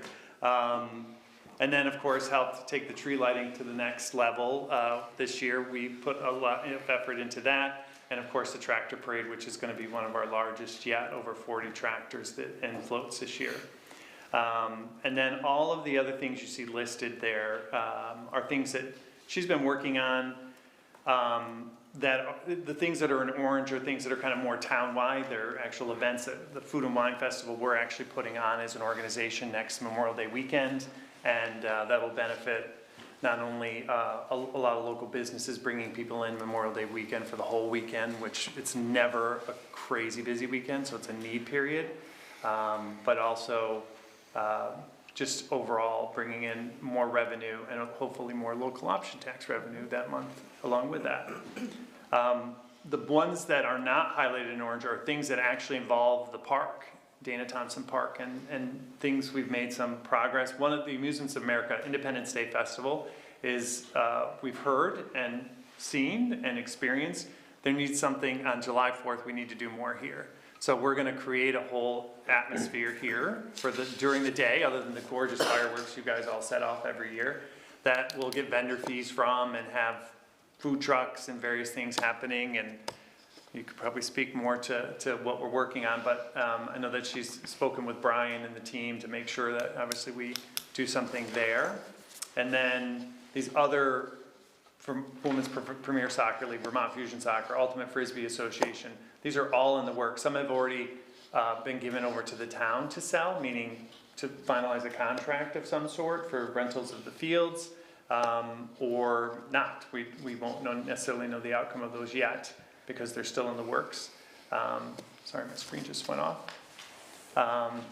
And then, stuff like Adventure Cycling Organization that, she discovered is an opportunity to feature Manchester as a destination, and in 2027 beyond, vacation races that are group cycling tours, and Premier Lacrosse League is looking at our destination for 2027 and beyond for youth camps and such, week-long youth camps, which would be really cool.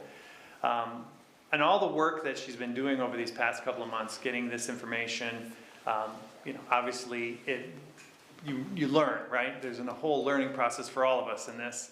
And so the next slide kind of talks about event management needs. And really the one thing that I think, or we would both agree, is that a creation of some sort of media kit highlighting all of the assets of the town, meaning these beautiful parks, the skateboard park, the pickleball courts, the racetrack or the running track, even the Factory Point Green as spaces. I mean, they're on the website, which is great. I know your Parks and Recs website looks good, but it doesn't necessarily give her the tools to give to these folks, these bigger companies that are looking for to potentially host events here. So that's something we thought would, and we can work in conjunction together that. We haven't even talked to Scott about this because this came up recently that somebody asked for a media kit and we were like, oh, that actually kind of makes sense that you want a whole package together about the field. So there potentially may be some cost in that may be difficult to be borne by ourselves, but I just wanted to put that out there and talk about it a bit today and see if you had any questions or concerns about that from your perspective. This might be a good time to segue into what we were talking about earlier in our budget discussions. Yep. Relative to street fests and fireworks and 4th of July and all that.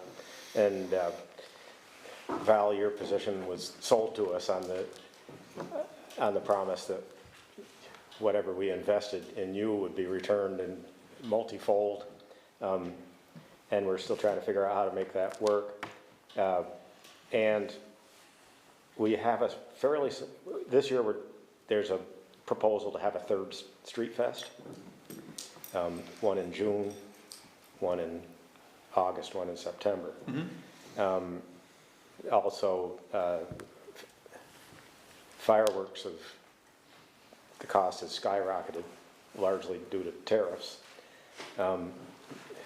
And we're probably going to be approaching you to see how maybe we can collaborate a little bit to make sure that these things go smoothly and that we can afford to do them. So yeah, no, I mean that's give you a heads up on that. Yeah, well, I mean, it's something that's really interesting that's coming into great trend is drone fireworks, where it's actually a drone light show. I just saw a town in Vermont who's doing that. Was it Yeah. Relative to drones and fireworks, I zipped down at the last minute last year and I was watching the fireworks and somebody was flying a drone literally right up where the fireworks were Yeah. going. I saw that too. My neighbor, it was my neighbor. And then it disappeared. She showed me the video. I didn't know if it got taken out or if they just No, took it home. it went right back over to Riverside Oh, okay. Townhouse's Right. apartments where she was drinking a margarita. Yeah, I mean, we can definitely discuss, options. I mean, I think drones are going to be very popular for that very fact with the tariffs right now. I don't know what the increase you guys were quoted. Yeah, and I think that even from that perspective, Yeah. we always, even before Val's position, but now even more so with Val's position and the support the town has given, there's opportunities for us to work together on so many Yeah. different things and help get sponsorships for the town so the town doesn't have to incur the Well, that's what, we entire talked about that a little bit. There was a time when and of course the fireworks used to cost $8,000 or less and at that point, local businesses were kind of sponsoring that part of it, and local volunteers were lighting them off, and now we have to hire a company to come in for liability reasons. And it's gotten much more expensive. But, yeah, I see this as a really good place where we can work together and to the benefit of both. Yeah. The Northern Lights Drone Show. Company starts at $10,000. That's a good price. Scott, we had an economic development line item for years. It was actually, there was a person in the office, I don't, It's Gordon's role. is it a line item under? I mean, it's different than this type of activity. It's just more grant management, grant application. Right. Yeah, there's a role that only municipal government can participate with, and that's when our participation is necessary to forward something, and that might involve something as complicated as tax stabilization or that sort of thing to get the ball rolling. With larger employers and that kind of stuff, we've utilized our ability to do that before. But Right, yeah, I'm just wondering if this media kit and even yes, there's that aspect. I was looking at another definition of municipal economic development where it's literally partnering with businesses and MBAs to foster growth for all those reasons, creating jobs. But I was wondering if this can be rolled into including a media kit, a line item under economic development. But I don't know if it may not be that's the. You're talking about adding an expense for media kit development? Well, all of this that we're talking about may come under economic development. Well, it's interesting you say that because I wasn't prepared to talk about that, but that's a great point because the other thing that we see some often is that we have people that are coming in, and I'm sure Gordon, ask Gordon this question, and Gordon does a great job talking to businesses that want to maybe move into Manchester. Having, again, a kit that's easy to give to a business. They just had the real estate group here in Manchester back at the beginning of November from all over the state. They had one of their, I don't know if it was an annual meeting, but they were like, oh, maybe you could produce, they were like, maybe you could produce. I was like, okay, that's not as easy as it sounds.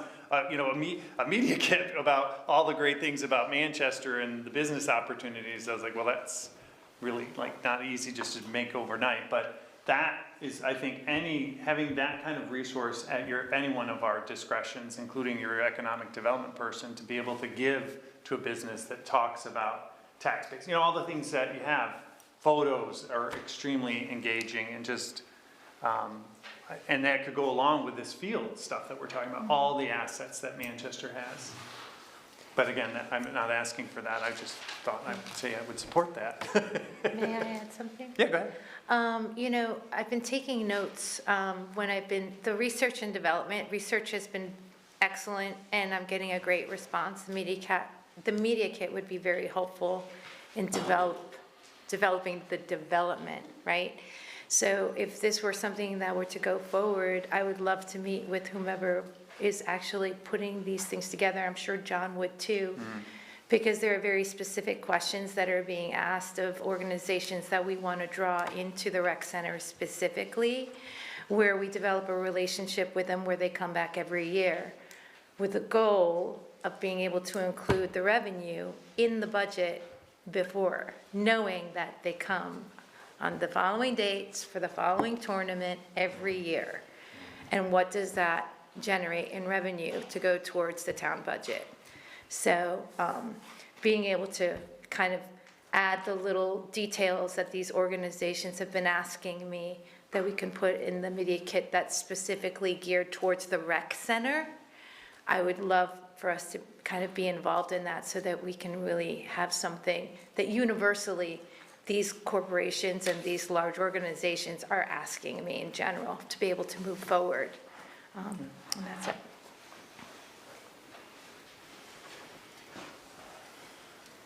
you have more?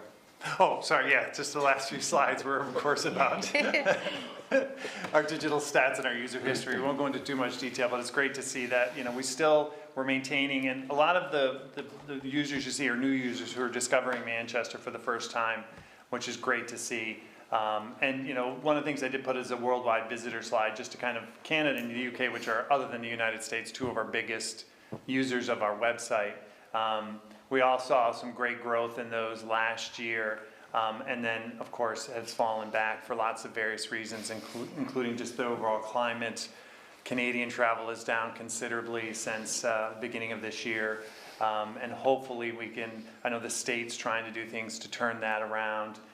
And we have seen Canadian travelers coming to Manchester. I've talked to them at the visitor center. But yeah, it's, I hope we can see a swing, but that comes from nobody in this room has control over how we can change that dynamic or vision.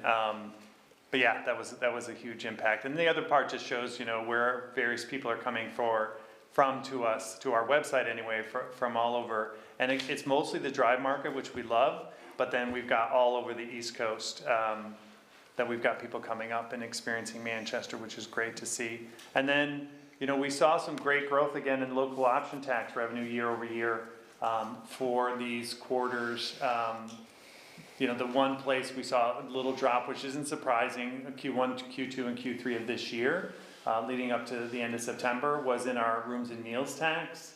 A local option tax was down slightly, but overall for that year from last quarter, Q4, the measurable one you have, we don't have this last quarter's results until February of next year, but that it went up overall, and sales and use is up all throughout, which is great to see that too. So, and with this whole new breakdown that's kicking off as of this quarter, actually, where the 75% contribution rate is going to be incredible, and we want to try to do everything we can to drive more business, especially in the slower periods like winter time and the spring, to really maximize that local option tax revenue cut that we're going to be I'm wondering what your thoughts are on the slight downturn on rooms and meals. What does that reflect? It's a drop in tourism for sure. Yeah, that's what it is. One of the things that the businesses I've talked to in Manchester and know from personal experience is that the reason it's kind of not dropped as much as it could have, I think there are less people, but of course they're charging more to stay. They're charging more to dine because their costs have gone up. They had to increase their prices. So without a doubt, tourism is down as a whole in our area and across the region, and a lot of that can come from from our Canadian followers and the Canadian audience, and just overall, I think it's we all think this is a generalization, but talking to many different people and businesses, everyone it looks like a strong economy, but it isn't as strong, and there's a lot of nervousness that people are kind of just holding on. Looking at the sales and use tax numbers and realizing that this is during a period when online sales were rolled in, that we started picking up the sales tax on online purchases. I suspect the margins are squeezed for retailers just like they are for everybody else. So if the thing's running fairly static, that means they're making less money. Yeah. Even though the sales numbers are relatively the same. Yeah. So it's scary news, but the good news is, year over year, sales and use is up 8.5%. That's right. Positive. It is. The good part is that, the things that we're doing, and I can say this because I survey our members specifically after each one, our Memorial Day weekend sales, our sidewalk sales, our Shop Early and Save, which just happened, and we're doing this whole holiday shopping thing this year that we did. We've always kind of highlighted it, but we're doing a little bit more. Every one of those things has resulted in a better performance than last year's numbers, because I surveyed them and asked, and they said it was better. Not everybody, again, it's not always 100%, but most of the retailers are doing even better those particular periods that we really promote and emphasize. So, marketing is it. I hate to say it, but it's a competitive market. You've got lots of people out there trying to get somebody to go to a destination, and we have to make sure we're out there too. And I'm always fascinated by when you compare local option tax revenue to website use and how that seems to correlate to a certain degree. I mean, it's hard to draw any conclusions from that. Does one drive the other? Are they both driven by the same dynamic? Whatever. But there does seem to be a correlation there. Yeah, a little bit, for sure. Maybe not all, but certainly a good part. Well, and I think also, I think you probably talked about this, is once folks are here, there needs to be a resource for people to get their information. Yeah. And, you know, with traffic comes people who are looking for, what am I gonna do tonight? Right. Well, if you're top on the Google search, you're gonna get that traffic. Yeah. Yeah, and we focus some of our marketing efforts on the region, meaning we look in Saratoga and Albany to try to draw people who are looking at those areas to go to come over to Manchester. And of course, you know, our biggest feeder markets continue to be New York City and Boston, which is great. Boston has grown considerably for us, which is really key because those are two very easy drive markets to get people there, and they have a huge population. So everything we can continue to do to focus on those two, plus others, of course. We actually just started another campaign this month to really focus just on Boston and New York to see if we can drive up traffic from those two destinations. I just had a peripheral conversation with an individual who's involved in trying to get a passenger train service from Rutland to Manchester. Sure. I'm not sure how that would play into access from New York or, well, Boston maybe. It would make it more easy, but probably not New York. For it to work from New York, it would have to be Rensselaer to. Yeah, most because of the fact they have that right now you can go to Amtrak and you can buy a ticket to go from New York City Penn Station to the North Shire Bookstore in Manchester, and one ticket. You don't realize you're going to get off a train and then you're going to get on a bus and come from Rensselaer to North Shire, but it's great, and that's twice a day they do that, both to and from. So I don't see a train coming down from Rutland to Manchester being an advantage for somebody who's coming up from New York City, for sure. And you can't get there from here from Boston. Yeah, Boston is so weird. Oh my gosh. That little airline though, that little airline. Cape Air, Cape Air. my husband uses that all the time to get to Boston if he doesn't want to drive. Right. So I drive him to Cape Air. Reminds me of that And then old I- TV sitcom Wings. That was Oh, yeah. Martha's Vineyard. Yeah. It's really like that. They've modernized it. They did some renovations, but it totally is like that still. Yeah, That was yeah. also TSA. What was that guy's name? Tim Daly. wasn't Daly had a place in Dorset, He did, I believe. Still does. Yeah, Yeah. still. So that is, just wanted to give you an update on where we are, where we're going, what we hope to be doing in 2026, and we would work with the town on every possible thing that we can make happen, not only from sponsorships and opportunities, but events. We're going to continue to plug at that. So we Well, I hope- will say, Val, expect a conversation with Katie about some of the events that we're considering. Katie and I have worked together in the past, and we are working really well with each other and very much on the same page. So I'm looking forward to all of the future ideas and expectations that are getting thrown our way. Yeah. We meet monthly. Yeah. Mhm. And I text her about 3 times a week, so. Perfect. Yeah. Any other questions we can answer for you today that would make you more confident about the money you're investing? Looks good. Thanks, John. Great, thank you all. Thank you. Have a great afternoon, happy holidays. John, I have your, Oh, thank you. my computer crashed after the. North Shire Day School is here. Welcome. Are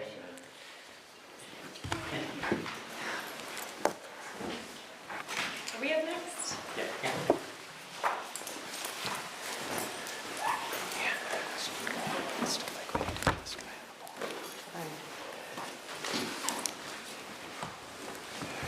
Hello. Hi. I'm new to this. I'm on day 5 at North This is Shire. Julia's first week. Yes. We'll be gentle. Okay, good. Phew. It's a tough crowd. Okay, I want you. You get used to it. Yeah.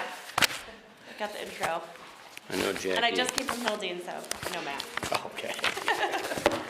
I know Jackie submitted the letter, but I like the paper. Thank you. Thanks. Some numbers to what we're going to talk about.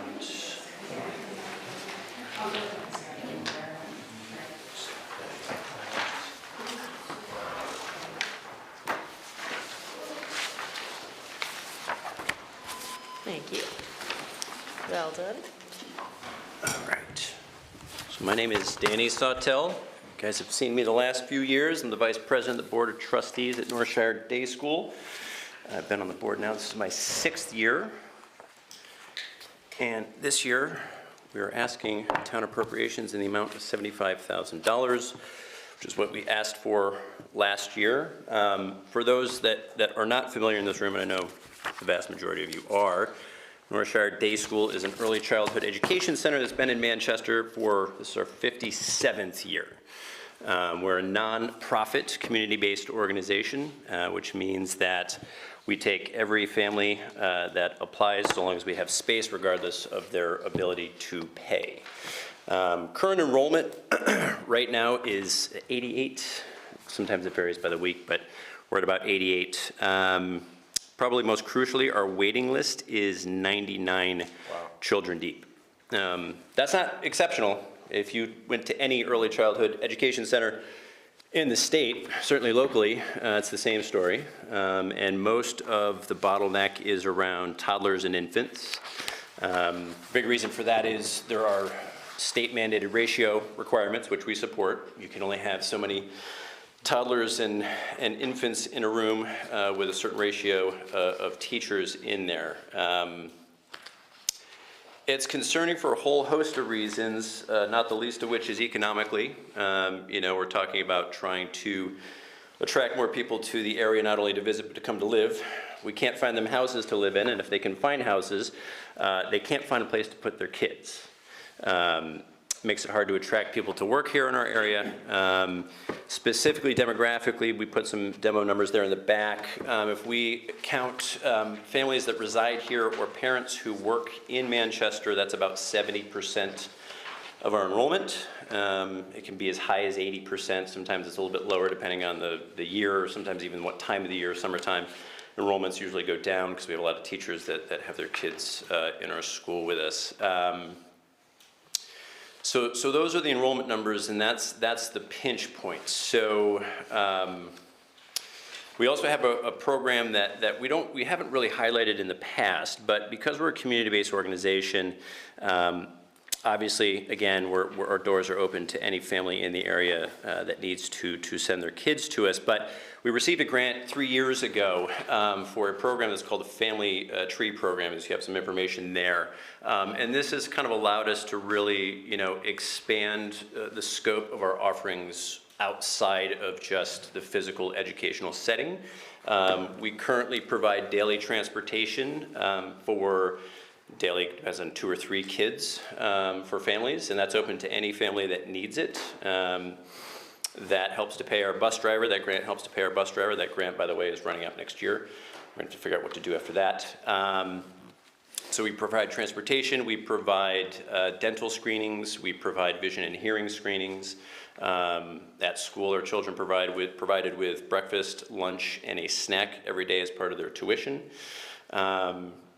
Obviously, we would love to expand. However, we typically run a budget deficit of anywhere between $400,000 and $500,000 a year. It costs us about $26,000 a year to educate a child, and we charge about $20,000. We try to make up the difference with grant writing. Tuition is our main source of funding. We're fortunate to have an endowment. We try to keep the draw on that to a reasonable degree, though we've been exceeding our standard withdrawal rate that's in our investment policy statement out of need, and of course town funding. This is not a Manchester problem, this is not a Vermont problem, this is a national problem. I'm a financial planner by profession. I have clients in 26 states, and it's the same story everywhere. This is a very balkanized system that is largely not at all funded by the federal government. It's largely ignored by the federal government. So every state, every municipality, every town, every family, it's kind of every person for themselves to figure out how to pay for this stuff. And it's getting more and more expensive. So our budget is 90% salary, and our teachers do not get health insurance. As you can see, we have a very qualified staff. We have master's degrees, we have bachelor's degrees, we have associate's degrees, we have 6 certified teachers, which allows us to operate a pre-K program. You have to have at least 1 certified teacher. To have even 2 is rare, we have 6. So these are pretty incredible people working as teachers, but not being compensated through any sort of health insurance or pension benefits, and at a fraction of public school teachers' salary. Part of the reason our ask remains the same last year, our goal has been to reduce that and to continue our fundraising, which is why Julie's here, to decrease town funding. We had to put pause on that because of, we'll call, recent federal inaction on extending ACA subsidies. We have several teachers that were willing to share this with us that are facing health insurance increases that represent between 10 and 20% of their annual salary. Those are increases. That doesn't count their health insurance all-in costs. It's likely we'll lose some of them to public schools. Some of them will go without health insurance. One of them has a child. So it's a very tough space to operate in. And without town funding, we're not closing the doors, but we're drawing down on that endowment pretty quick.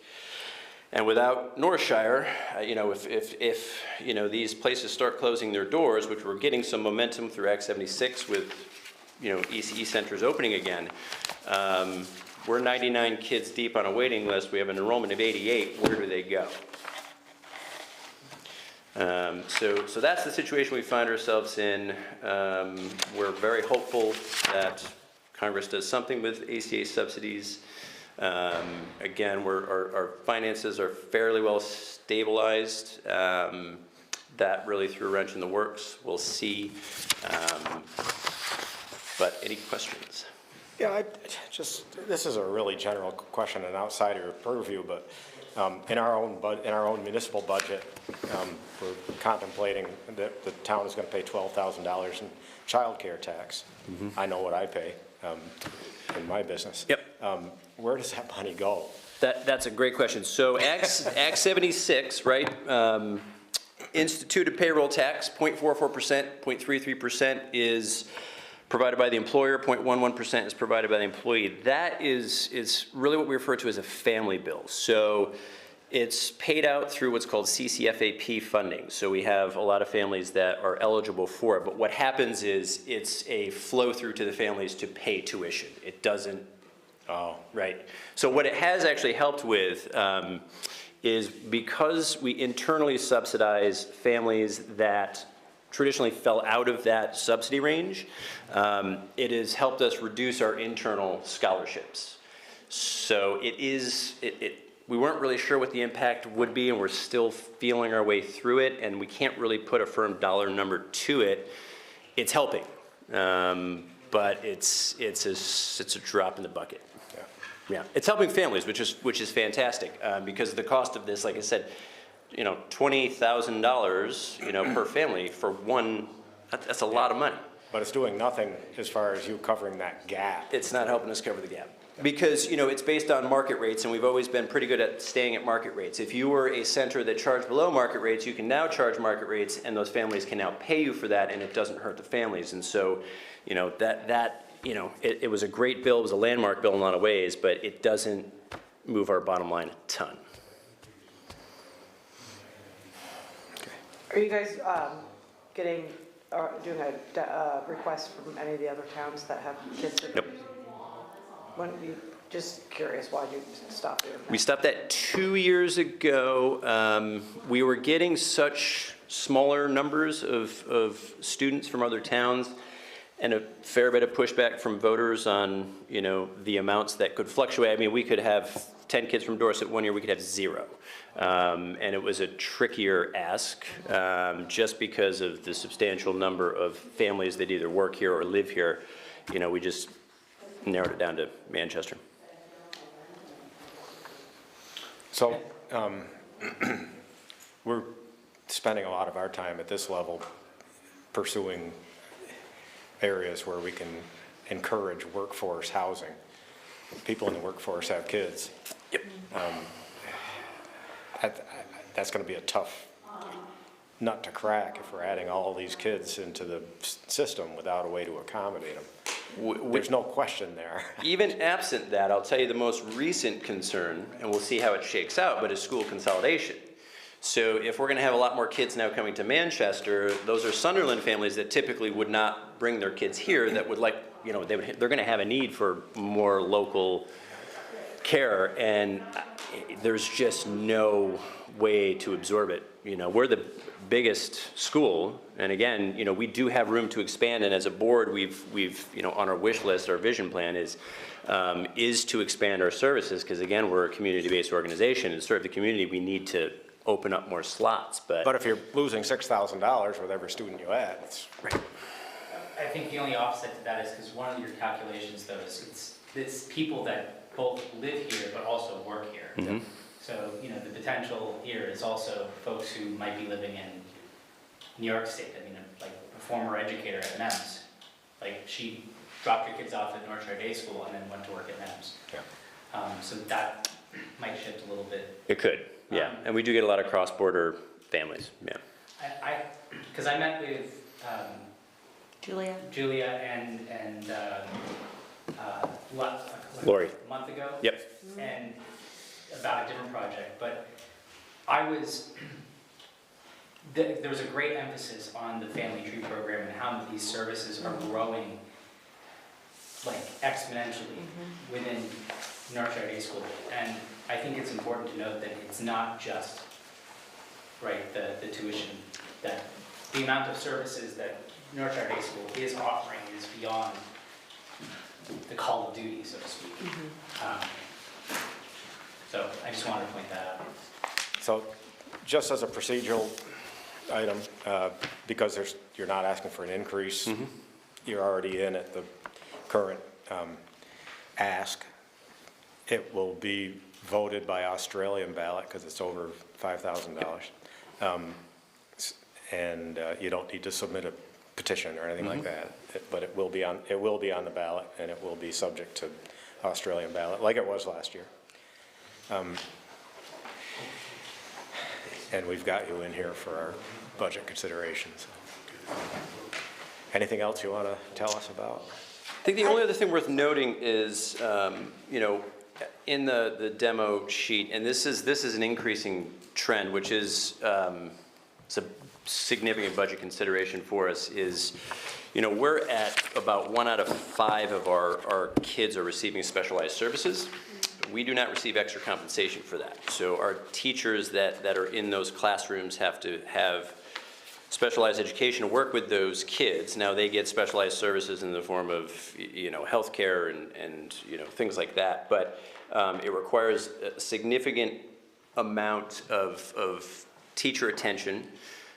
We have to hire more teachers to handle that. And again, we don't ever turn kids away. And so what we're not sure, maybe it's a chicken egg thing, but I think, you know, we're becoming known as a place that can absorb those. And it's tough, you know, we're working our way through it, but we're also victims of our own success because we do a lot of early diagnostics with kids to suss out any potential developmental issues.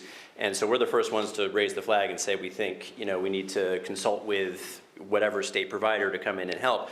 The good news with that, though, is that by the time most of those kids get to kindergarten, they're either rotating out of those special services needs or they're pretty far on their way out. So there is a benefit certainly to the school systems here for us getting them in early. One last question for me. You had a question too. I did. So last year, when you guys decreased the amount of your ask, you thought that there was going to be state funding that would come and considerably decrease it again this year. And obviously that didn't play out, but. Didn't play out. I mean, when we originally made the appropriation to NDS, it was part of a one-time ARPA grant. And I obviously love you guys and support you guys wholeheartedly, but I'd love to kind of just see the roadmap that you see to town support and how you picture us kind of going forward. So from a fundraising perspective, you know, again, that's why Julie's here, we have a full-time development director. Through grant writing, development, fundraising, you know, our goal, I mean, we would love to have no town funding, if we could waive one next year. You know, we don't want to ask of our families any more than they're already giving. We have to keep our doors open. We think it benefits the community to do so.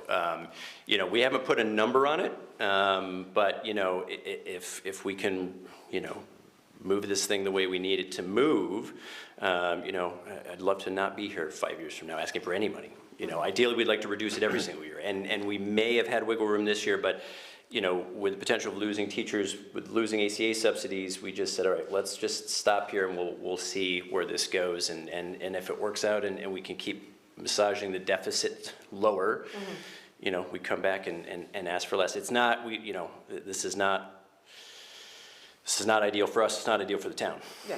You know. Yeah. So, continuing that thought, if you're in here 5 years from now telling us that you no longer need funding. Tell me to go will pound it be sand. you? I'll be off the board. I was gonna say, will it be you making that presentation? I'll be sitting back there complaining, what is this? Yeah. No.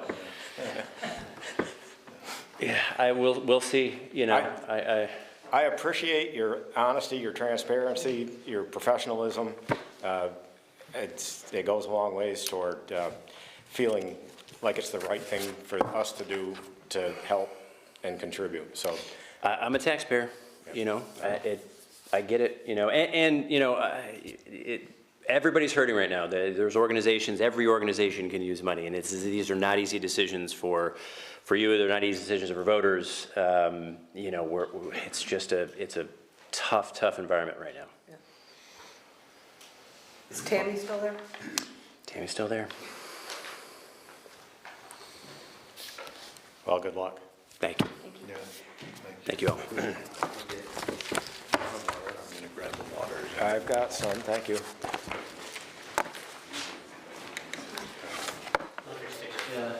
Thank you. You can find it in North Shore.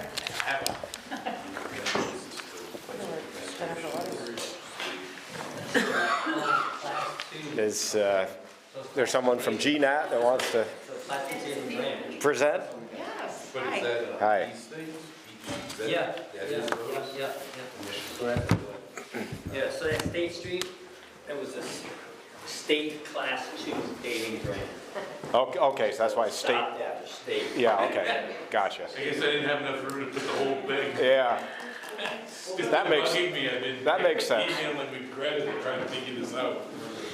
That's awesome. I still say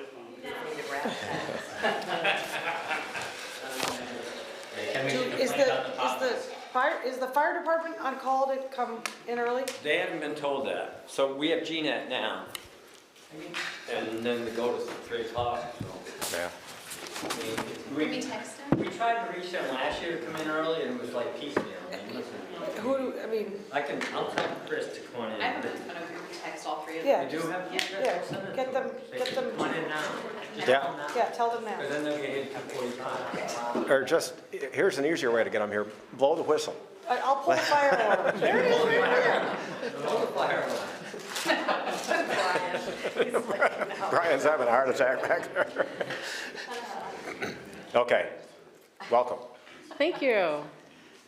I'm Tammy Riley, I'm the Executive Director of GNAT TV. I'm here with Owen Costas, who's our Programming Distribution Coordinator as well as Systems. He's my data guy, in case you guys ask me a question that I don't know, he can work it out. So we are here for the benefit of new residents or folks that maybe don't know who GNAT is. I'm going to give a brief summary, and then we'll talk about our request for this year. GNAT has been around for 30 years, believe it or not, and it was founded by community members in this community. I couldn't find the articles of incorporation back in our files. I was going to bring them today, but I do know like Jerry Deo and Rosalind Skapoff and a number of Manchester residents founded this organization way back when. We are a nonprofit, 501c3. Our mission is to connect community and empower people, and we do that through government access, education, and local voices. You all are obviously very well versed with GNAT. We serve 11 towns in our region, so we're a regional organization. And our vision is really to inform, engage, and inspire people in our community and strengthen our community through the use of media. And GNAT, it really is the people's media, and I want to remind people of that. the services that we provide, I could talk all day about all kinds of things, but I'm going to try to keep it quick for you guys. We are going through a business model shift. I want to give you a little bit about our funding history and how public access or community media was created. And it was really created out of the free speech movement in the late 70s and early 80s when cable was invented. And the federal regulator said to the cable operators, hey, you're using the public rights of way. I'm gonna interrupt. Yeah, sure. Because we had cable TV in the 60s here in Manchester. Yeah. It was a local entrepreneur who had a tower at the end of the runway at the airport. The tower is still there with cell antennas on it. But he would draw in the TV signals, and there was a cable system that went to homes here in Manchester. It was before you think. That's amazing. I would love to talk with you about that, with a little history on that. Well, but, that says a lot about Manchester, right, and technology. Well, essentially in the early 80s, they created the 1984 Cable Act, which required cable operators to provide a public good or a public benefit because they're using the public rights of way. So that's the philosophy and the theory and the funding mechanism by which PEG access or community media was created. And so we've been through, then the internet was created, and now here we are. What's happening as people cut the cord, move on to streaming, the regulatory structures that fund community media aren't keeping up with the reality, the technical reality, and the marketplace reality. So we are seeing a 9% decline in cable revenue last year because we have less consumers. So I want to be very clear, we're not funded by federal government, we're funded by the consumer of cable. But we provide services to anyone that lives or works in our area. So I think it's important for everyone to sort of know the history of like, why are we funded?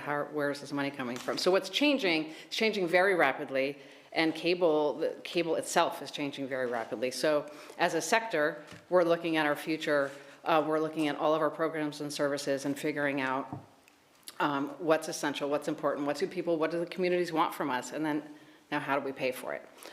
So we are here today to talk about an increase in funding request specifically for our government coverage. We're not asking for funding for our youth work that we do or our community work that we do, our community content. And I provided to you guys just a quick letter that outlines the number of meetings, the estimated value of that work. We went through and we did a little bit of auditing of all our towns of how many meetings we're just sort of running and going every week, just getting the work done, and we don't have a lot of time to sit back and reflect and analyze. Although we're being forced to do that because we have to create a new business model, right? So we went through and we discovered we covered, distributed, produced, and archived 82 Manchester meetings. We went through each town, the number of meetings. We took an average meeting time because some boards meet for 35 minutes and some boards meet for 3 hours. So we took an average meeting time, we came up with the average meeting cost, and that's the number that you see. The number for last year based on 82 meetings was $14,000. And we said, okay, we're gonna jump from asking for $2,000 to $14,350. No, we're not gonna do that. So what we thought was fair, what we thought was reasonable and fair is to split that in half and ask for half of that $14,000, which is the $7,175. And that's really just, again, covering the meeting coverage. And what that includes is the coordination, the setup, the actual streaming, the breakdown, and then the archiving, and then distributing it out and all of that. So that's sort of what we thought was fair and reasonable and per capita for the services, the direct services that we're providing to the town, we think is reasonable. I didn't prepare, I can prepare anything that you guys want, any information that you want, answer any questions for future. But I sent a really just simple, here's all the meetings we covered. And then in terms of, the non-governmental coverage, event coverage, news project segments, graduations, video announcements, we did another 69 pieces of content with an estimated value of almost $20,000. So we feel that we provide a real value to the town and to the people that live here. And We are looking for town support to continue offering the live streaming coverage and special coverage, so people can have access to it, that everything's transparent, people have access to it, and ultimately, we want to be your partner in community engagement and getting people involved in what's happening with their town, and that's really, and so there could be some further conversation about how we can collaborate together on civic engagement piece of things.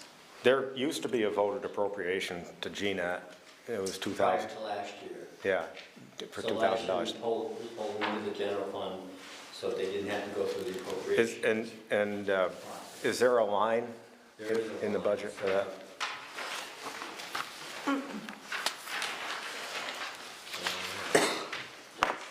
If I'm in general, yeah. Back up in general?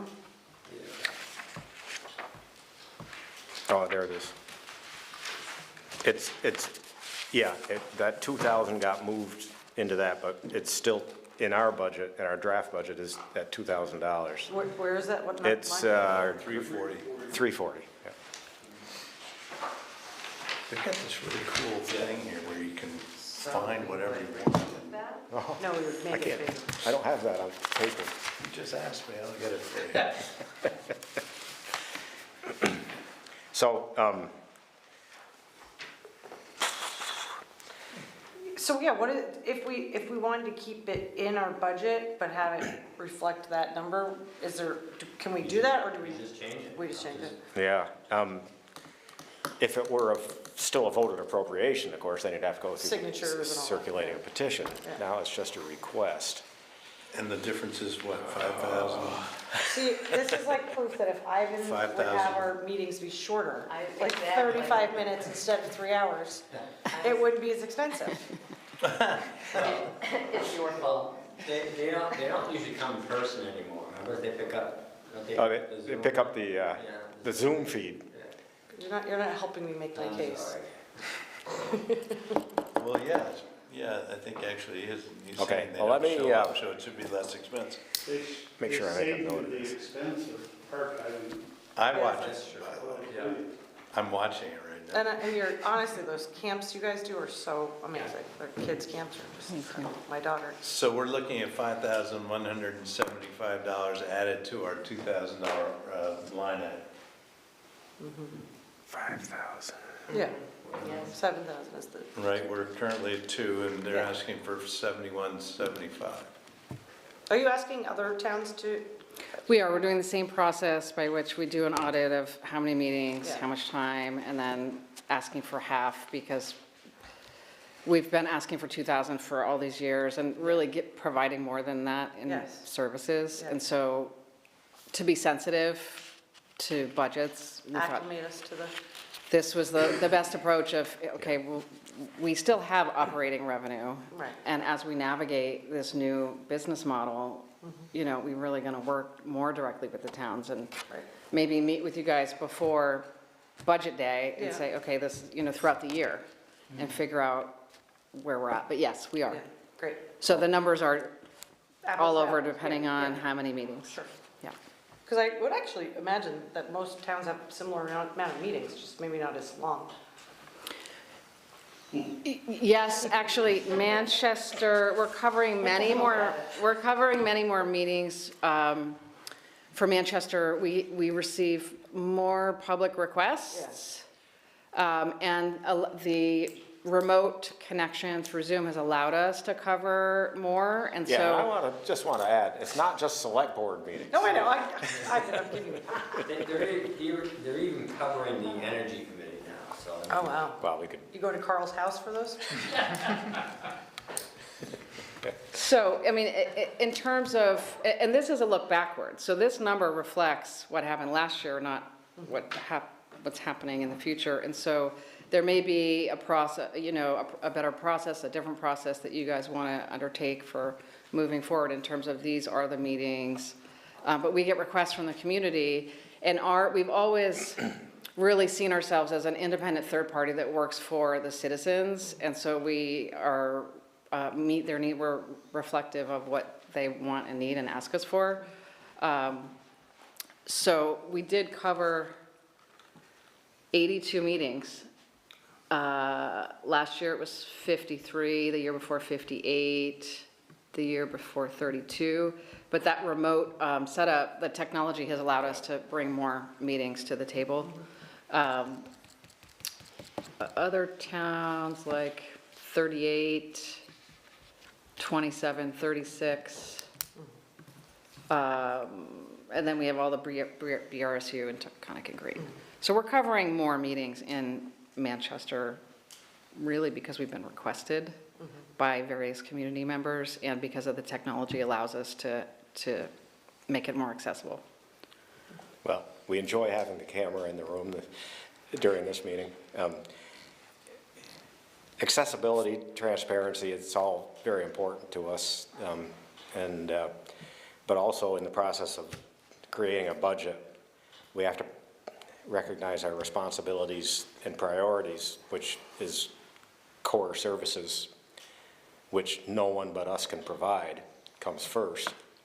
And then second is the larger municipal structure of what we provide.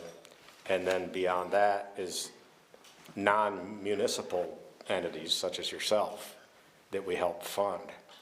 So we're going to have to, we have made substantial cuts in our delivery of core services to try to hold the line. And we're going to consider seriously a request and appreciate the fact that you're covering 88 meetings in Manchester. That's a lot of transparency. So you got a shot. I'm looking up and down the table here. I appreciate that. And one thing I do want to bring to the attention for the future, it's my understanding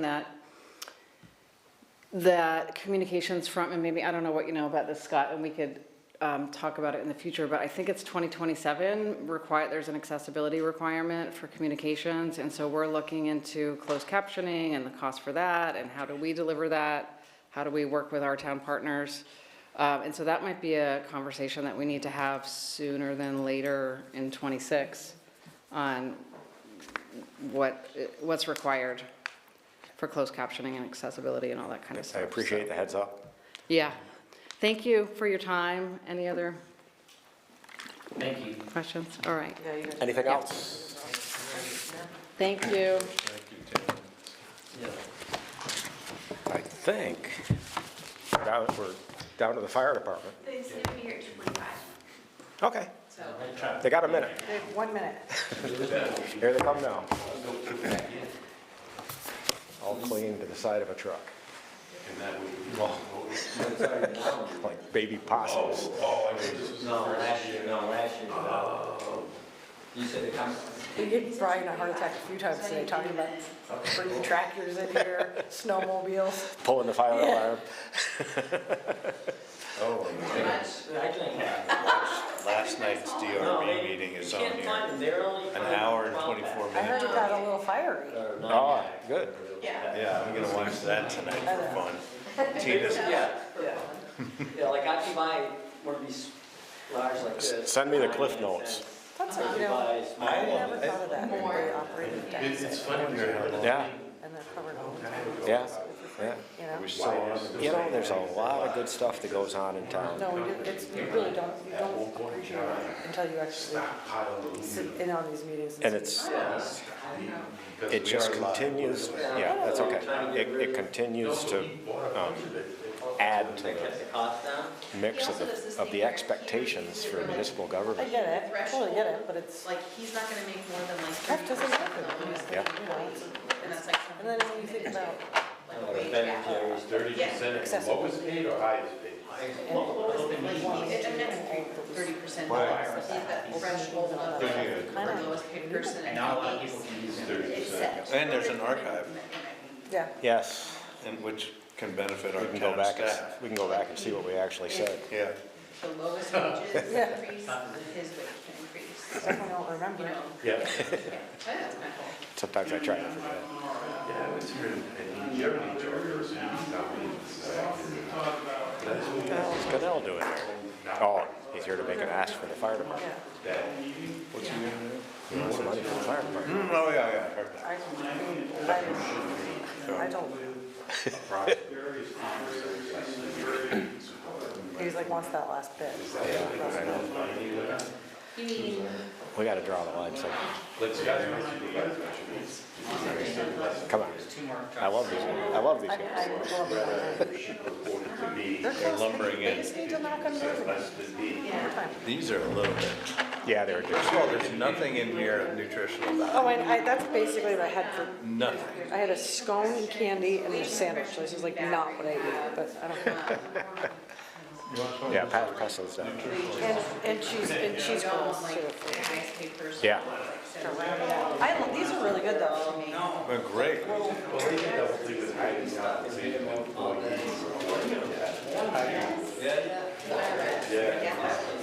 they watch that. they do. Yeah, I think it's like a major question. Yeah. That line item says all. Jamie, Happening? presenting on your own today? No, they're just pulling in. I don't like doing that.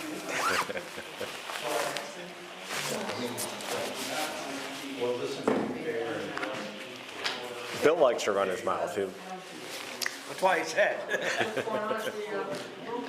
How you doing? DQ? I see you put your coat on last time. I was checking to see what was going on. It's so cold in here. They're better. Yeah. We talked about that. The acoustics are good in here. It makes a big difference, Dave. I can actually hear what you guys are saying in a normal conversation way over here, so it does work. How's it going? It's going. Yeah. Starting to holler at you. Yeah. Yeah, isn't that crazy? Crazy, yeah. Because this room used to be terrible. Yeah, it's almost done. For, yeah. No. I don't think so. I struggle in a room full of You've people. been running around like a already. chicken with his head cut off.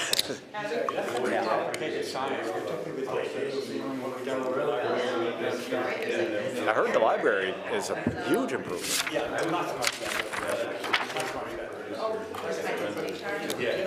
Oh, yeah. We have a band room in our basement. Jeff covered it all with that acoustic, like sound and door and stuff. It actually works pretty well. Yeah, I mean, cool. it's a really small room.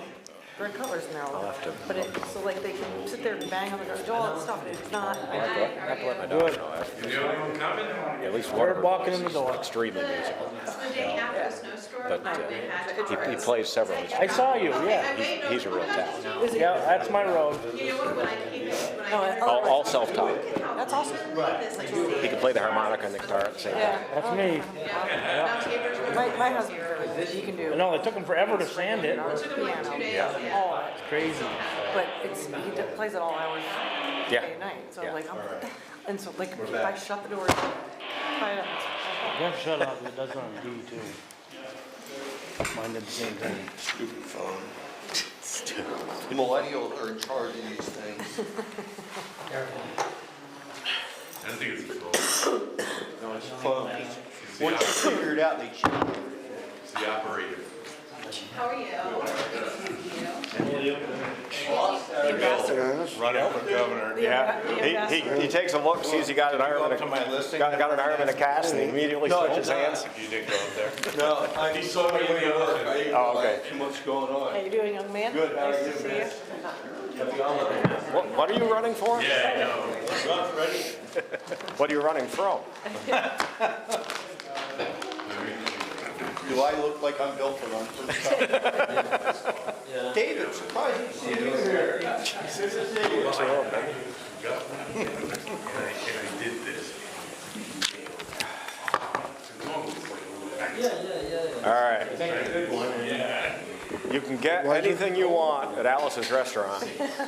You may not get it here. Come on.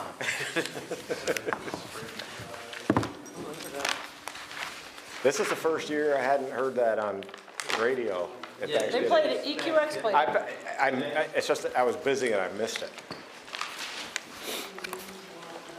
32 minutes longer. That wine? Yeah, but I saw the movie back in the day. Okay, the gang's all here.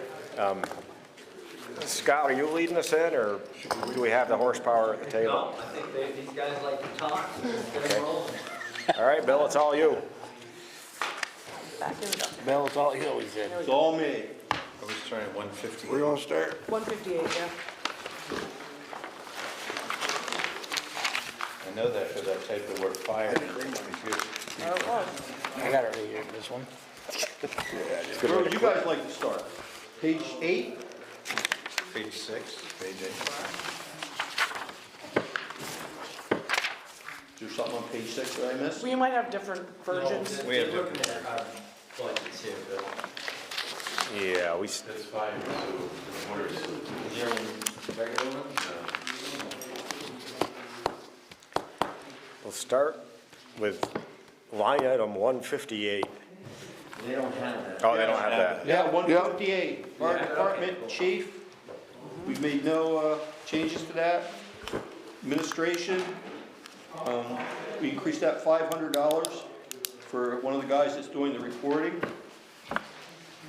Fire department, asking for a $10,000 increase towards our point system for the firefighters.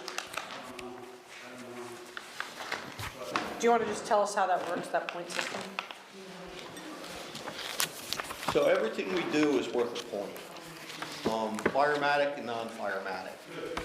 So at the end of the year, be it something that fire that lasts 8 hours, or an automatic alarm that's 15 minutes to sign in leave, pancake breakfast, fire prevention activities, everything we do is worth a point.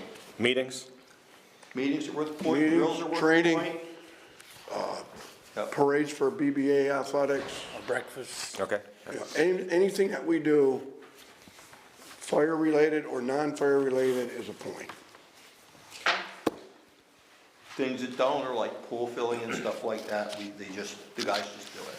You So- know, there's certain things that we don't. So you add up all the points, Add up all the points at the end of the year, divide this number by that. and we take all the points. So there's actually two separate categories. We have one for just fire calls, and we have one for others and training. So there's actually two separate monies for each one. Then you take those and divide them into the total points. It comes out to be $1 a point, or $1 value, and then how many ever points the person has. Yep.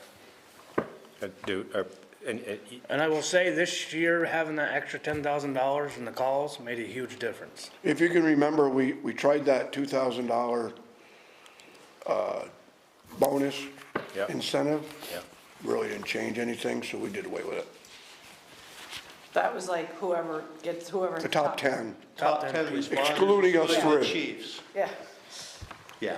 you guys are trying to line your own pockets, huh? Probably, yeah, so. Well, we'd always be in the top 3, All right, or 10. yeah.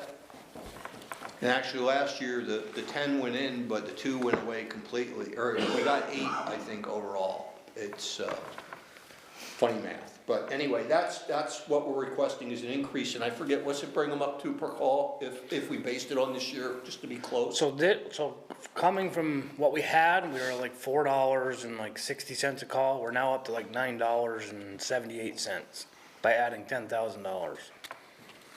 Just curious, how often do you update, or how often do your folks know where they stand in terms of their points? Every quarter, every 3 months, me and him sit down and do the points, and I hang it on the wall so they could walk in and see all their points. I'm saying because I built a gamification model, which is exactly what you're doing. You put an amount of money in, and then there's a tally that folks can see who's got the most. We don't show them their money value because we don't know what the money value is, but their total numbers we hang up every quarter. Every quarter, we do a quarterly report on the point system, on the calls and training, we hang it. But we go over it at the meeting and just a reminder to say, look.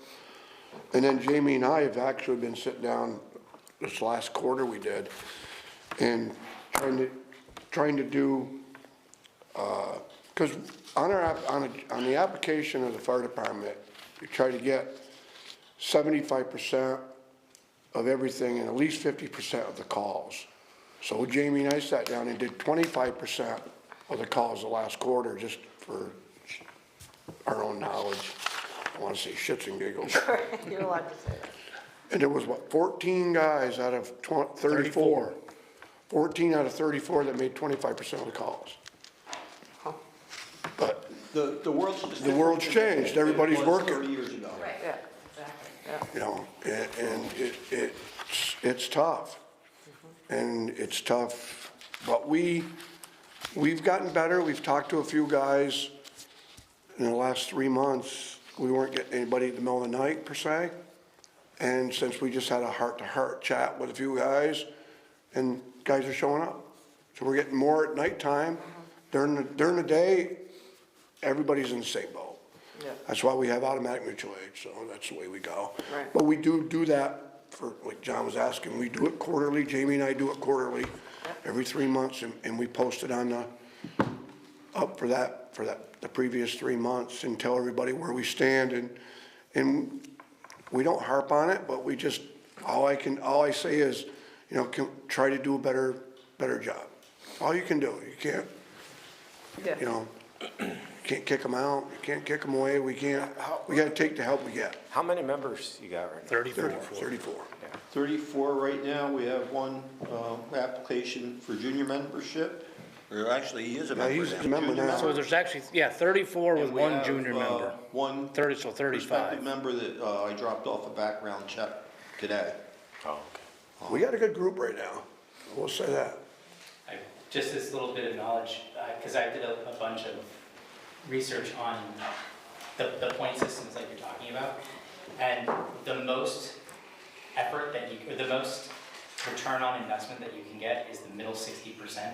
So if you were to take those, look at your point system and then look at the middle 60, that's where you're gonna find your biggest room for improvement.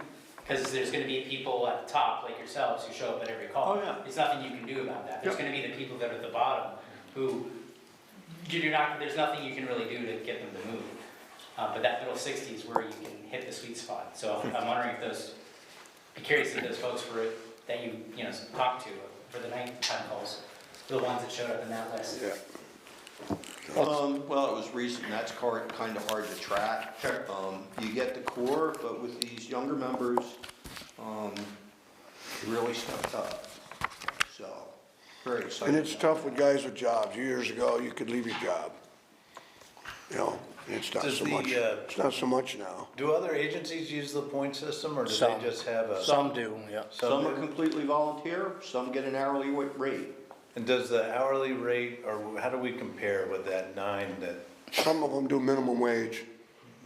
so Some of them are way more. what is Yeah. it? And Seven? that's not What is 9 minimum? per hour, it's 9 per 13, call. 11. Yeah, per call. So you could You be could there have for an 6 8-hour. hours. You could That have an doesn't I'm eight-hour call. saying, I'm just asking what Yeah. we compare to other departments in the area. It's all over the board. There's an Ambry department, I believe they get, what, $20 an hour or something to start? And then if it's after a couple hours, they get time and a half. So, you know, everybody's. Is that considered a volunteer Well, department? on call, so I guess we would be an you're on-call not- department you're too, not because of paid full-time. system, but we You're all not getting paid if volunteer you're to not be there. here. We're town employees. When I joined in 78, we weren't joining for money. We were Right. joining for civic There's still nobody joining for money. volunteers. Our and bonus, stuff. And- bonus system proved that out when we did that. We knew exactly who was gonna be the top 10, and it did not move the needle at all. The top 10 are the top 10, and the top 50% are the ones that. And a lot of the older show up guys, on time. even the new guys, we tell them, you know, we're not here to get rich. But that incentive really, it brightens their eyes. And we tell them, the more you show up, the more you do, the more you're gonna get an incentive. And it does help, $1,000, $1,200 they get for doing a lot of calls and a lot of participation. It helps right at November for heating your house or whatever, put that towards your heat or grocery bill or whatever you wanna put it towards. Oh, yeah, wear and tear time. Time is worth something, even if it's not a real call, you spend a half hour going to sign in and then go back to work, or whatever you were doing. So, anyway, we'd like your consideration on that Thank you, increase. got it. Moving right along. Training firefighters, we bumped that up because went over budget this past year. Budget was not too bad, but we have additional trainings where we'd like to send people. There's a lot out there to offer, so we'd like to do that. Office supplies, no change. Repair and maintenance vehicles, we bumped that again.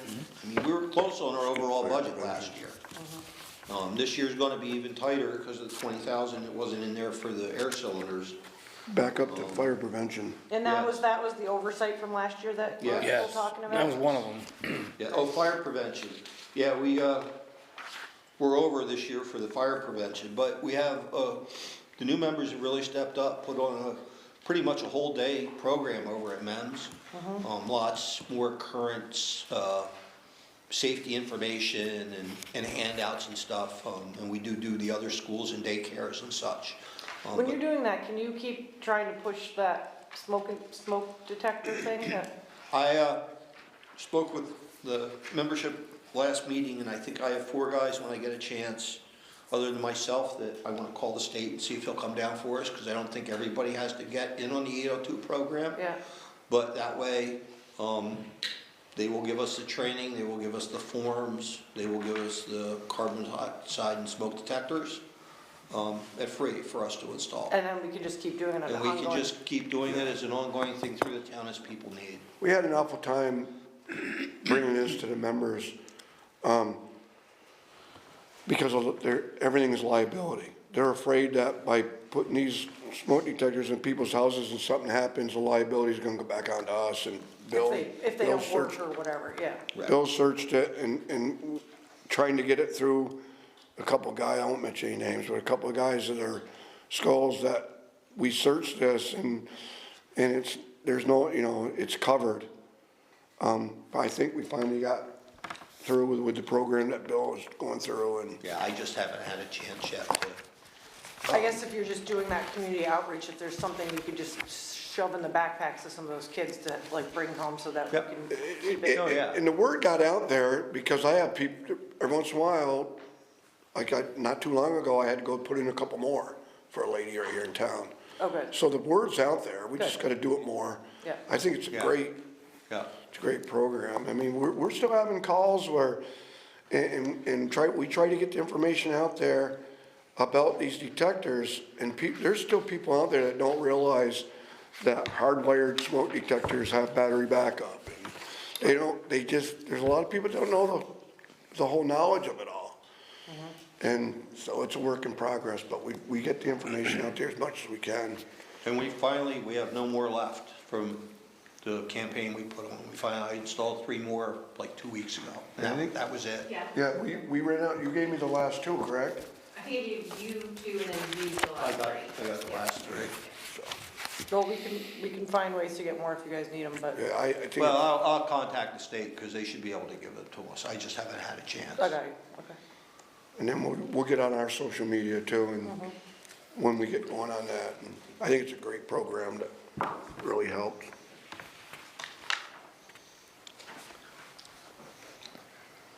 Okay, moving down through, Vehicles R&M. We bumped that $5,000. Repair and maintenance of equipment, we bumped that. Gas, the same. Diesel, basically the same.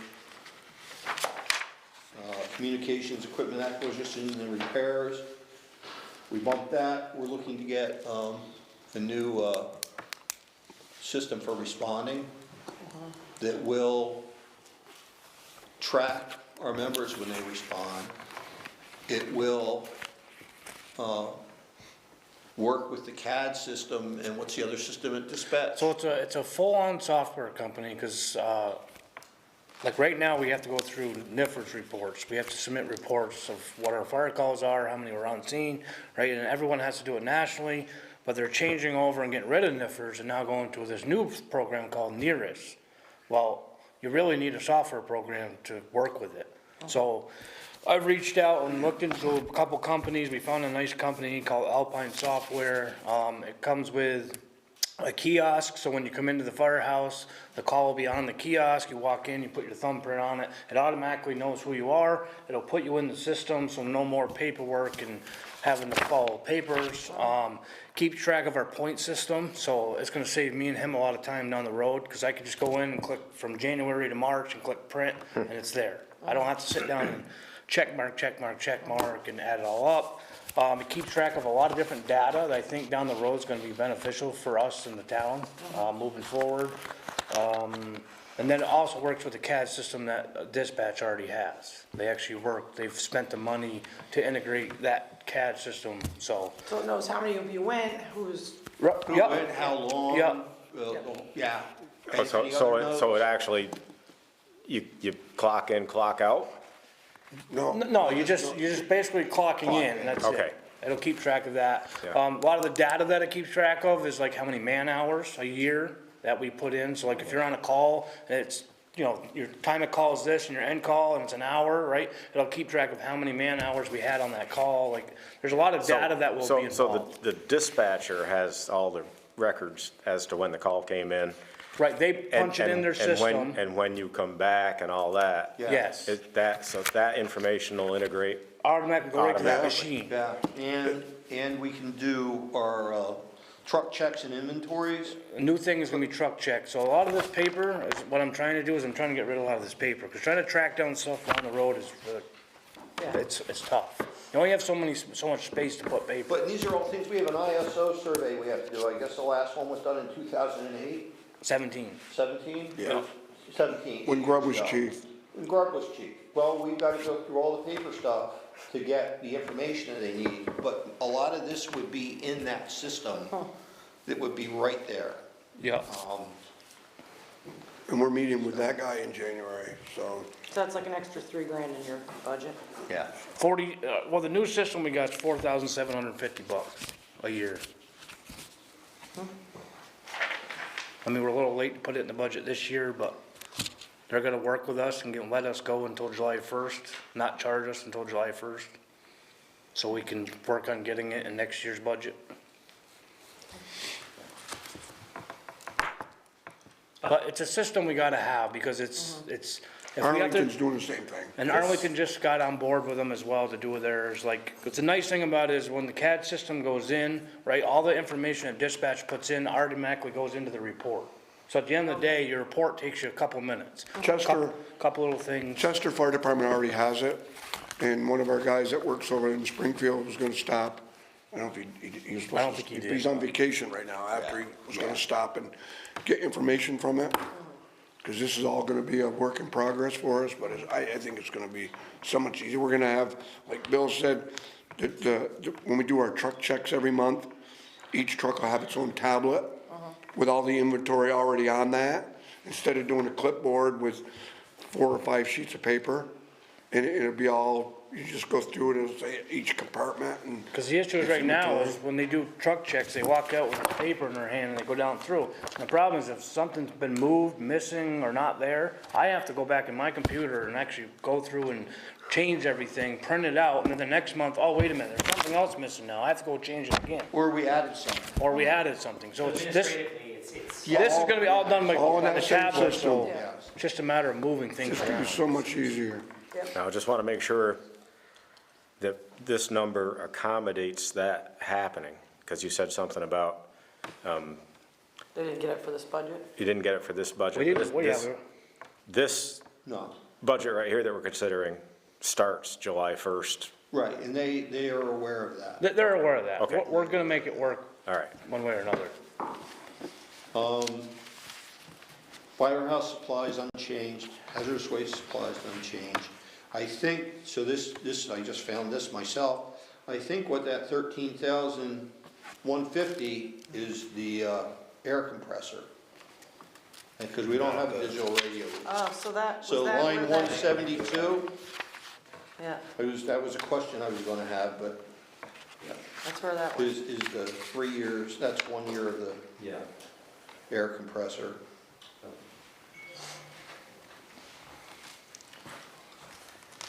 And equipment acquisition is up a little bit because, basically because of the SCBA's cylinders that need to go out, and extra turnout gear is, was it You and I have a $5,000 different a definition set? of. A little bit. More than We have a little different, a definition of up a little bit. Well, it's not a little bit. It more than doubled. Well, it didn't more than double, because $20,000 for the air cylinders never got put in there last year, so that's why it's 30,000 instead of 50.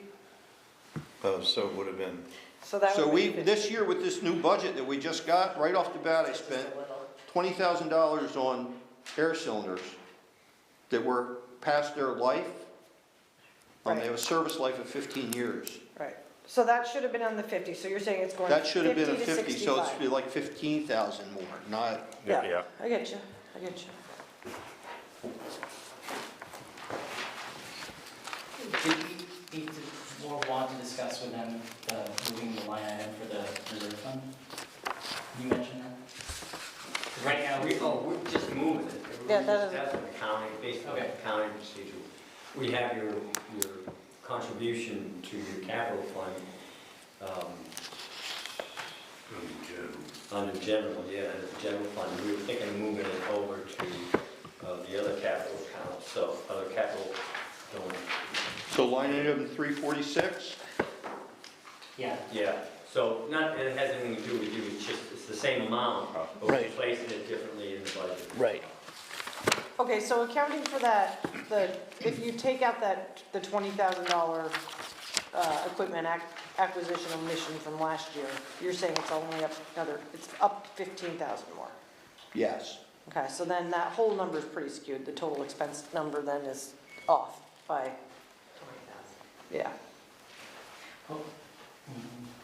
The 36.15%, that should be, well, isn't the item Is it above that? 5,000 for the coat and pants, or 5,000 for the coat and 5,000 for the it pants? was just supposed to be labeled differently. 5,000 coat and pants, because one was like 22 No, it's or not, 2,500, it the was other one was 20. something else on there. What was that?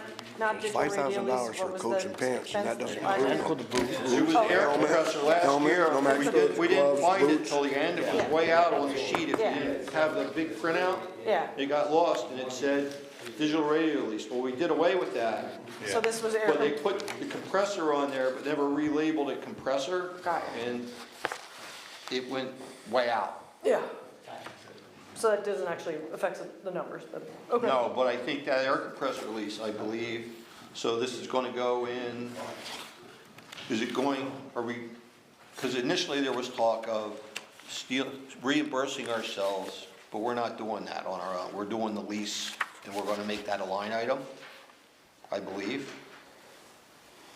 Okay, Because I kind of muddied the waters when I said, oh, should we right. purchase it outright? And then there was talk of taking money from ourselves and putting it back just to save the interest, I think we talked about. to save the interest. Right. Yeah. So should there be another? But this is in the line item, so I believe this, if it's approved, it would be added and paid right out of our operating. Right, instead of borrowing it. And hopefully that compressor will be here the first or second week in January.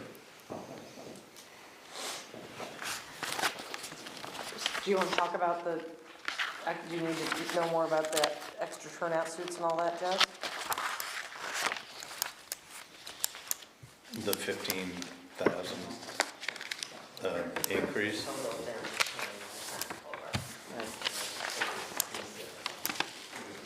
Is that what it is instead of 36? Yeah. 20. 36.15. Yeah. Okay, So we add in, what, 20,000 last year and asked 35 this year? Is that right? Part of the increase was 25. four sets of gear instead of 3. Couple more sets of rescue gear. A little more for hose. Structural boots is a little more. And Bill was telling me, Ivan, that some of this stuff, the gear expires. Like you Yeah. just can't keep using it year after year after year. It's not safe to go in with some of the stuff, so. The good news is you have more people, but the bad news is you gotta outfit them. And we do have gear that's not, I mean, if you went by all the standards, you know, most of the, even helmets, 10 years, whether they're good or not. Well, if we have a helmet that's still good, you're gonna wear it. I mean, it's just, it is, you know. It's gotten crazy, $5,000 for But the coats and pants. gear for the guys that wear the gear and do the hard work, yeah, they'll wear their gear that sometimes it can be repaired, but a lot of times it's just not serviceable. But we do have older gear, unfortunately, most of us larger sizes upstairs that will outfit newer members if they're not gonna be interior with the gear that we already have. And if somebody's not gonna ever be an interior firefighter, we can buy them a lesser grade of structural gear. It's still compliant, but less expensive. Right. Jaws of Life batteries, they're reaching their thing, you know, that's $2,000 for a couple batteries. Foul weather jackets, we're out of foul weather stuff that we had purchased after Irene with the Firefighters Association money. And we need to outfit some of our newer members. So, Getting back to that, the NARIS reports, which was NIFRS, if you don't do that, you can't apply for grants. And we work with Kate every chance we get, either on our end or Kate's end. If we get a chance to apply for a grant, if we get 800 or 1,000 or 2,200 or whatever it was or is to put towards firefighting gear, we're doing it. you know, everybody in town's been very helpful, but that's like cities, at least in towns. If we want to get stuff from FEMA, we don't have the information collected to even bother applying for the grant. Yeah. And that would be huge for us moving forward, and the town Yeah. in general. Because there's monies out there. Well, generally speaking, if you want federal money, you gotta do everything to federal standards. And a lot of times, you're gonna spend more money to get to federal standards than you'll be getting from that grant. So I get it. So this data collection system would really help with a lot of that. Yep. Because we just have paper copies of the calls. Yeah. And dispatch has their times, but if we can mesh all these things together, I think we'll have a better chance. Work smarter, not harder. It's a goal.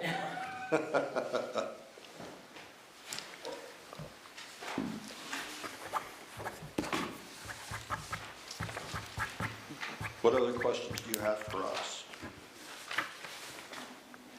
So are you comfortable that the numbers that are in the draft budget reflect Yes, your expectations? Okay. I'm excited that. Because I know last year, there was a little confusion. The numbers that we submitted are the numbers that are in here. Yeah. All right? I know you didn't get your complete ask on And at last least one of them. year was an omission, but in years prior, Yeah. there was some stuff that just, I felt it got pre-filtered before it got to the select board. Well, which I don't. Out of fairness, everything gets filtered before it comes to the select board. I mean, Well, I mean, the you all town have manager discussions and that's fine. and Mike and the team, they do a pretty good job of boiling this down before they bring it to us. No, It used to be 40 years ago, the select board pretty much drafted the budget. And we went with department head requests. That's what we got. And I can remember coming in and laying my jackknife on the table and saying, we're gonna cut this. And we did it every night for 5 nights. Last night I brought my chainsaw in and sat it on the table and said, we're gonna get this cut. But we can't have that fun anymore because these guys already do all that. Bill, despite that omission last year, we got it sorted, right? Yeah, Yeah. no, we're moving forward. Yeah. I'm happy with No, that. I mean, yeah, but it worked out, and You know? I think you've got a tremendous amount of support from this board. And it's much appreciated. I hope you. And your consideration, and once you guys and gals, we go through this and make revisions, we would like to sit again. Yeah. just Yeah, because I think yeah. it's fair. I think we- You can explain why. and We then see you can- quite often showing up at our meetings, and we appreciate it. But I think we've got a good relationship with the fire department, I hope. If not, we need to talk. Or don't call when your place is on fire. I'm gonna remember it. I know we still got a little bit to talk about, and that's why Dave is here, but I just recently had a discussion where people are talking again about possible consolidation between Manchester and Dorset. Dorset just had a chief resign, from what I understand. We went through that with the study that we did, but that's going to continue to be a discussion probably is regional consolidation, and hard to do with volunteers. You know, you volunteer for your town, and you want. It easier if you want to pay people full-time. Right, yeah, But I get it. We're at a point now where, with this new influx of members the past few years, I feel pretty confident if we can continue with this, you know, we're good 20 years out. Whereas before this past couple of years, it makes you really wonder where you're going to go. Yep. Because we're all aging out. Well, that's good to hear. We're all aging out, so, but the mutual We're all aid's hurting, that's the working problem. great. But, you know, to take over for the number of calls they have and regionalize, I don't know how you do it. Because the county doesn't have the purse strings to do that. The state's not gonna wanna help you do it. So, I mean, each of the towns would have to get together and pony up. I mean, I guess, you know, Dorset has more money and East Dorset doesn't. I never understood that with their fire districts and stuff, but. Well, they get this, about the same budget. But it just, yeah, I mean, what we have is working with our mutual aid system. In the study, you know, when they did that, they said we were right about where we needed to be as far as our equipment and everything else. So, My recollection was that there might have been some redundancy in Dorset, but they got a mountain in the middle of town too, so. well, there is, and the equipment was overbuilt in Dorset because our water system Yeah. not good. Yeah. So their source water wasn't good, so they overbuilt their apparatus to hold more water. Yeah. We Okay. appreciate you guys, you guys are the best. So I got a question for Mike, if you can answer this. How much money you got in the equipment reserve for July 1st? We got that. 472, 410.02.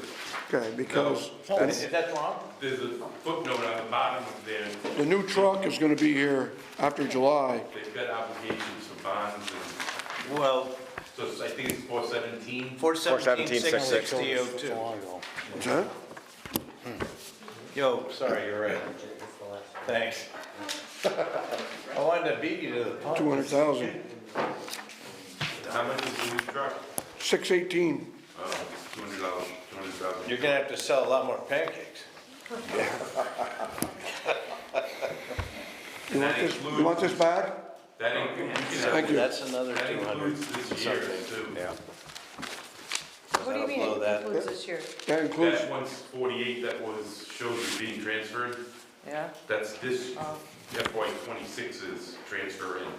You'll have one in, will you get it before July 1st? No, Okay, so you'll have another. because we had to push it Well, out. We another told them we 148. couldn't take delivery of it till 2027, Yeah, which will we be our actually figured this out. 27 Okay, so budget. there's another, whatever it is you're scheduled, is it The another? 148, 148?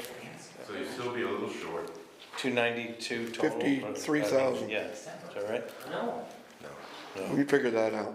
Well, this Yeah, payment can we plus stress next about year's. 1 year at a Plus time? what's. This payment's already figured in. Right, but the truck's not coming until I got some ideas. after the next payment. So it'll be Right. the So you can add 417 another- plus 148. Right. What are you doing? From Cory. So we're 50 short. Yeah, we're, $50,000 worth of pancakes, was that 3 Sundays? you can come run it if you want. Oh, so on a We'd side have to get the note, band to play. the annex building, now we only need about $37,000. Who'd you get the $3,000 from? Well, I don't know. Different members of the community, Yeah, we're getting, and there might have been one of your getting donations relatives every who week. said something. That tells me that But that's there's, unopened in the Chiefs, because I got it in the mail today. We're gonna order the building next week. that tells me that there's We're hoping. untapped capacity out there in the community. That Listen, hasn't, we'll get some Santa Claus hats, we'll come down to the station and we'll do a video. That'll be the final push and we'll get it, Okay. okay? You know, if we're gonna do it, we should invite the people from the Will Burton, because they love to party. Oh, I forgot to bring that up. I bought a lot of lemonade, by the way, just so you know. Yeah, Thank you. You're welcome. Appreciate that. I think a lot of people, or they paid a lot for lemonade. Well, they paid a lot for lemonade. all right, this is disintegrating here. It's not, it's all related to the budget. I was told there would be espresso martinis, that's all. Oh, yeah, what'd you guys bring? You said it would go better, but they made us What's rush that? early. I was gonna do it for that 15 Heidi minutes. said you were bringing espresso martinis with you. Somebody had suggested that it would lubricate the wheels for progress. Anyway, Anyway. thank you, you guys. Any questions, get back to us, then we would like to sit and discuss what you all come up with. Thank you. All right, For sure. Thank you so much. thank you. Alrighty. Thank you. Enjoy your weekend, thanks for waiting for us. There's a weekend? See you at the pancake breakfast. Every, Tomorrow night, every day is the same on the farm. Tractor parade. There's no weekend. Santa Claus is riding with us. It's not the same every day, every once in a while, horse or cow. He just tried dies, calling that's me. True. one born. Yeah, Santa Claus did. Bruce. Public Yeah, they're, is the next. they're, yeah, I see that. the trailer or the float that he was gonna be on, people are sick. So they wanna know if we could come up with an idea, so I came up with him riding on one of the side-by-sides. Oh, that'll be fine. I knew no matter when you came in, you guys could push it out to when you were supposed to finish. We were 15 minutes ahead of schedule, now we're behind. No, we're right on the money. We're on the money. Because at 3:30, I'm supposed to open it up for As public if you all comments. got something to do. Public comments. We're 2 minutes ahead of schedule. Mr. Public, I was right in the middle of a good movie. we got a public comment. There we go, see, we're not done yet. Do photos with Santa at the firehouse. That's a good idea. Hi, Mike. Hi there. Good afternoon. Good afternoon to you, sir. Mr. Chairman, I would be remiss if I didn't congratulate the Select Board as well as Scott and his staff for their leadership in getting the audit ready in time for town meeting. And I think that's a very important accomplishment. My hopes for between now and town meeting would be that the spreadsheet could be adjusted to add a column of the FY25 budgeted, so that you don't have to go back to last year's town report to find it. And that in publishing the budget in the town report, we go to a landscape format so that we could have, More columns. yeah, yes. We have 5 here. If we added the one for the FY25 budgeted, Yeah. and hopefully we're able to change that unaudited to actual, that would make the town report much more informative. Do you think that To the voters. that the 24 actual is a necessary column if you've got a 25 actual? I think it is. Okay. I mean, I think I mean, There's that was a value in- legitimate question. I want to know if people Yeah. think it's a, Because there's a lot of flux in Yeah. 25 and 26. yeah. yeah. It's Yeah. nice to go back.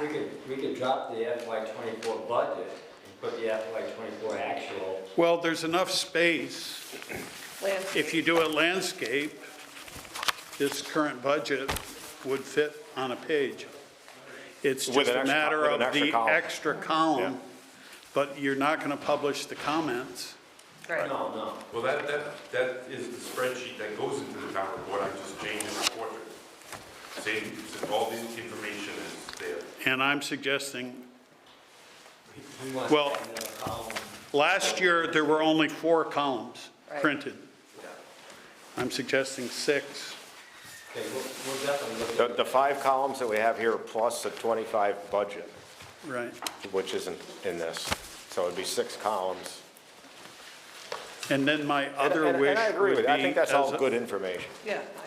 My other wish would be, as I've commented from the peanut gallery during your presentation, was having a balance sheet for each of the 9 funds, or however many there may be, that show the balance at the beginning of the year, any interest or other income, and any expenditures from that fund, and an ending balance for the year.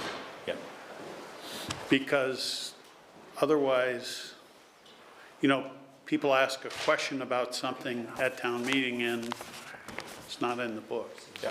So we I think used to have it. If you just did balance, transfer, balance, and interest, I feel like interest is almost like, it could be part of the appreciation or, you know. Well, it's necessary to know how you got from balance one year to balance the next year. Well, so part of it could be capital appreciation and or depreciation, but I think if you know what was transferred out or into the fund, that's more relevant. Right? Okay. Like, I feel like interest, if it's all equities, Are you're we- not gonna have any interest. Are we, there's That's not gonna right. be any That's interest fine. anyways. None of the funds you're talking about have any kind of. That's what, They yeah, don't that's what I make any just said. Income, interest, or. It's just sitting in the- capital Gains or anything. So that all goes into the general fund? Yes. Well, There all the is- money is already, the cash is already sitting in the general fund. It's not an interest-bearing, It's not a separate bank account or. I'm not here to make that argument. I would like to see the activity Right, there you go. in each fund. right, I agree, I agree. So it'd be transfers in, It'd be a good transfers table. out. Exactly, yeah, that's all it will be though, there's no other activity. And most of them don't have transfers in, Yeah, like the Depot Street sale and auto condiment. the Green Mountain thing. Record It just shows preservation the fund, transfers rail out trail. Yep, of bills being reimbursed that were paid through the general yeah, fund. yeah, yeah. Good, that's it. Thank you. Thank you, Mike. Yeah. Any other public comments? Thanks, Mike. Yeah, and thank you, Mike and Mike, yeah.